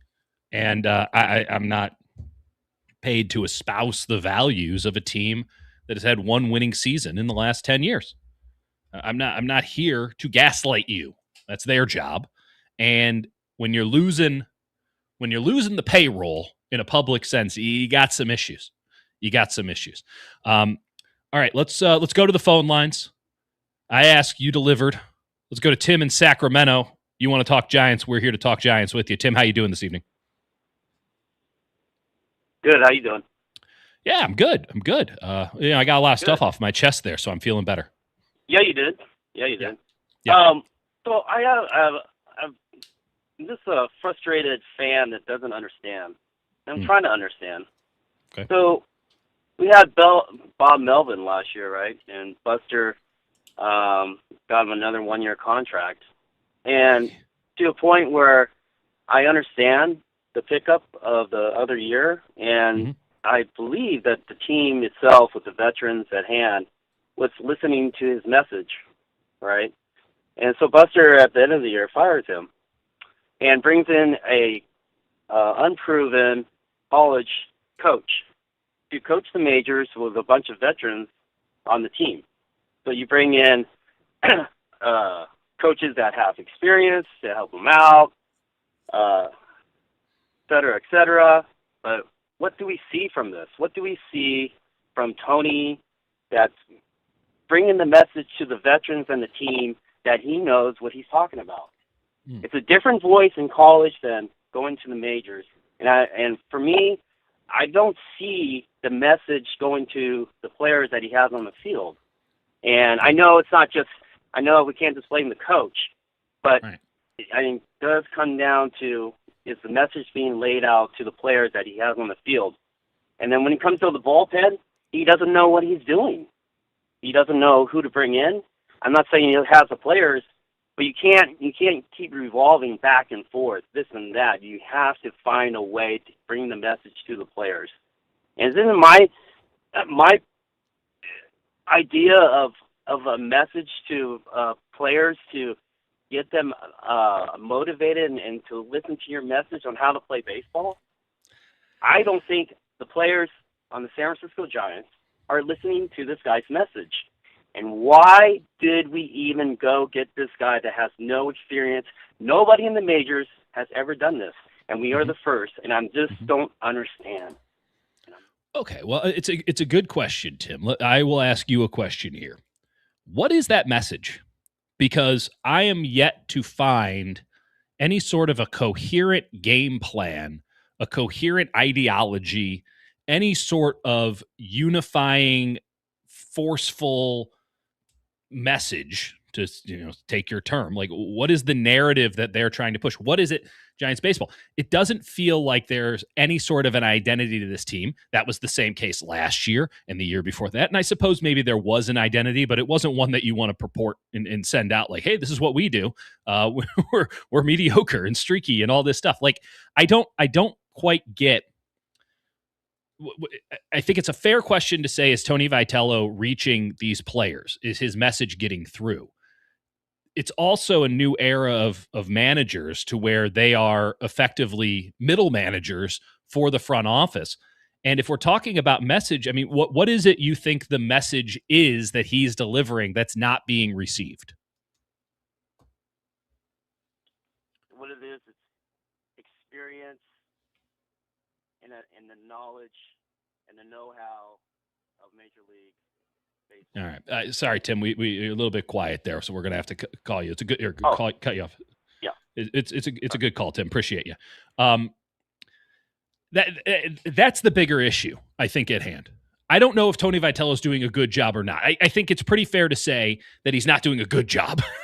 Right? Like, there's no evidence whatsoever that Tony Vitello is doing well at this. But it's also a bit hasty, even with all the things that are going wrong with this team, to pin it all on the manager. They might end up doing that at the end of the season, but as it stands now, okay, has he managed the bullpen well? Hell no. Who would? This is the other thing. If you want to get rid of him, who should be in there? Because if there is no overarching message, if there is no ideology, if there is no ideal of what it is Giants baseball should be that's been messaged down from the front office, how is Tony Vitello? Is he supposed to come up with it on the fly? Like, that's not fair. That legitimately, while I don't have a lot of sympathy for Tony Vitello going through what is now his first year in the major leagues, it is totally unfair to throw a guy in with zero major league experience and then say, be a leader of these men who, if you need to get around, you're going to have to ask them. Getting around some of these major league ballparks. Like, I have been to more major league ballparks without question than Tony Vitello. Full stop. When he went to Dodger Stadium, that was the first time. I'm sure he's been to Wrigley. I'm not sure he's been to Milwaukee. Might be his first time in Denver, going to Coors Field. This is all new for him. And so he got thrown into the deep end with a team that has a lot of veterans, right? And then has some young guys. And again, this question is like, is he reaching these players? What is it that he is supposed to be delivering to these players? What is the message supposed to be? Because I'm not sure there is a message. And that goes back to Buster Posey and the actions that speak louder than words. Like, Buster Posey, there have been so many knee-jerk reactions throughout Posey's tenure, right? It even started in a way with a knee-jerk reaction, which is Farhan Zaidi didn't want to give Matt Chapman the full bore of the contract that Matt Chapman and Scott Boras wanted. And the Giants were starting to get antsy. Ownership was like, I don't know, we might lose Matt Chapman. And they sent in Buster, and they pulled Farhan off the gig of negotiating that deal, and they just gave him everything he wanted and then some. We'll toss in a no-trade clause just for fun, just so that they could keep Matt Chapman, who is a good player, but not deserving of all of the things that he got. There was room for negotiation, and the Giants said, we're not negotiating. We're just going to give it to him because we haven't had a win in free agency in a long time. That's a knee-jerk reaction. Willy Adames, we need a shortstop. Who's the best one on the market? Willy Adames is the best one on the free agent market, but, there's a whole thing. No. You said he was the best, so we're just going to sign him to whatever last year's top guy got. We're just going to give it to him. Well, actually, no one's bidding against it. Doesn't matter. We're going to make a statement, right? We're just going to go for it. Okay, so here comes Willy Adames. Jung-Hoo Lee. No. We've been scouting him a long time, and we heard that the Dodgers are interested. Yeah, the Dodgers are interested, but they might not do it. No. The Dodgers are interested, and we've been scouting him for that. We need the win. We need a win in the here and now. They're doing a lot of PR. Every day it seems like it's just a new bit of PR. Why is Bryce Eldridge on this team? Clearly, it's not because they needed his bat. They don't use it. Why is he on this team? Because they had just gone winless on a road trip, and the fans were starting to get restless. It's over now. We're well beyond restless at this point. The fans were starting to get restless, so they used him as a human shield. Bring him up so he's on the team, infuse some hope, because you can only sell two things in this sporting world. You can sell wins or you can sell hope of future wins. We're going to sell some future hope so that people don't get too upset because our team has been ass. That's why he's up. They didn't have a plan for him. They didn't know what to do with him. They're trying to figure it out on the fly. That's going gangbusters. No, they just needed a distraction. They needed something so that the fans would do it. It's this constant sugar rushes, these knee-jerk reactions. There's no overarching plan. If there is one, it only exists at the lowest levels in the minor leagues, where they have done some pretty good work, to be very fair to them. But ultimately, I just look at it and I go, what message? What's Tony Vitello supposed to say to a Rafi Devers? What's he supposed to say to a Matt Chapman, who, by the way, his tenure now is defined by the fact of, they'll just roll over and do whatever I want. That's how they started this new contract, which is, just get Buster on the line. He'll give him whatever I want. So there's a big substitute teacher energy to this whole thing, and that's not fair to Tony Vitello. I'm not alleging in any way, shape, or form that he's doing a good job. He's clearly not. Some of these managerial decisions have been quizzical, and a lot of them haven't worked out. I do think he's had some bad luck in that regard, but he has a bad deck to play with, and so he's doing the best he can with the poker hands. But if you look at the track record of Buster Posey, the director of baseball operations, it's just short-sighted, short-term move, sugar high. The Devers trade, Rafi Devers is available. Let's go get him. Okay, well, what do the Red Sox need? There wasn't a lot of back and forth. That thing happened in a flash. There was no market for Rafi Devers. That was a clandestine operation that went just about as well as the Luka Doncic Lakers trade. Just, who do you want? Who do you want? Oh, yeah, we'll give you those guys. We'll take on the full bore of the contract. And it was a big hit in the moment. I praised it. I mean, to be fair to myself here, when that move came out, I said the second half of this contract's going to suck, but who cares? The Giants are spending money and they're making moves. I didn't realize that the second half of the contract meant like the next year. Now, it's good that Devers is getting back on the horse here and he's been hitting the bejesus out of the ball, but even so, it's not like the lineup's coming with him. He hasn't lifted it up, and that's not Rafi Devers' damn fault, but it is telling. The Bob Melvin one is the ultimate knee-jerk reaction, which is, this team needs a spark. This team needs something. Let's go give Bob a vote of confidence. Okay, well, you can go out and go into a press conference and say, we believe in Bob. Bob's our guy. And then everyone would dissect it for a day or two in the media and be like, I don't know if he's their guy. And Buster's like, we're going to put our money where our mouth is. We're going to extend him. We're not even going to pick him out. We're going to extend him. Let everyone know that this is our guy. How'd that end up working out? Bryce Eldridge got called up for the first time because the offense was flailing around last September, and it's like, press the Eldridge button. We need a quick win. Oh, well, team's falling apart right before the trade deadline. Oh, you know what? We're gonna need a win here. We can't just keep going on this way. Let's trade everybody, but not bring in anybody to solve the problems. Everything is just, to steal the line from Michael Scott of The Office, snip, snap, snip, snap, snip, snap. There's no message. They're going by the seat of their pants. And it'd be nice if Buster had people around him who could clearly give him some big picture perspective. For all of these advisors that the Giants have, I don't see any advisement happening. That or their advice isn't getting through. That message isn't getting through. Where's Bruce Bochy's imprint on this? Where's Dusty Baker's imprint on this?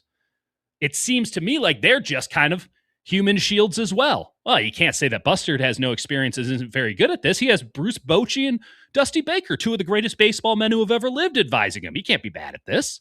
Those guys wouldn't let that happen. Human shields. Call up Eldridge. That way they can't boo us when we take the field for the first inning after our winless road trip. I don't know what their knee-jerk thing is going to be when the White Sox come to town tomorrow. I don't know, but something's happening. Something's happening because Buster Posey has to press that button. He's got to do something because sentiment is down. Press the button. It's not an effective way to run a baseball team. It might be the exact opposite of what Farhan was doing, where everything was sort of very big picture, very macro. And he got bogged down in his own sauce, right? They'd move a lot of stuff on the bottom, but they never did anything big. And that's a problem in a big market too. But just constantly with these knee jerks and these sugar highs, this is no way to run a professional baseball team.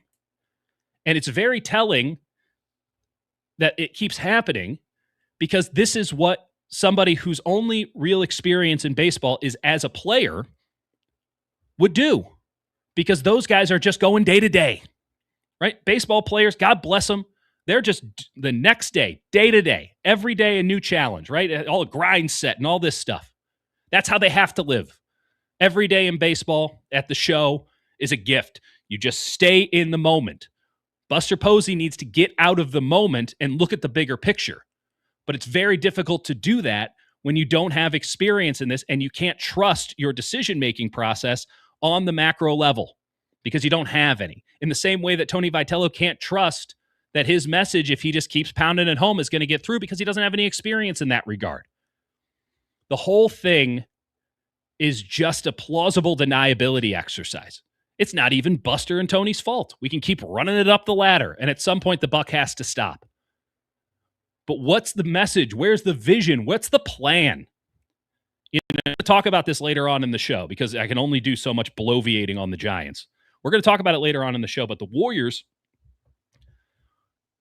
after the complete bottom-out season, post-KD leaving, there was also a worldwide pandemic during that, which might have scrambled a few brains, including my own. They came out and they're like, we're going to do 2 timelines. We're going to build a second core to go along with what we think is an aged and over-the-hill core of Steph Curry and Draymond Green, and at that time, Klay Thompson. We're going to get younger, and then these guys are going to come up, and it's going to be like a Tim Duncan, Kawhi Leonard thing, or a David Robinson, Tim Duncan thing, like a Kobe Bryant, Shaq thing, hopefully not as combustive, like one of the Dwayne Wade, Shaq thing, a lot of Shaq. We're going to do 2 timelines. Now, they won a title, not because of the 2 timelines, but because, in fact, the first timeline hadn't failed yet. They were too early on it. And we'll talk about later how actually they now need to do 2 timelines again, and we're going to get into a branding exercise on the matter. But at least there was a plan. It was not right, but at least you knew what they were trying to do. There was a vision. It was maybe a bit aggressive, but there was a vision. What is the vision of the San Francisco Giants? Because they were very much of the mindset that they were going to compete for the playoffs this year. They're 10 games under 500 after 50. And so even if they start playing playoff caliber baseball, right, like win 6 out of every 10 games, which might even be too aggressive, that's not even close enough to get you back into the playoff hunt, earnestly. So what's the vision for this? You bring in an inexperienced manager. Why? Like, legitimately, why? They thought it was because he would be a new, inspiring voice in the clubhouse. Where's the evidence of that? Seems to me as if he's kind of generally still feeling things out because this is his first go around in the major leagues, and you got to earn a little bit of capital before you start putting your foot down. He's a very charismatic man. I think he's a very sharp guy. I think he's been put in an unfair situation that has been compounded by a flawed roster. But what's he going to say? And we say, oh, this is the first time that anyone's ever done it. It's probably going to be the last time anyone ever does it. And that's going to be known as Tony Vitello's fault. But really, did Tony Vitello have a chance here? I mean, if he comes in chest out, big time in everyone in the show, that's game over for him before it starts. But if he comes in timid, trying to feel it out, trying to get a feel of this thing, you end up in a situation like we're in. I don't know how you thread that needle. I don't know how Tony Vitello is going to do it. I'll tell you this as somebody who has to talk about this team and write about this team. Great for me. Absolutely fantastic stuff. Can't get enough of it. Keep doing big, bold, out-of-the-box things because that's interesting, and interesting is what I peddle in. But if we're talking about winning baseball games, I'm not sure interesting is the best model. I'm not sure the human shields is the best model. Knee-jerk after knee-jerk after knee-jerk reaction. What's the plan? What's the identity? What's the vision? What's the goal? I don't hear it. Other than we're going to, hopefully break even and that we're going to compete for a wild card, really, stepping up our expectations here. Let's make sure that, we don't, the Dodgers, let them have it. No, let's win that wild card. That doesn't take too much, right? It takes more than they got. It's a good call. It's a good call from Tim. But people are going in on Tony. And again, it's not to say that he's innocent in any of this at all. But ultimately, what's the guy supposed to do? What message is he supposed to disseminate to his underlings? If you even want to view him as that, he's more of a peer. He's a real player's coach. What's he supposed to say to get these guys to lock in? I don't think the Giants aren't trying. There are certainly moments where it looks like they're not trying. Willie Adames on second base talking to Mookie Betts. That's a different thing.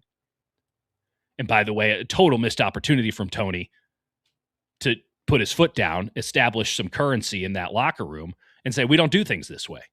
Y'all want to be mad about it? Fine. But we don't do things this way.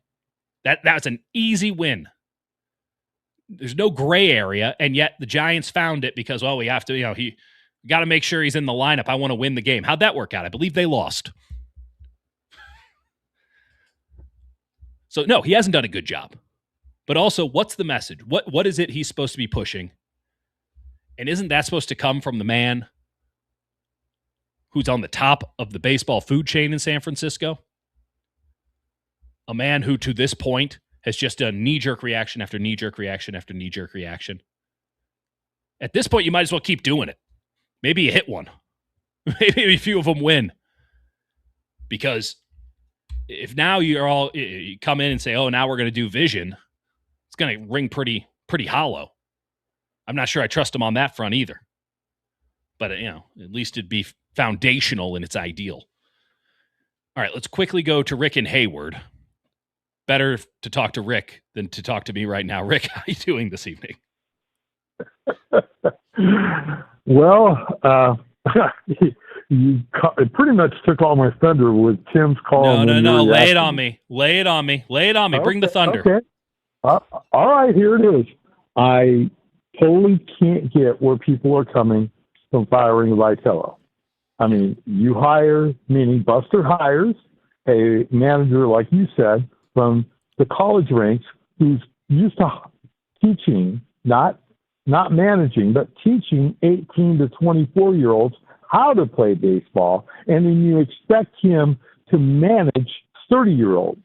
And on top of that, like you just said, when he has the opportunity to manage 30-year-olds, he doesn't take it with the Willie Adames thing. Willie handed him the opportunity for a teaching moment right there as in managing and saying, we don't play that way here, bub. But no, he probably took the advice of somebody within the organization listening to people instead of managing, and he took the easy way out and said, well, we wanted to win that day. Give me a break. There's 20 and 30. This is ridiculous. Posey taunted this team as a team that could compete for a wild card. Well, like you just said, Dieter, to compete right now, even at winning at a 60% clip, they're only going to win at 87 games. Now, is that going to be enough to go to the playoffs? Well, yeah, last year it was 83 with the Reds. But is 87 going to be enough this year? I don't know. And no way this team is going to win 60% of their games. To all you people out there who say, it's early, don't worry, why are you acting so hyper about this? What's your problem? Give me a break. They're not going to win 20 out of 25. They're not going to do that. I'd love to see it. It's not going to do that. If they do it, I'll eat my words. I'll come back on your show and I'll say, well, I was wrong. Believe me, when they signed Chapman, I was okay with it, even though I knew he wasn't a 30 home run, 100 RBI guy. And to me, to get $25 million plus a year, you have to be at least a 25 and 100 home run guy, 25 home run, 100 RBI guy. Yeah. That to me is a must. Now going out there and competing against yourself to get Willie Adames, who has proven he is not a 100 RBI guy, except when he's looking for money. then, yeah, sure, he gets 31 home runs, 110 RBIs, and he bats 251. But when after that happens, right back to the 225, 187 strikeout, or 173 strikeouts. Right now, the Giants are on pace. Devers, Adames, and Chapman, your 80 million threesome is on pace to strike out 561 times in 1,873 at bats. That's ridiculous. But Bryce Eldridge can't get in the lineup because he's got too much swing and miss, right? Oh yeah. But you know what? I don't understand that one either. But with all the things going on, that's at the bottom of the rung here. That's true. It's unfair to Bryce, but yes, you're right. You either play him or you send him down. But it seems like they can't even make that decision.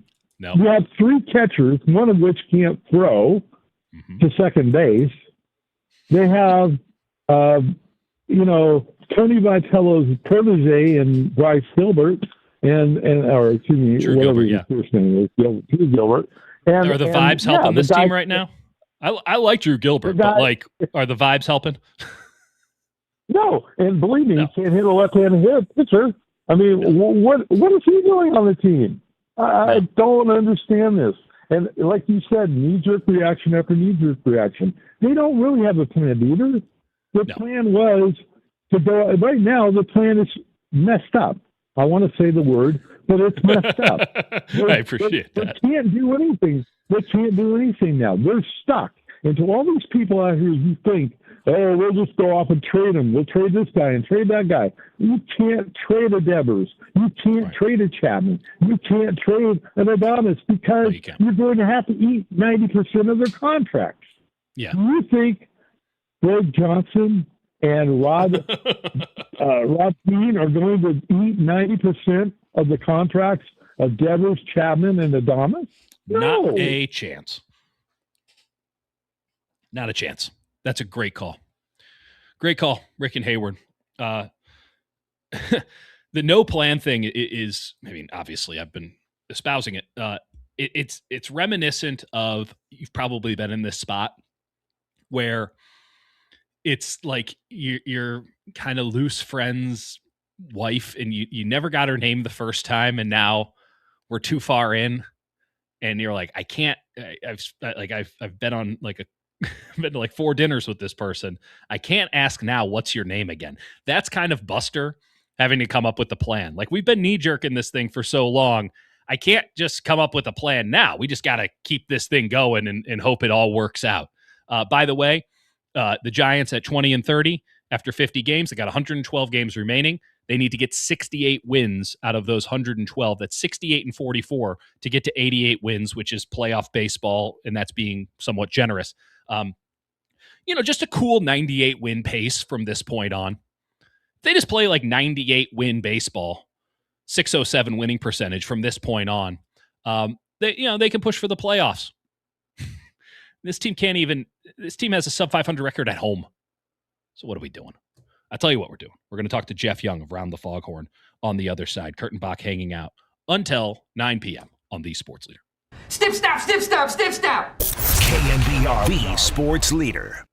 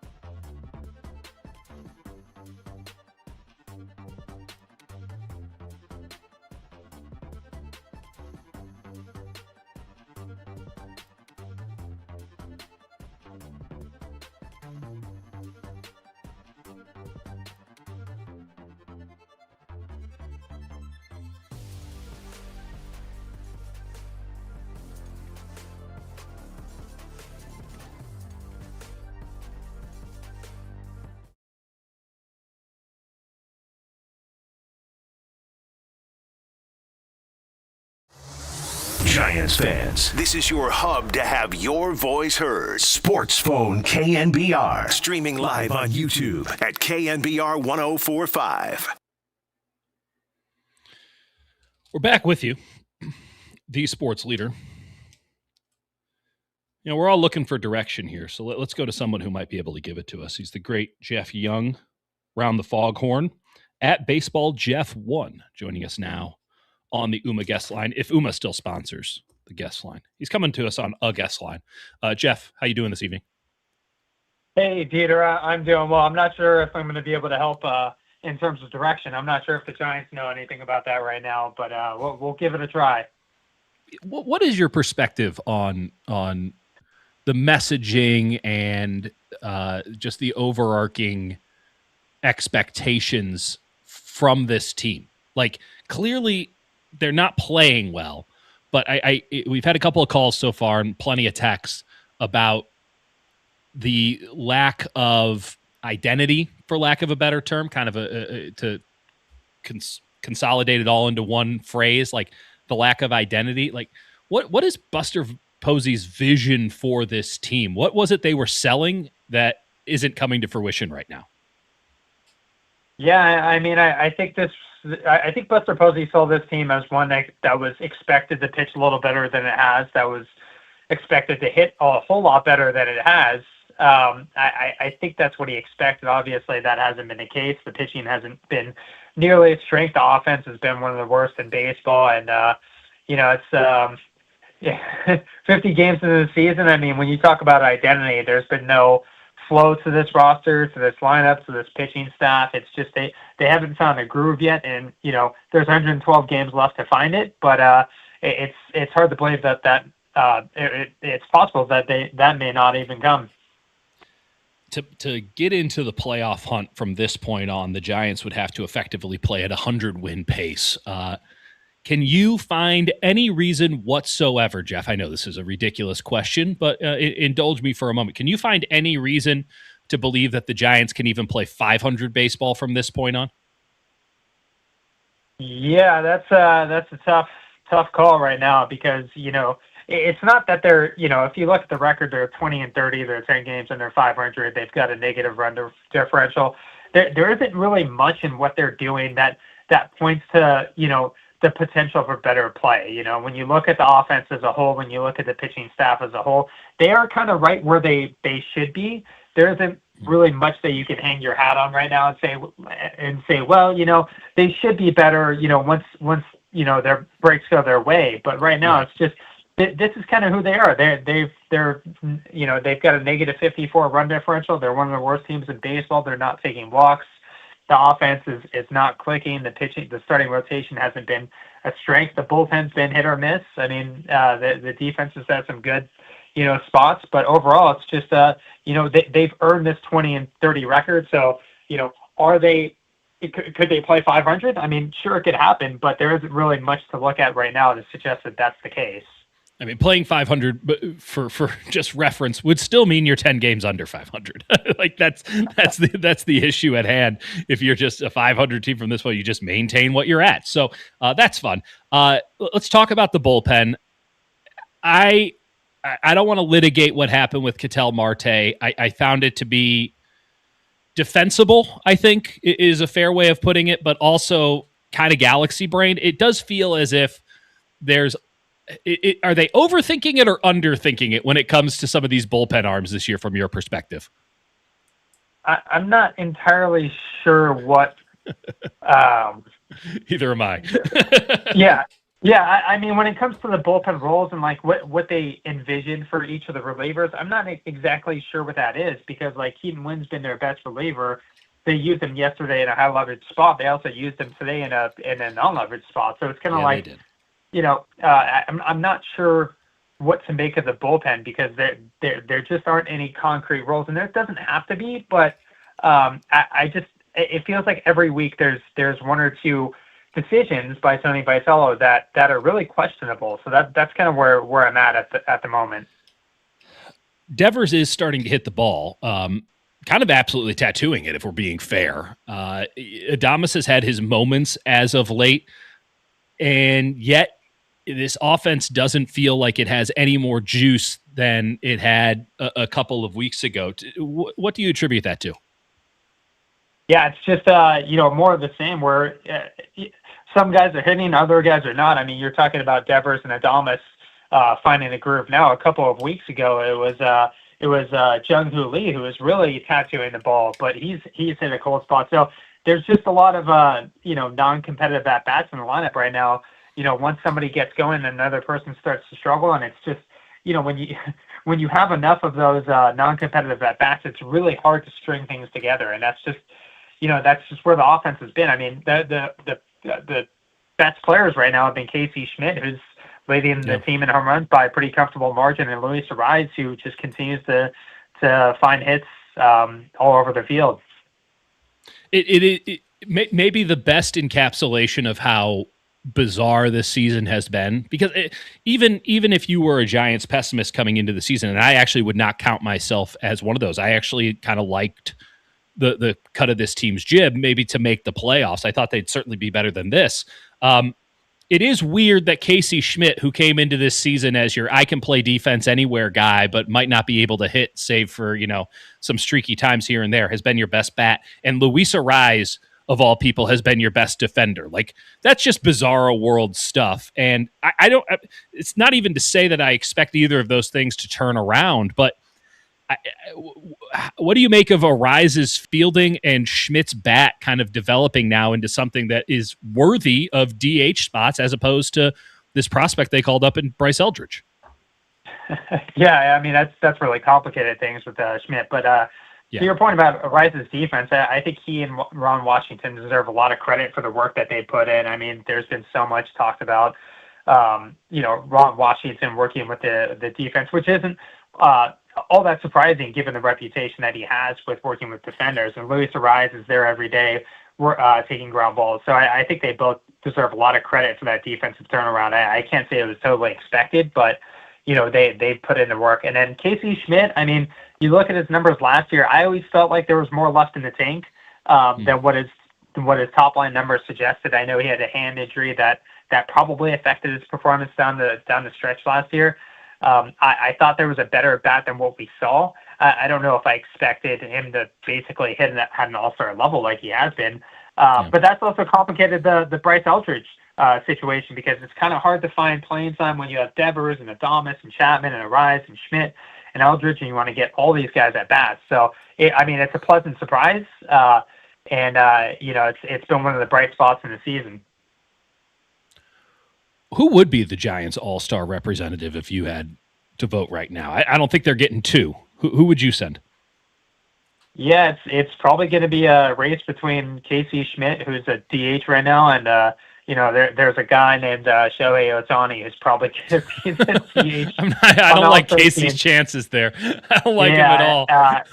And then there's Luis Arraez, and maybe there's a better pathway for him to make the All-Star team. That's probably it. Lennon Rook's throwing the ball well, he's been another positive story this year.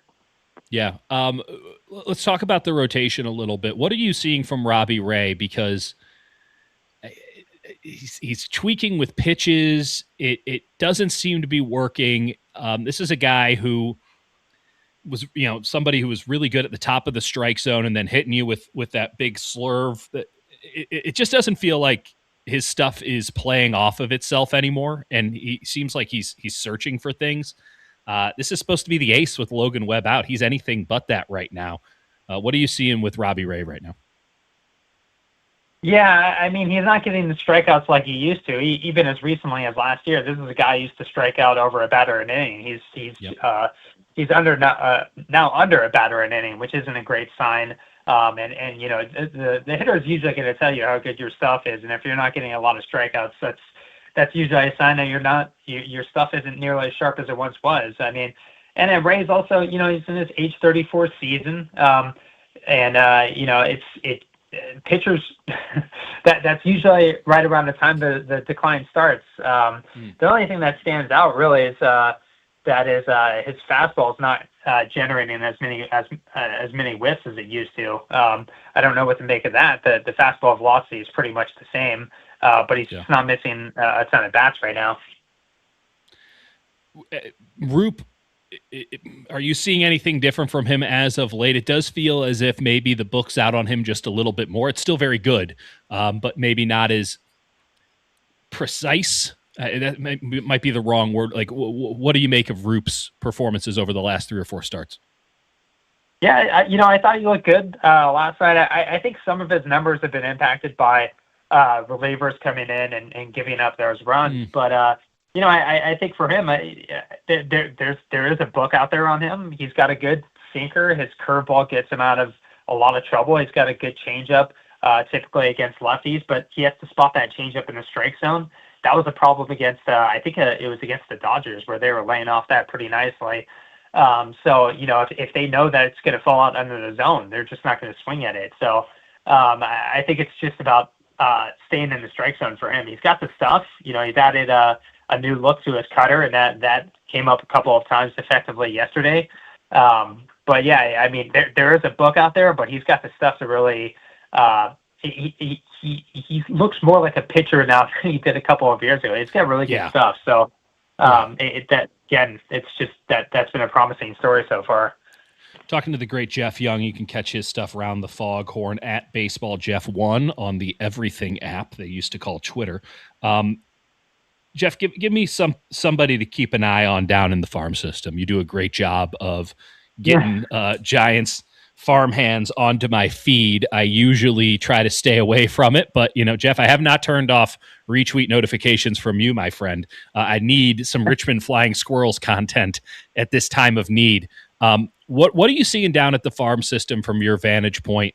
And is it as good as some of the real supporter? I mean, there are some people out there who are really gung-ho on this Giants prospect pool right now. Like, is it as good as they're making it out to be? I'm sure you've come across them. It's clearly better. Like, what do you make of it right now? Yeah, I mean, I think it's going in the right direction right now, and it's a strength of the organization. They have a lot of good middle infield prospects. That's the strength of the organization at the moment, in my opinion. They have been the number 4 pick coming up. So there's a lot to like with the farm system. Every affiliate is doing really well right now, so it's hard to pick one of those teams and say, like, you need to check these guys out. They're all doing a really nice job, and minor league baseball is just a really fun experience.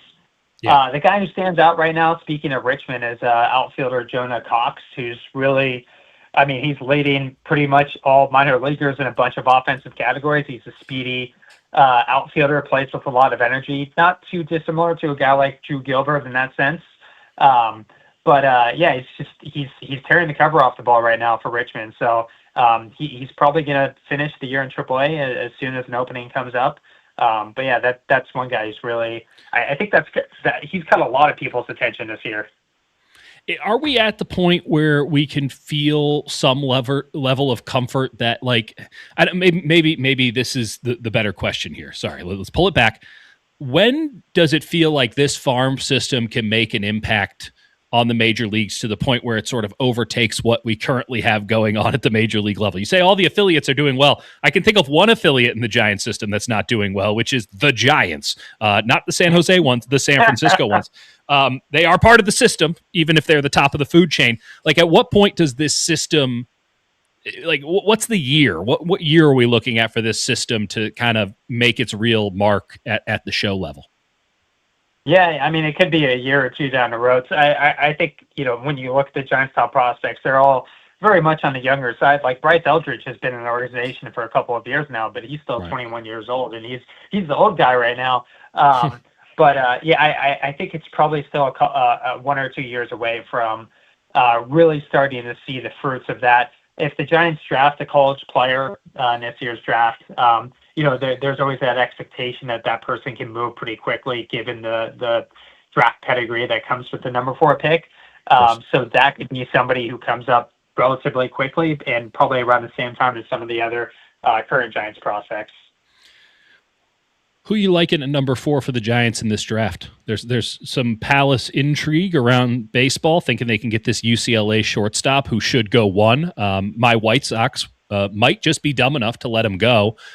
Pick 29 coming in the Patrick Bailey trade gives the Giants a little bit of ammunition with money. I'd suspect that they can maybe pay over slot for number 4. There's a lot of rumor and innuendo about this all right now, but when you kind of get down to nitty gritty, like who do you like at number 4, and do you think that they can pull this UCLA kid? Yeah, I don't know if they're going to be able to float the UCLA shortstop down to the number 4 pick. They can say, they can control what they can control and say like, hey, we'll offer you a ridiculous signing bonus and one that would break, any previous signing bonus record, but still you have to have 3 teams that pass on them, and I don't know if I see that happening. Especially since all 3 of those teams have, as much or more of a signing bonus pool than the Giants, and that includes the White Sox. In terms of who's been pretty heavily connected right now, it's Jackson Flora out of UC Santa Barbara. He's a local pitcher. I always say this about, just the draft in general. It feels like if the Giants just drafted out of Northern California, they'd probably have an all-star team. I mean, it's just there's so many of them. So he's a local pitcher, pitches for UC Santa Barbara currently. So that's the guy who's been most connected to the Giants. Right. There's been a few others as well.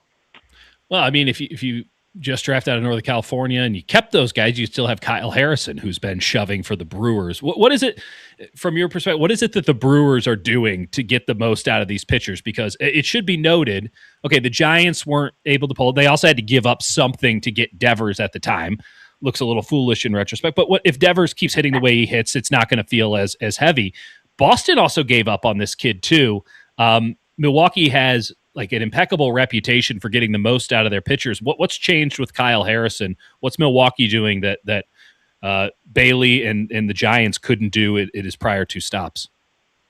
Yeah, I think the Giants really tried to keep him at a very low arm slot. The Brewers raised his arm slot a little bit, and I think he found more of a comfortable, repeatable release point that came with that, especially for his fastball. He changed up the grip on his changeup as well, and that's paid dividends. And those are the 2 things that stand out to me. But as soon as he was traded to Milwaukee, I was like, well, that's a perfect landing spot for him. He's right. They know how to do it. They know how to get the best out of pitchers specifically. Yeah, they're really, really good at it. And, this is the other thing that I don't think is talked about enough when it comes to baseball. And you've certainly seen it with like the Dodgers and to a degree the Mets. Like, you're also allowed to give big money out to people who do good work on player development and coaching sides with other teams. Like, you telling me that you can't poach some folks over from Milwaukee to get that factory moving here? It might not be the worst idea if the Giants are, in fact, willing to spend some money, right? Yeah, I mean, they've tried that to some extent. Their pitching coach, Justin Message, came from the Brewers organization. There's another guy, Christian Wonders, who came from the Rays organization. So 2 pretty forward-thinking organizations. They're trying. It just hasn't, they're just getting started, I guess. What are you expecting from this series against the White Sox? The White Sox are surprisingly good this year. Yes, sir. I think right now, after you get swept, the goal at that point is just not to get swept again. Oh boy. Well, okay. With that uplifting note, I recommend that everyone go and follow Jeff on X or Twitter, whatever the hell you want to call it, at BaseballJeff1. Read Round the Foghorn. It's great stuff. Jeff, thank you so much for the insight and engaging in my tomfoolery for a little bit. It's always a pleasure, my friend. So the pleasure is all mine, Dieter. Thanks for having me. The great Jeff Young, ladies and gentlemen. Great call there on they are trying. They're trying. It's not working. Might start working, but even if it starts working, is it going to work well enough to negate all of the things that didn't work? That's the big question with the Giants. We're going to ask some questions about the 49ers and the Warriors next. Kurtenbach hanging with you until 9 p.m. on the Jeff Young Leader. KNBR, the sports leader.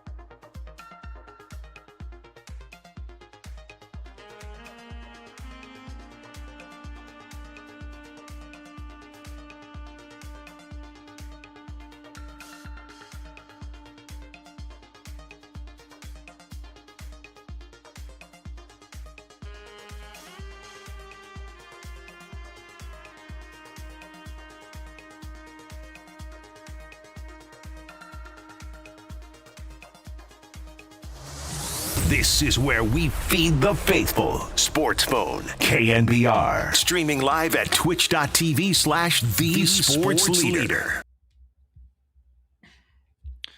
We're back with you, the Sports Leader, Dieter Kurtenbach, hanging out, yapping it up, commiserating with you until 9 p.m. 747 checking in on the text line. I believe it's Mason. Shout out, Mason. Giants don't need another shortstop. We got Adames. We need pitching. Frontline legit pitching. Not quite sure that a 20-year-old is going to become that legit pitcher in the time that you're going to need it. But Jackson Flora, Foothill High School, UC Santa Barbara, be a great pick. Be a great pick. This Roch Cholowski kid out of UCLA, I'm not going to pretend like this is the NFL draft or even the NBA draft for me. NHL draft. I've been deep in the weeds on the NHL draft for the Sharks. Getting sources back up from back in the day when I covered the Florida Panthers. We're having fun. Roch Cholowski, the shortstop for UCLA. Let me just quickly give you some insight into what MLB.com's prospect rankings have of him. He is considered the best all-around college shortstop prospect since Troy Tulowitzki. He has a chance to be 4+ tools when all is said and done. He routinely finds the barrel. He doesn't swing and miss or chase with an advanced approach to the plate. And when he finds the ball out front, he'll show off 70 raw power to his pull side. 6'2", 202 pounds, 70 raw power. That's where his home run pop showed up last year. He's not a runner, but he's smart on the base paths. He's a plus instincts shortstop, plus defender with a plus arm, high school quarterback, serves as the head of his infield in the same manner. His tools and makeup make him look like he's the kind of player who could be big league ready in a hurry. I'd draft him. If he's sitting there at 4 for some ungodly, I'd take him. Because you know what? He can play second. He can play third. Willie Adames will figure something out with you, buddy.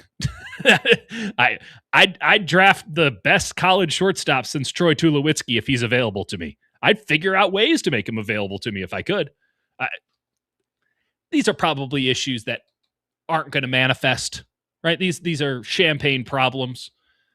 I'm not in any way diminishing the value of a Jackson Flora, right-handed pitcher, UC Santa Barbara, Foothill High School, Pleasanton, California. He'd be great. He'd be a great draft pick. As if any of these guys are, that important. Baseball draft. But there's a reason that this Cholowski kid is 1 on the list and has been 1 on the list for a couple of years now. He good. He real good. Speaking of drafts, Warriors have pick number 11 in the upcoming NBA draft. And we can go, and especially as we get closer, we'll go through all the names and we'll all have the person that we think that they should take. I'll tell you exactly how this is going to go for me. I'm going to watch all the film. I'm going to fire up the advanced machinery, get deep into the stuff that I shouldn't have access to and just start watching cut-ups, start watching full games. I'm going to be deep into it. I can't help myself. I'm a dork for this kind of stuff.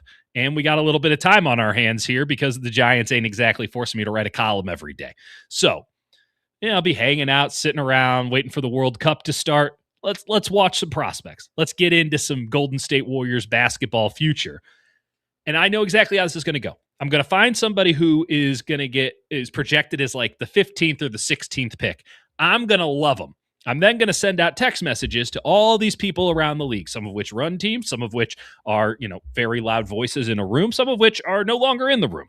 And I'm going to send it out and say, what am I missing here? Because I don't do this for a living. I'm not a professional. You are. What am I missing here? I'd like to do my own work. I like to, bring it to the table. I'd like to have a little give and take. I'll stand up for a guy if I think that they're getting crapped on a little bit in terms of their take. I trust my basketball eye in the way that I did with Tyrese Halliburton back in the day. But I will give the floor to the experts in the group chats and in the one-on-ones and in the Signal chats and phone calls. Yeah, we still do those. And I'll send it out there. And I'll probably hear very positive things, right? Because it's a good draft. It's a deep draft. And there's certainly going to be one or two more players that are sort of outside of that 10-11 pick tranche where I think everyone thinks that that's kind of where it falls off. They're going to add another player or two as this process develops. And then what's going to happen on draft night is that player that I thought would definitely be there for the Warriors and might be a little bold for them to go at 11. He's going to go at like 8 because that's how it always goes. They always go a little bit higher because if I'm seeing it, sure as hell that people who do this for a living are seeing this. I'm not tipping anybody off to like, hey, I found this guy. No. They're just keeping their love of that guy quiet until the last second because that's how you have to do things in the NBA. You don't want to give it too far away. Let those mock drafts do what the mock drafts have to do. That's how it's going to go. So I'll let you know when I find that guy, Mike Dunleavy's going to have his guy. I'm sure Kirk Lacob's going to have a different guy. I'm sure Steve Kerr, to whatever degree he's involved in draft process now. I haven't touched base with Steve on that. I probably should. He'll have his guy. I'm sure Draymond Green will chime in with a guy that he wants on the team. I imagine that he's going to play a lot like Draymond Green. But it's an important draft pick. They all are. This one feels foundational's a stretch, but right on the edge of it. This pick really matters. Because the Warriors are going to do what they tried to do 5 years ago. They're going to try to do it again. This time they kind of have to do it. And that's 2 timelines. We talked about it earlier in the show. I'll just quickly repeat it again.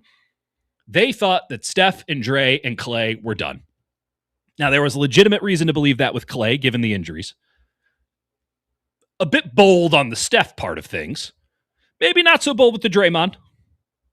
But they thought it was over. They thought that core was cooked, that their window had passed, and that they needed to create a second timeline. Because as that era ended, and they thought it was ending faster than it did, they were going to need a couple of young players. In the case of the Warriors, James Wiseman and Jonathan Kuminga, that worked out gangbusters, to come in and step up and become the second wave. And there would be a little bit of overlap, right? So maybe a little bit of friction even too. On do we hand it off now? Do we wait a little bit? Can they all play together? Who's the alpha? All that stuff. That would have been good. Those are champagne problems, right? But 2 timelines was the plan. And the Warriors, they were light years ahead of everybody, and so they were doing 2 timelines. They were going to do the San Antonio Spurs model. And that totally bombed out. So now they have no timelines because we can. Steve Kerr was acknowledging it. I think anyone with 2 eyes and a modicum of basketball sense knows this. They won 37 flipping games last year. Their title window is shut. Are you watching the Western Conference Finals? They've played 2 games. You can convince me that it has been 10. They are playing high-level, rock'em sock'em robots basketball. It's good stuff. I have gone on the record countless times lambasting the current state of the NBA.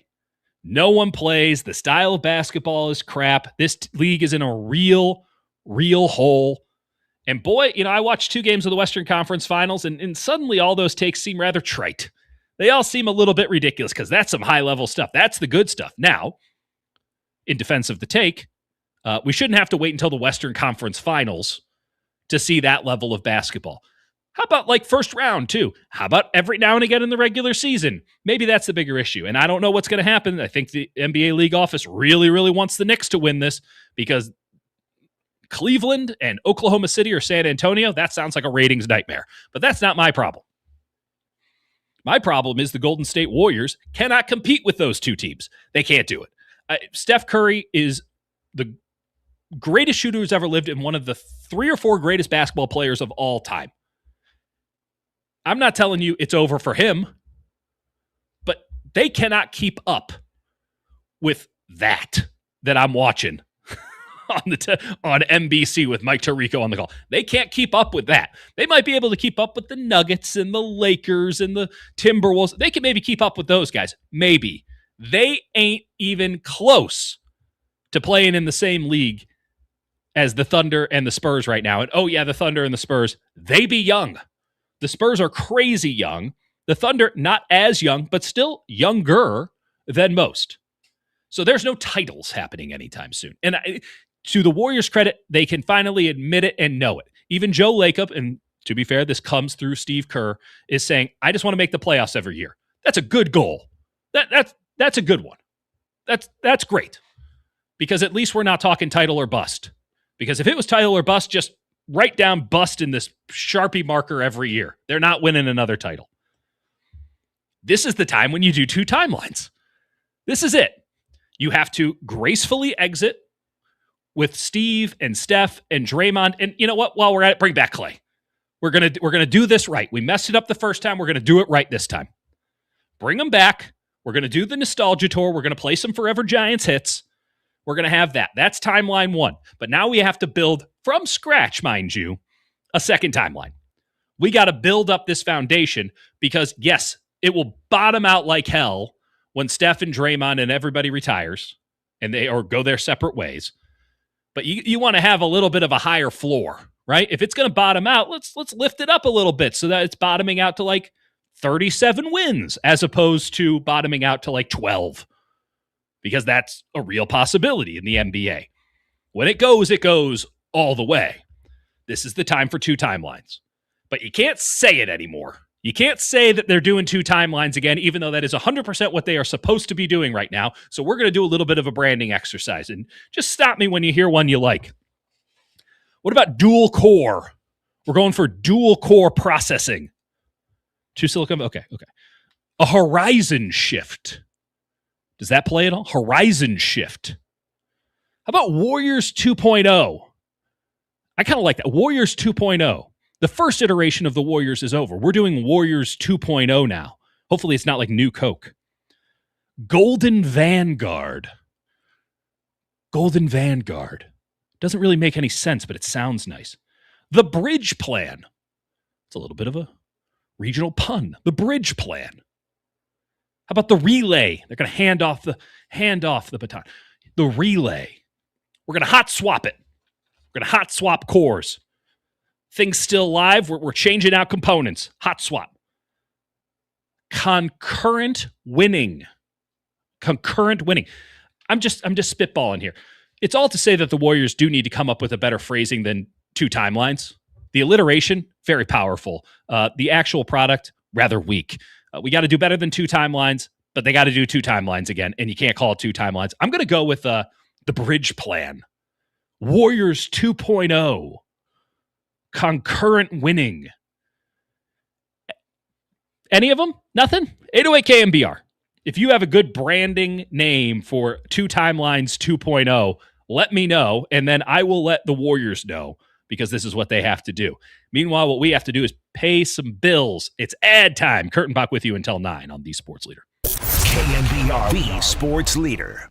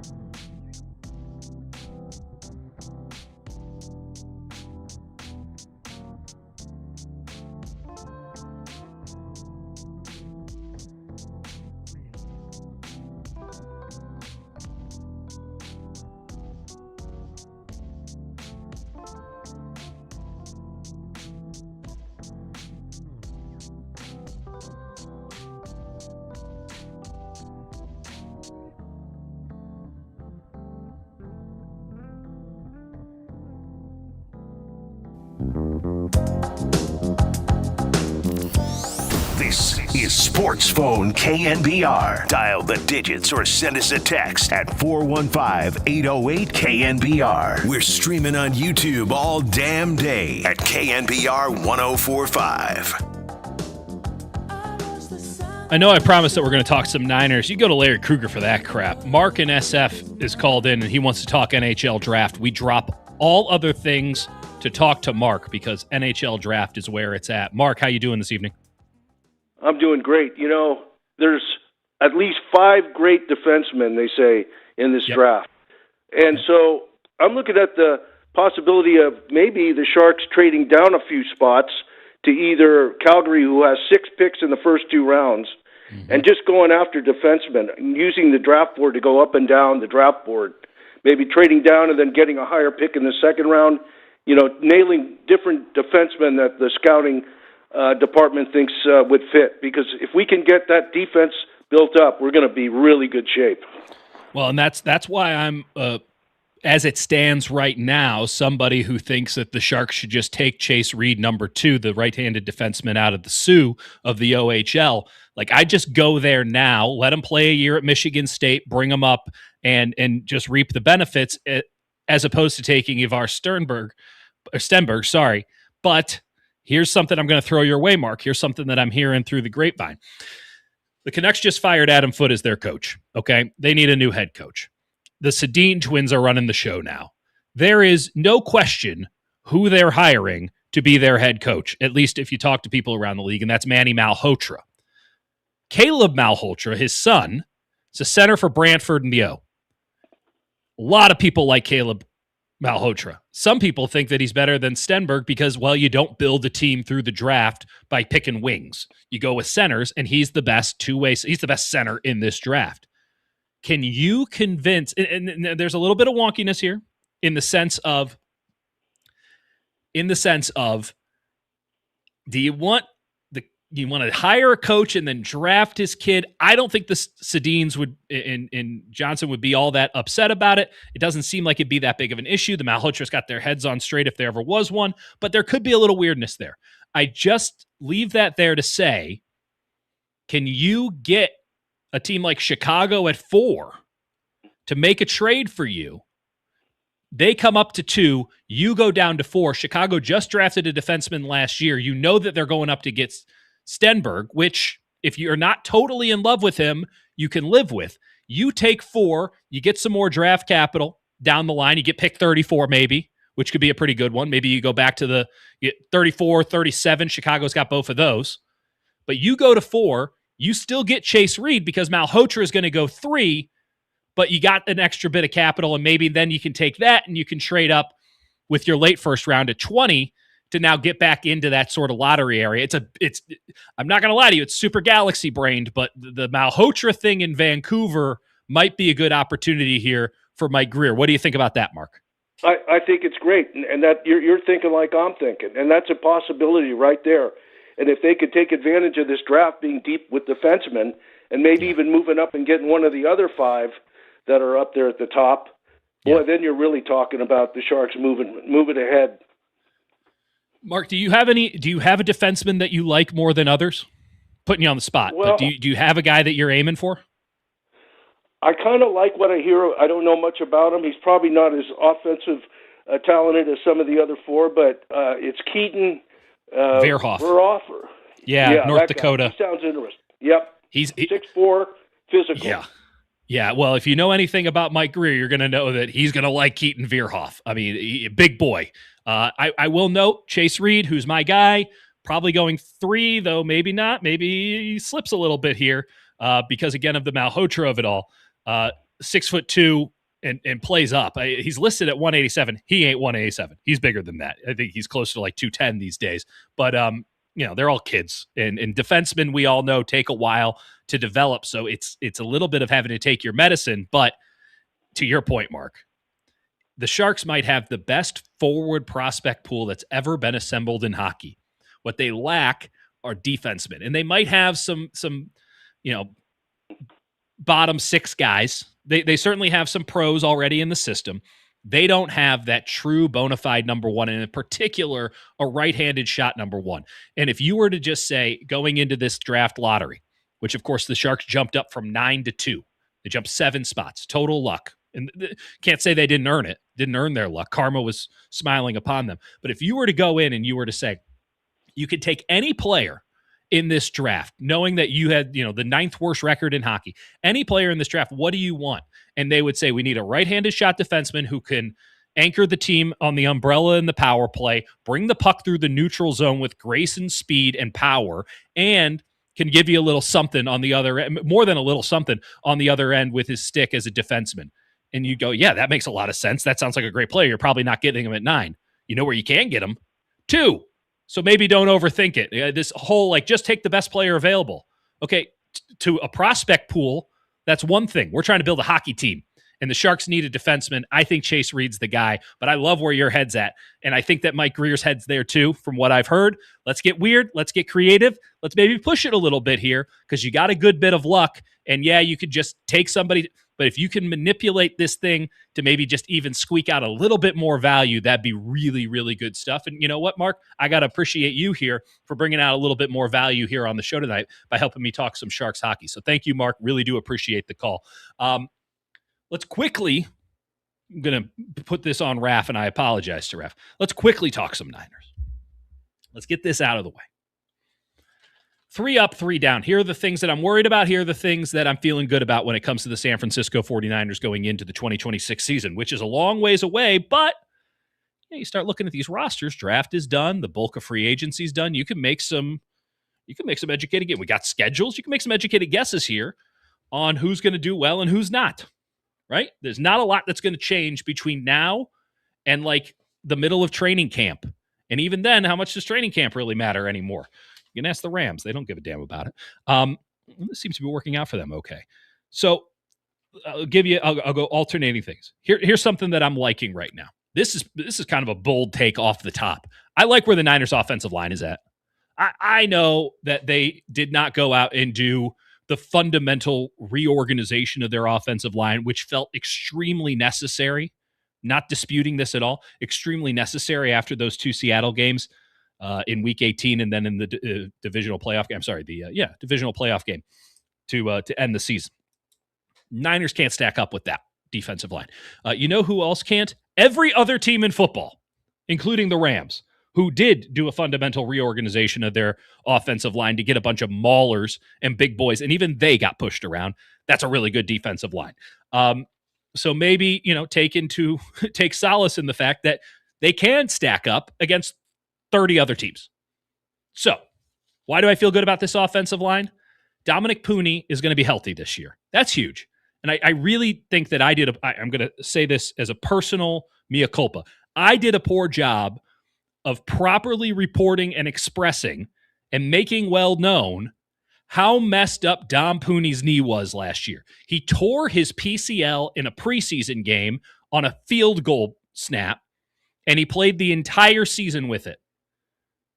He fought and scrapped and clawed the entire year, and he still put up a pretty good year. What happens when that guy has a functional leg? Because he didn't have one last year. So I'm feeling great about Dominic Pooney. Colton McKivitz was really solid for them last year. Having a healthy right guard next to him can only help him. I don't know what to say about Brendel, except for the fact that he can't play against Seattle, and he can sure do some stuff against everybody else. He was really, really good, I would say, from Week 9 onwards, save for Week 18. I thought Brendel was really, really good and saved his job during that stretch. He was good during that stretch. Damn, I'm just thinking back to it now. He had some, the Carolina game, Tennessee game, Colts game, even that Rams game in Week 10. I know the Niners got their teeth kicked in. I thought he was good. Bears game, outstanding. So that's Brendel. He is the supercomputer that makes this offense work in a lot of ways. He takes a lot off of Brock Purdy's plate, which I don't love, but that is the nature of the game.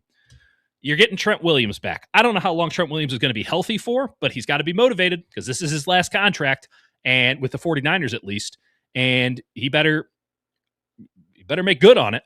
Right? The Niners aren't playing around anymore. This isn't Trent can do whatever he wants, show up whenever you want. I think they're going to be more stern with him this year. I think he's open to that, given the fact that he signed the contract. I think that a healthy Trent is still as good as any left tackle in football, even at age 38. And I have to say that because he's one of the few players on a football team that's actually older than me. And finally, left guard. And I know that there is no obvious starter at left guard, but I like two things about the left guard situation. One, I like the fact that there are options. There are viable, legitimate options, and competition will bring out the best or separate the chaff with all of them. And Robert Jones, who is not someone you probably got a push alert on your phone about the Niners signing, is really, really, really good. I'm just telling you right now, Robert Jones, his tape in 24 with the Miami Dolphins is awesome. It's really, really good. He was the man on that offensive line for Mike McDaniel. That was not a bad Dolphins team. There is something there. You know, the Cowboys brought him in last year. He had a neck injury. The Cowboys, they scout offensive line maybe better than anybody. I think Robert Jones was a coup of a pickup, and I think he wins that job at left guard. So I like the offensive line. We're going to speed through the rest of these. I don't love the fact that the Niners didn't bring in any tight ends. We're going to go with Jake Tonjes. We're going to go with Luke Farrell again. I'm going to go with Khalil Dinkins. Because if I hear one more time, oh, it's a good kind of Achilles tear for a 32-year-old tight end, I'm going to throw up all over my desk. I will be happily surprised if George Kittle looks like George Kittle at any point this upcoming season. I will gladly order up another crow from the backyard. Gladly. There's no such thing as a good Achilles tear. He might be able to come back and be George Kittle again. That will be next year, the year after. That's how this works. It's a good Achilles tear. He can be here for week 1. He tore his Achilles tendon this calendar year. It happened in January. It was 5 months ago. And you're telling me that this guy's going to be playing football after a 16-hour flight to Australia? I don't believe it for a second.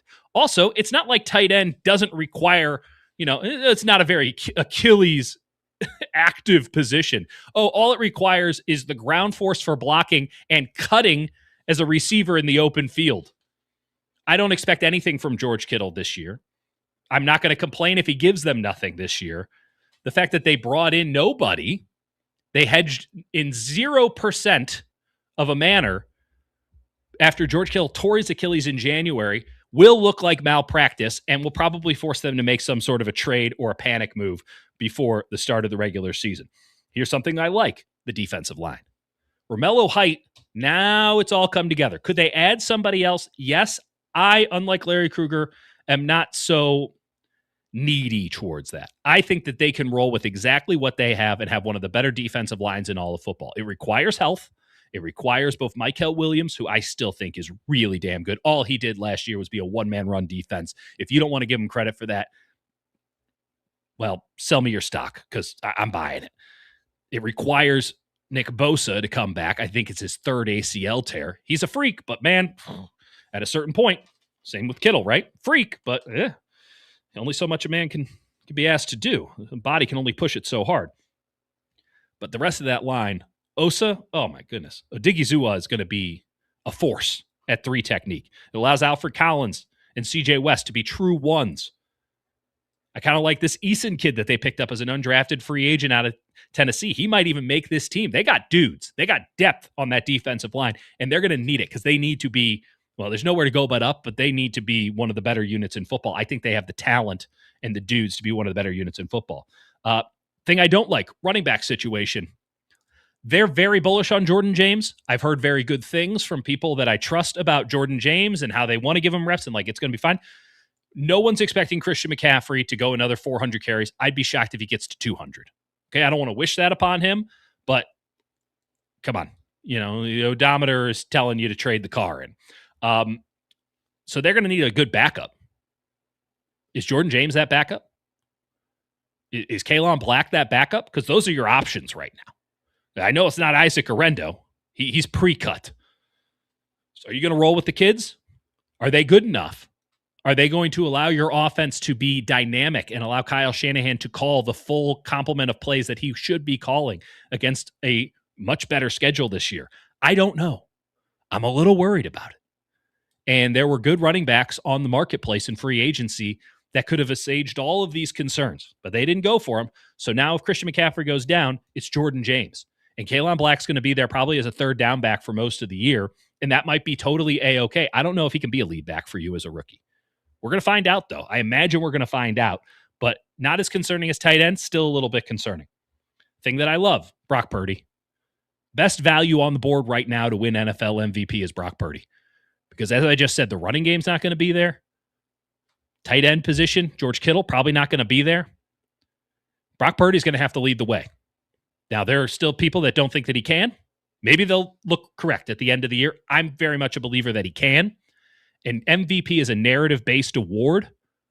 If he goes out there and leads the 49ers to 12, 13 wins this season, it'll be him leading it. There's not going to be a split of the 49er vote. It'll be him. It'll be the Brock Purdy show. Offensive line is better. Offensive weapons are different, but the main names are not there. That's the Brock Purdy season. And that's how he wins MVP. So if you are somebody who might be hitting up a Kalshi or a Poly market, because we are in California states after all. What's up with that ad? Brock Purdy, get after it. That would be my advice. And finally, I both mean this one and don't mean this one. I don't like Mike Evans wearing 5. It looks wrong. I kind of hate it. And I'm a little bit concerned that it's cursed. That's just where I stand on it. I'm a little bit concerned that this is going to go down like a Reggie White wearing 93 for the Carolina Panthers in 2000, a Franco Harris wearing 34 for the Seattle Seahawks, Jerry Rice 19 Denver Broncos jersey in 2005. Don't look right. It don't look right. And Mike Evans, if you were to just have him in 13, and I'm not telling Brock to change his number, right? He's 13. But like if he was wearing 13, Niners, Buccaneers, your jerseys are close enough as a general color palette. Like, okay, pewter helmet versus gold helmet. Okay, got a little fancy with the hex codes, but fair enough. Fair enough. 5? Nah, that's cursed. That's Jerry Rice wearing 14 for Seattle in the preseason in 2004. Don't like it. Don't like it. It's cursed. It's going to be a banger at Outside Lands in like 5 years, but it just doesn't feel right. And, Deion Sanders likes to say, look good, play good. Play good, get paid good. Mike Evans has been paid good. I'm not sure he's going to look good, so I'm not sure he's going to play good. And that's kind of an issue for the 49ers, but maybe I'm just in my feelings about something that doesn't really matter. Maybe Mike Evans is so good, he can overcome bad football voodoo of Mike Evans himself wearing number 5 for the 49ers. Again, a Coachella banger. If you're wearing a funky, weird, one-off jersey, get yourself a Mike Evans right now. Maybe even cut off sleeve. I don't know what the kids do these days. As for him out on the field, it looks wrong, and so it's going to be very difficult for me to imagine good things happening from there.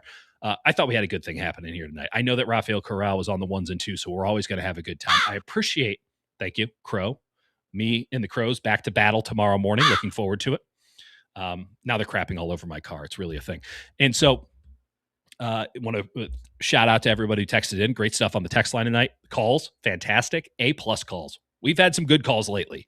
This might have been our best call night in a couple of months. Appreciate everyone who got in, especially Mark in San Francisco. Wanted to talk NHL draft. Just leading me right to the feed. It's a beautiful thing. We've gone like 10 minutes over. I Larry Krugered this whole thing. We're going to say good night. And of course, good night, Jeff Passan. Thank you, Dieter.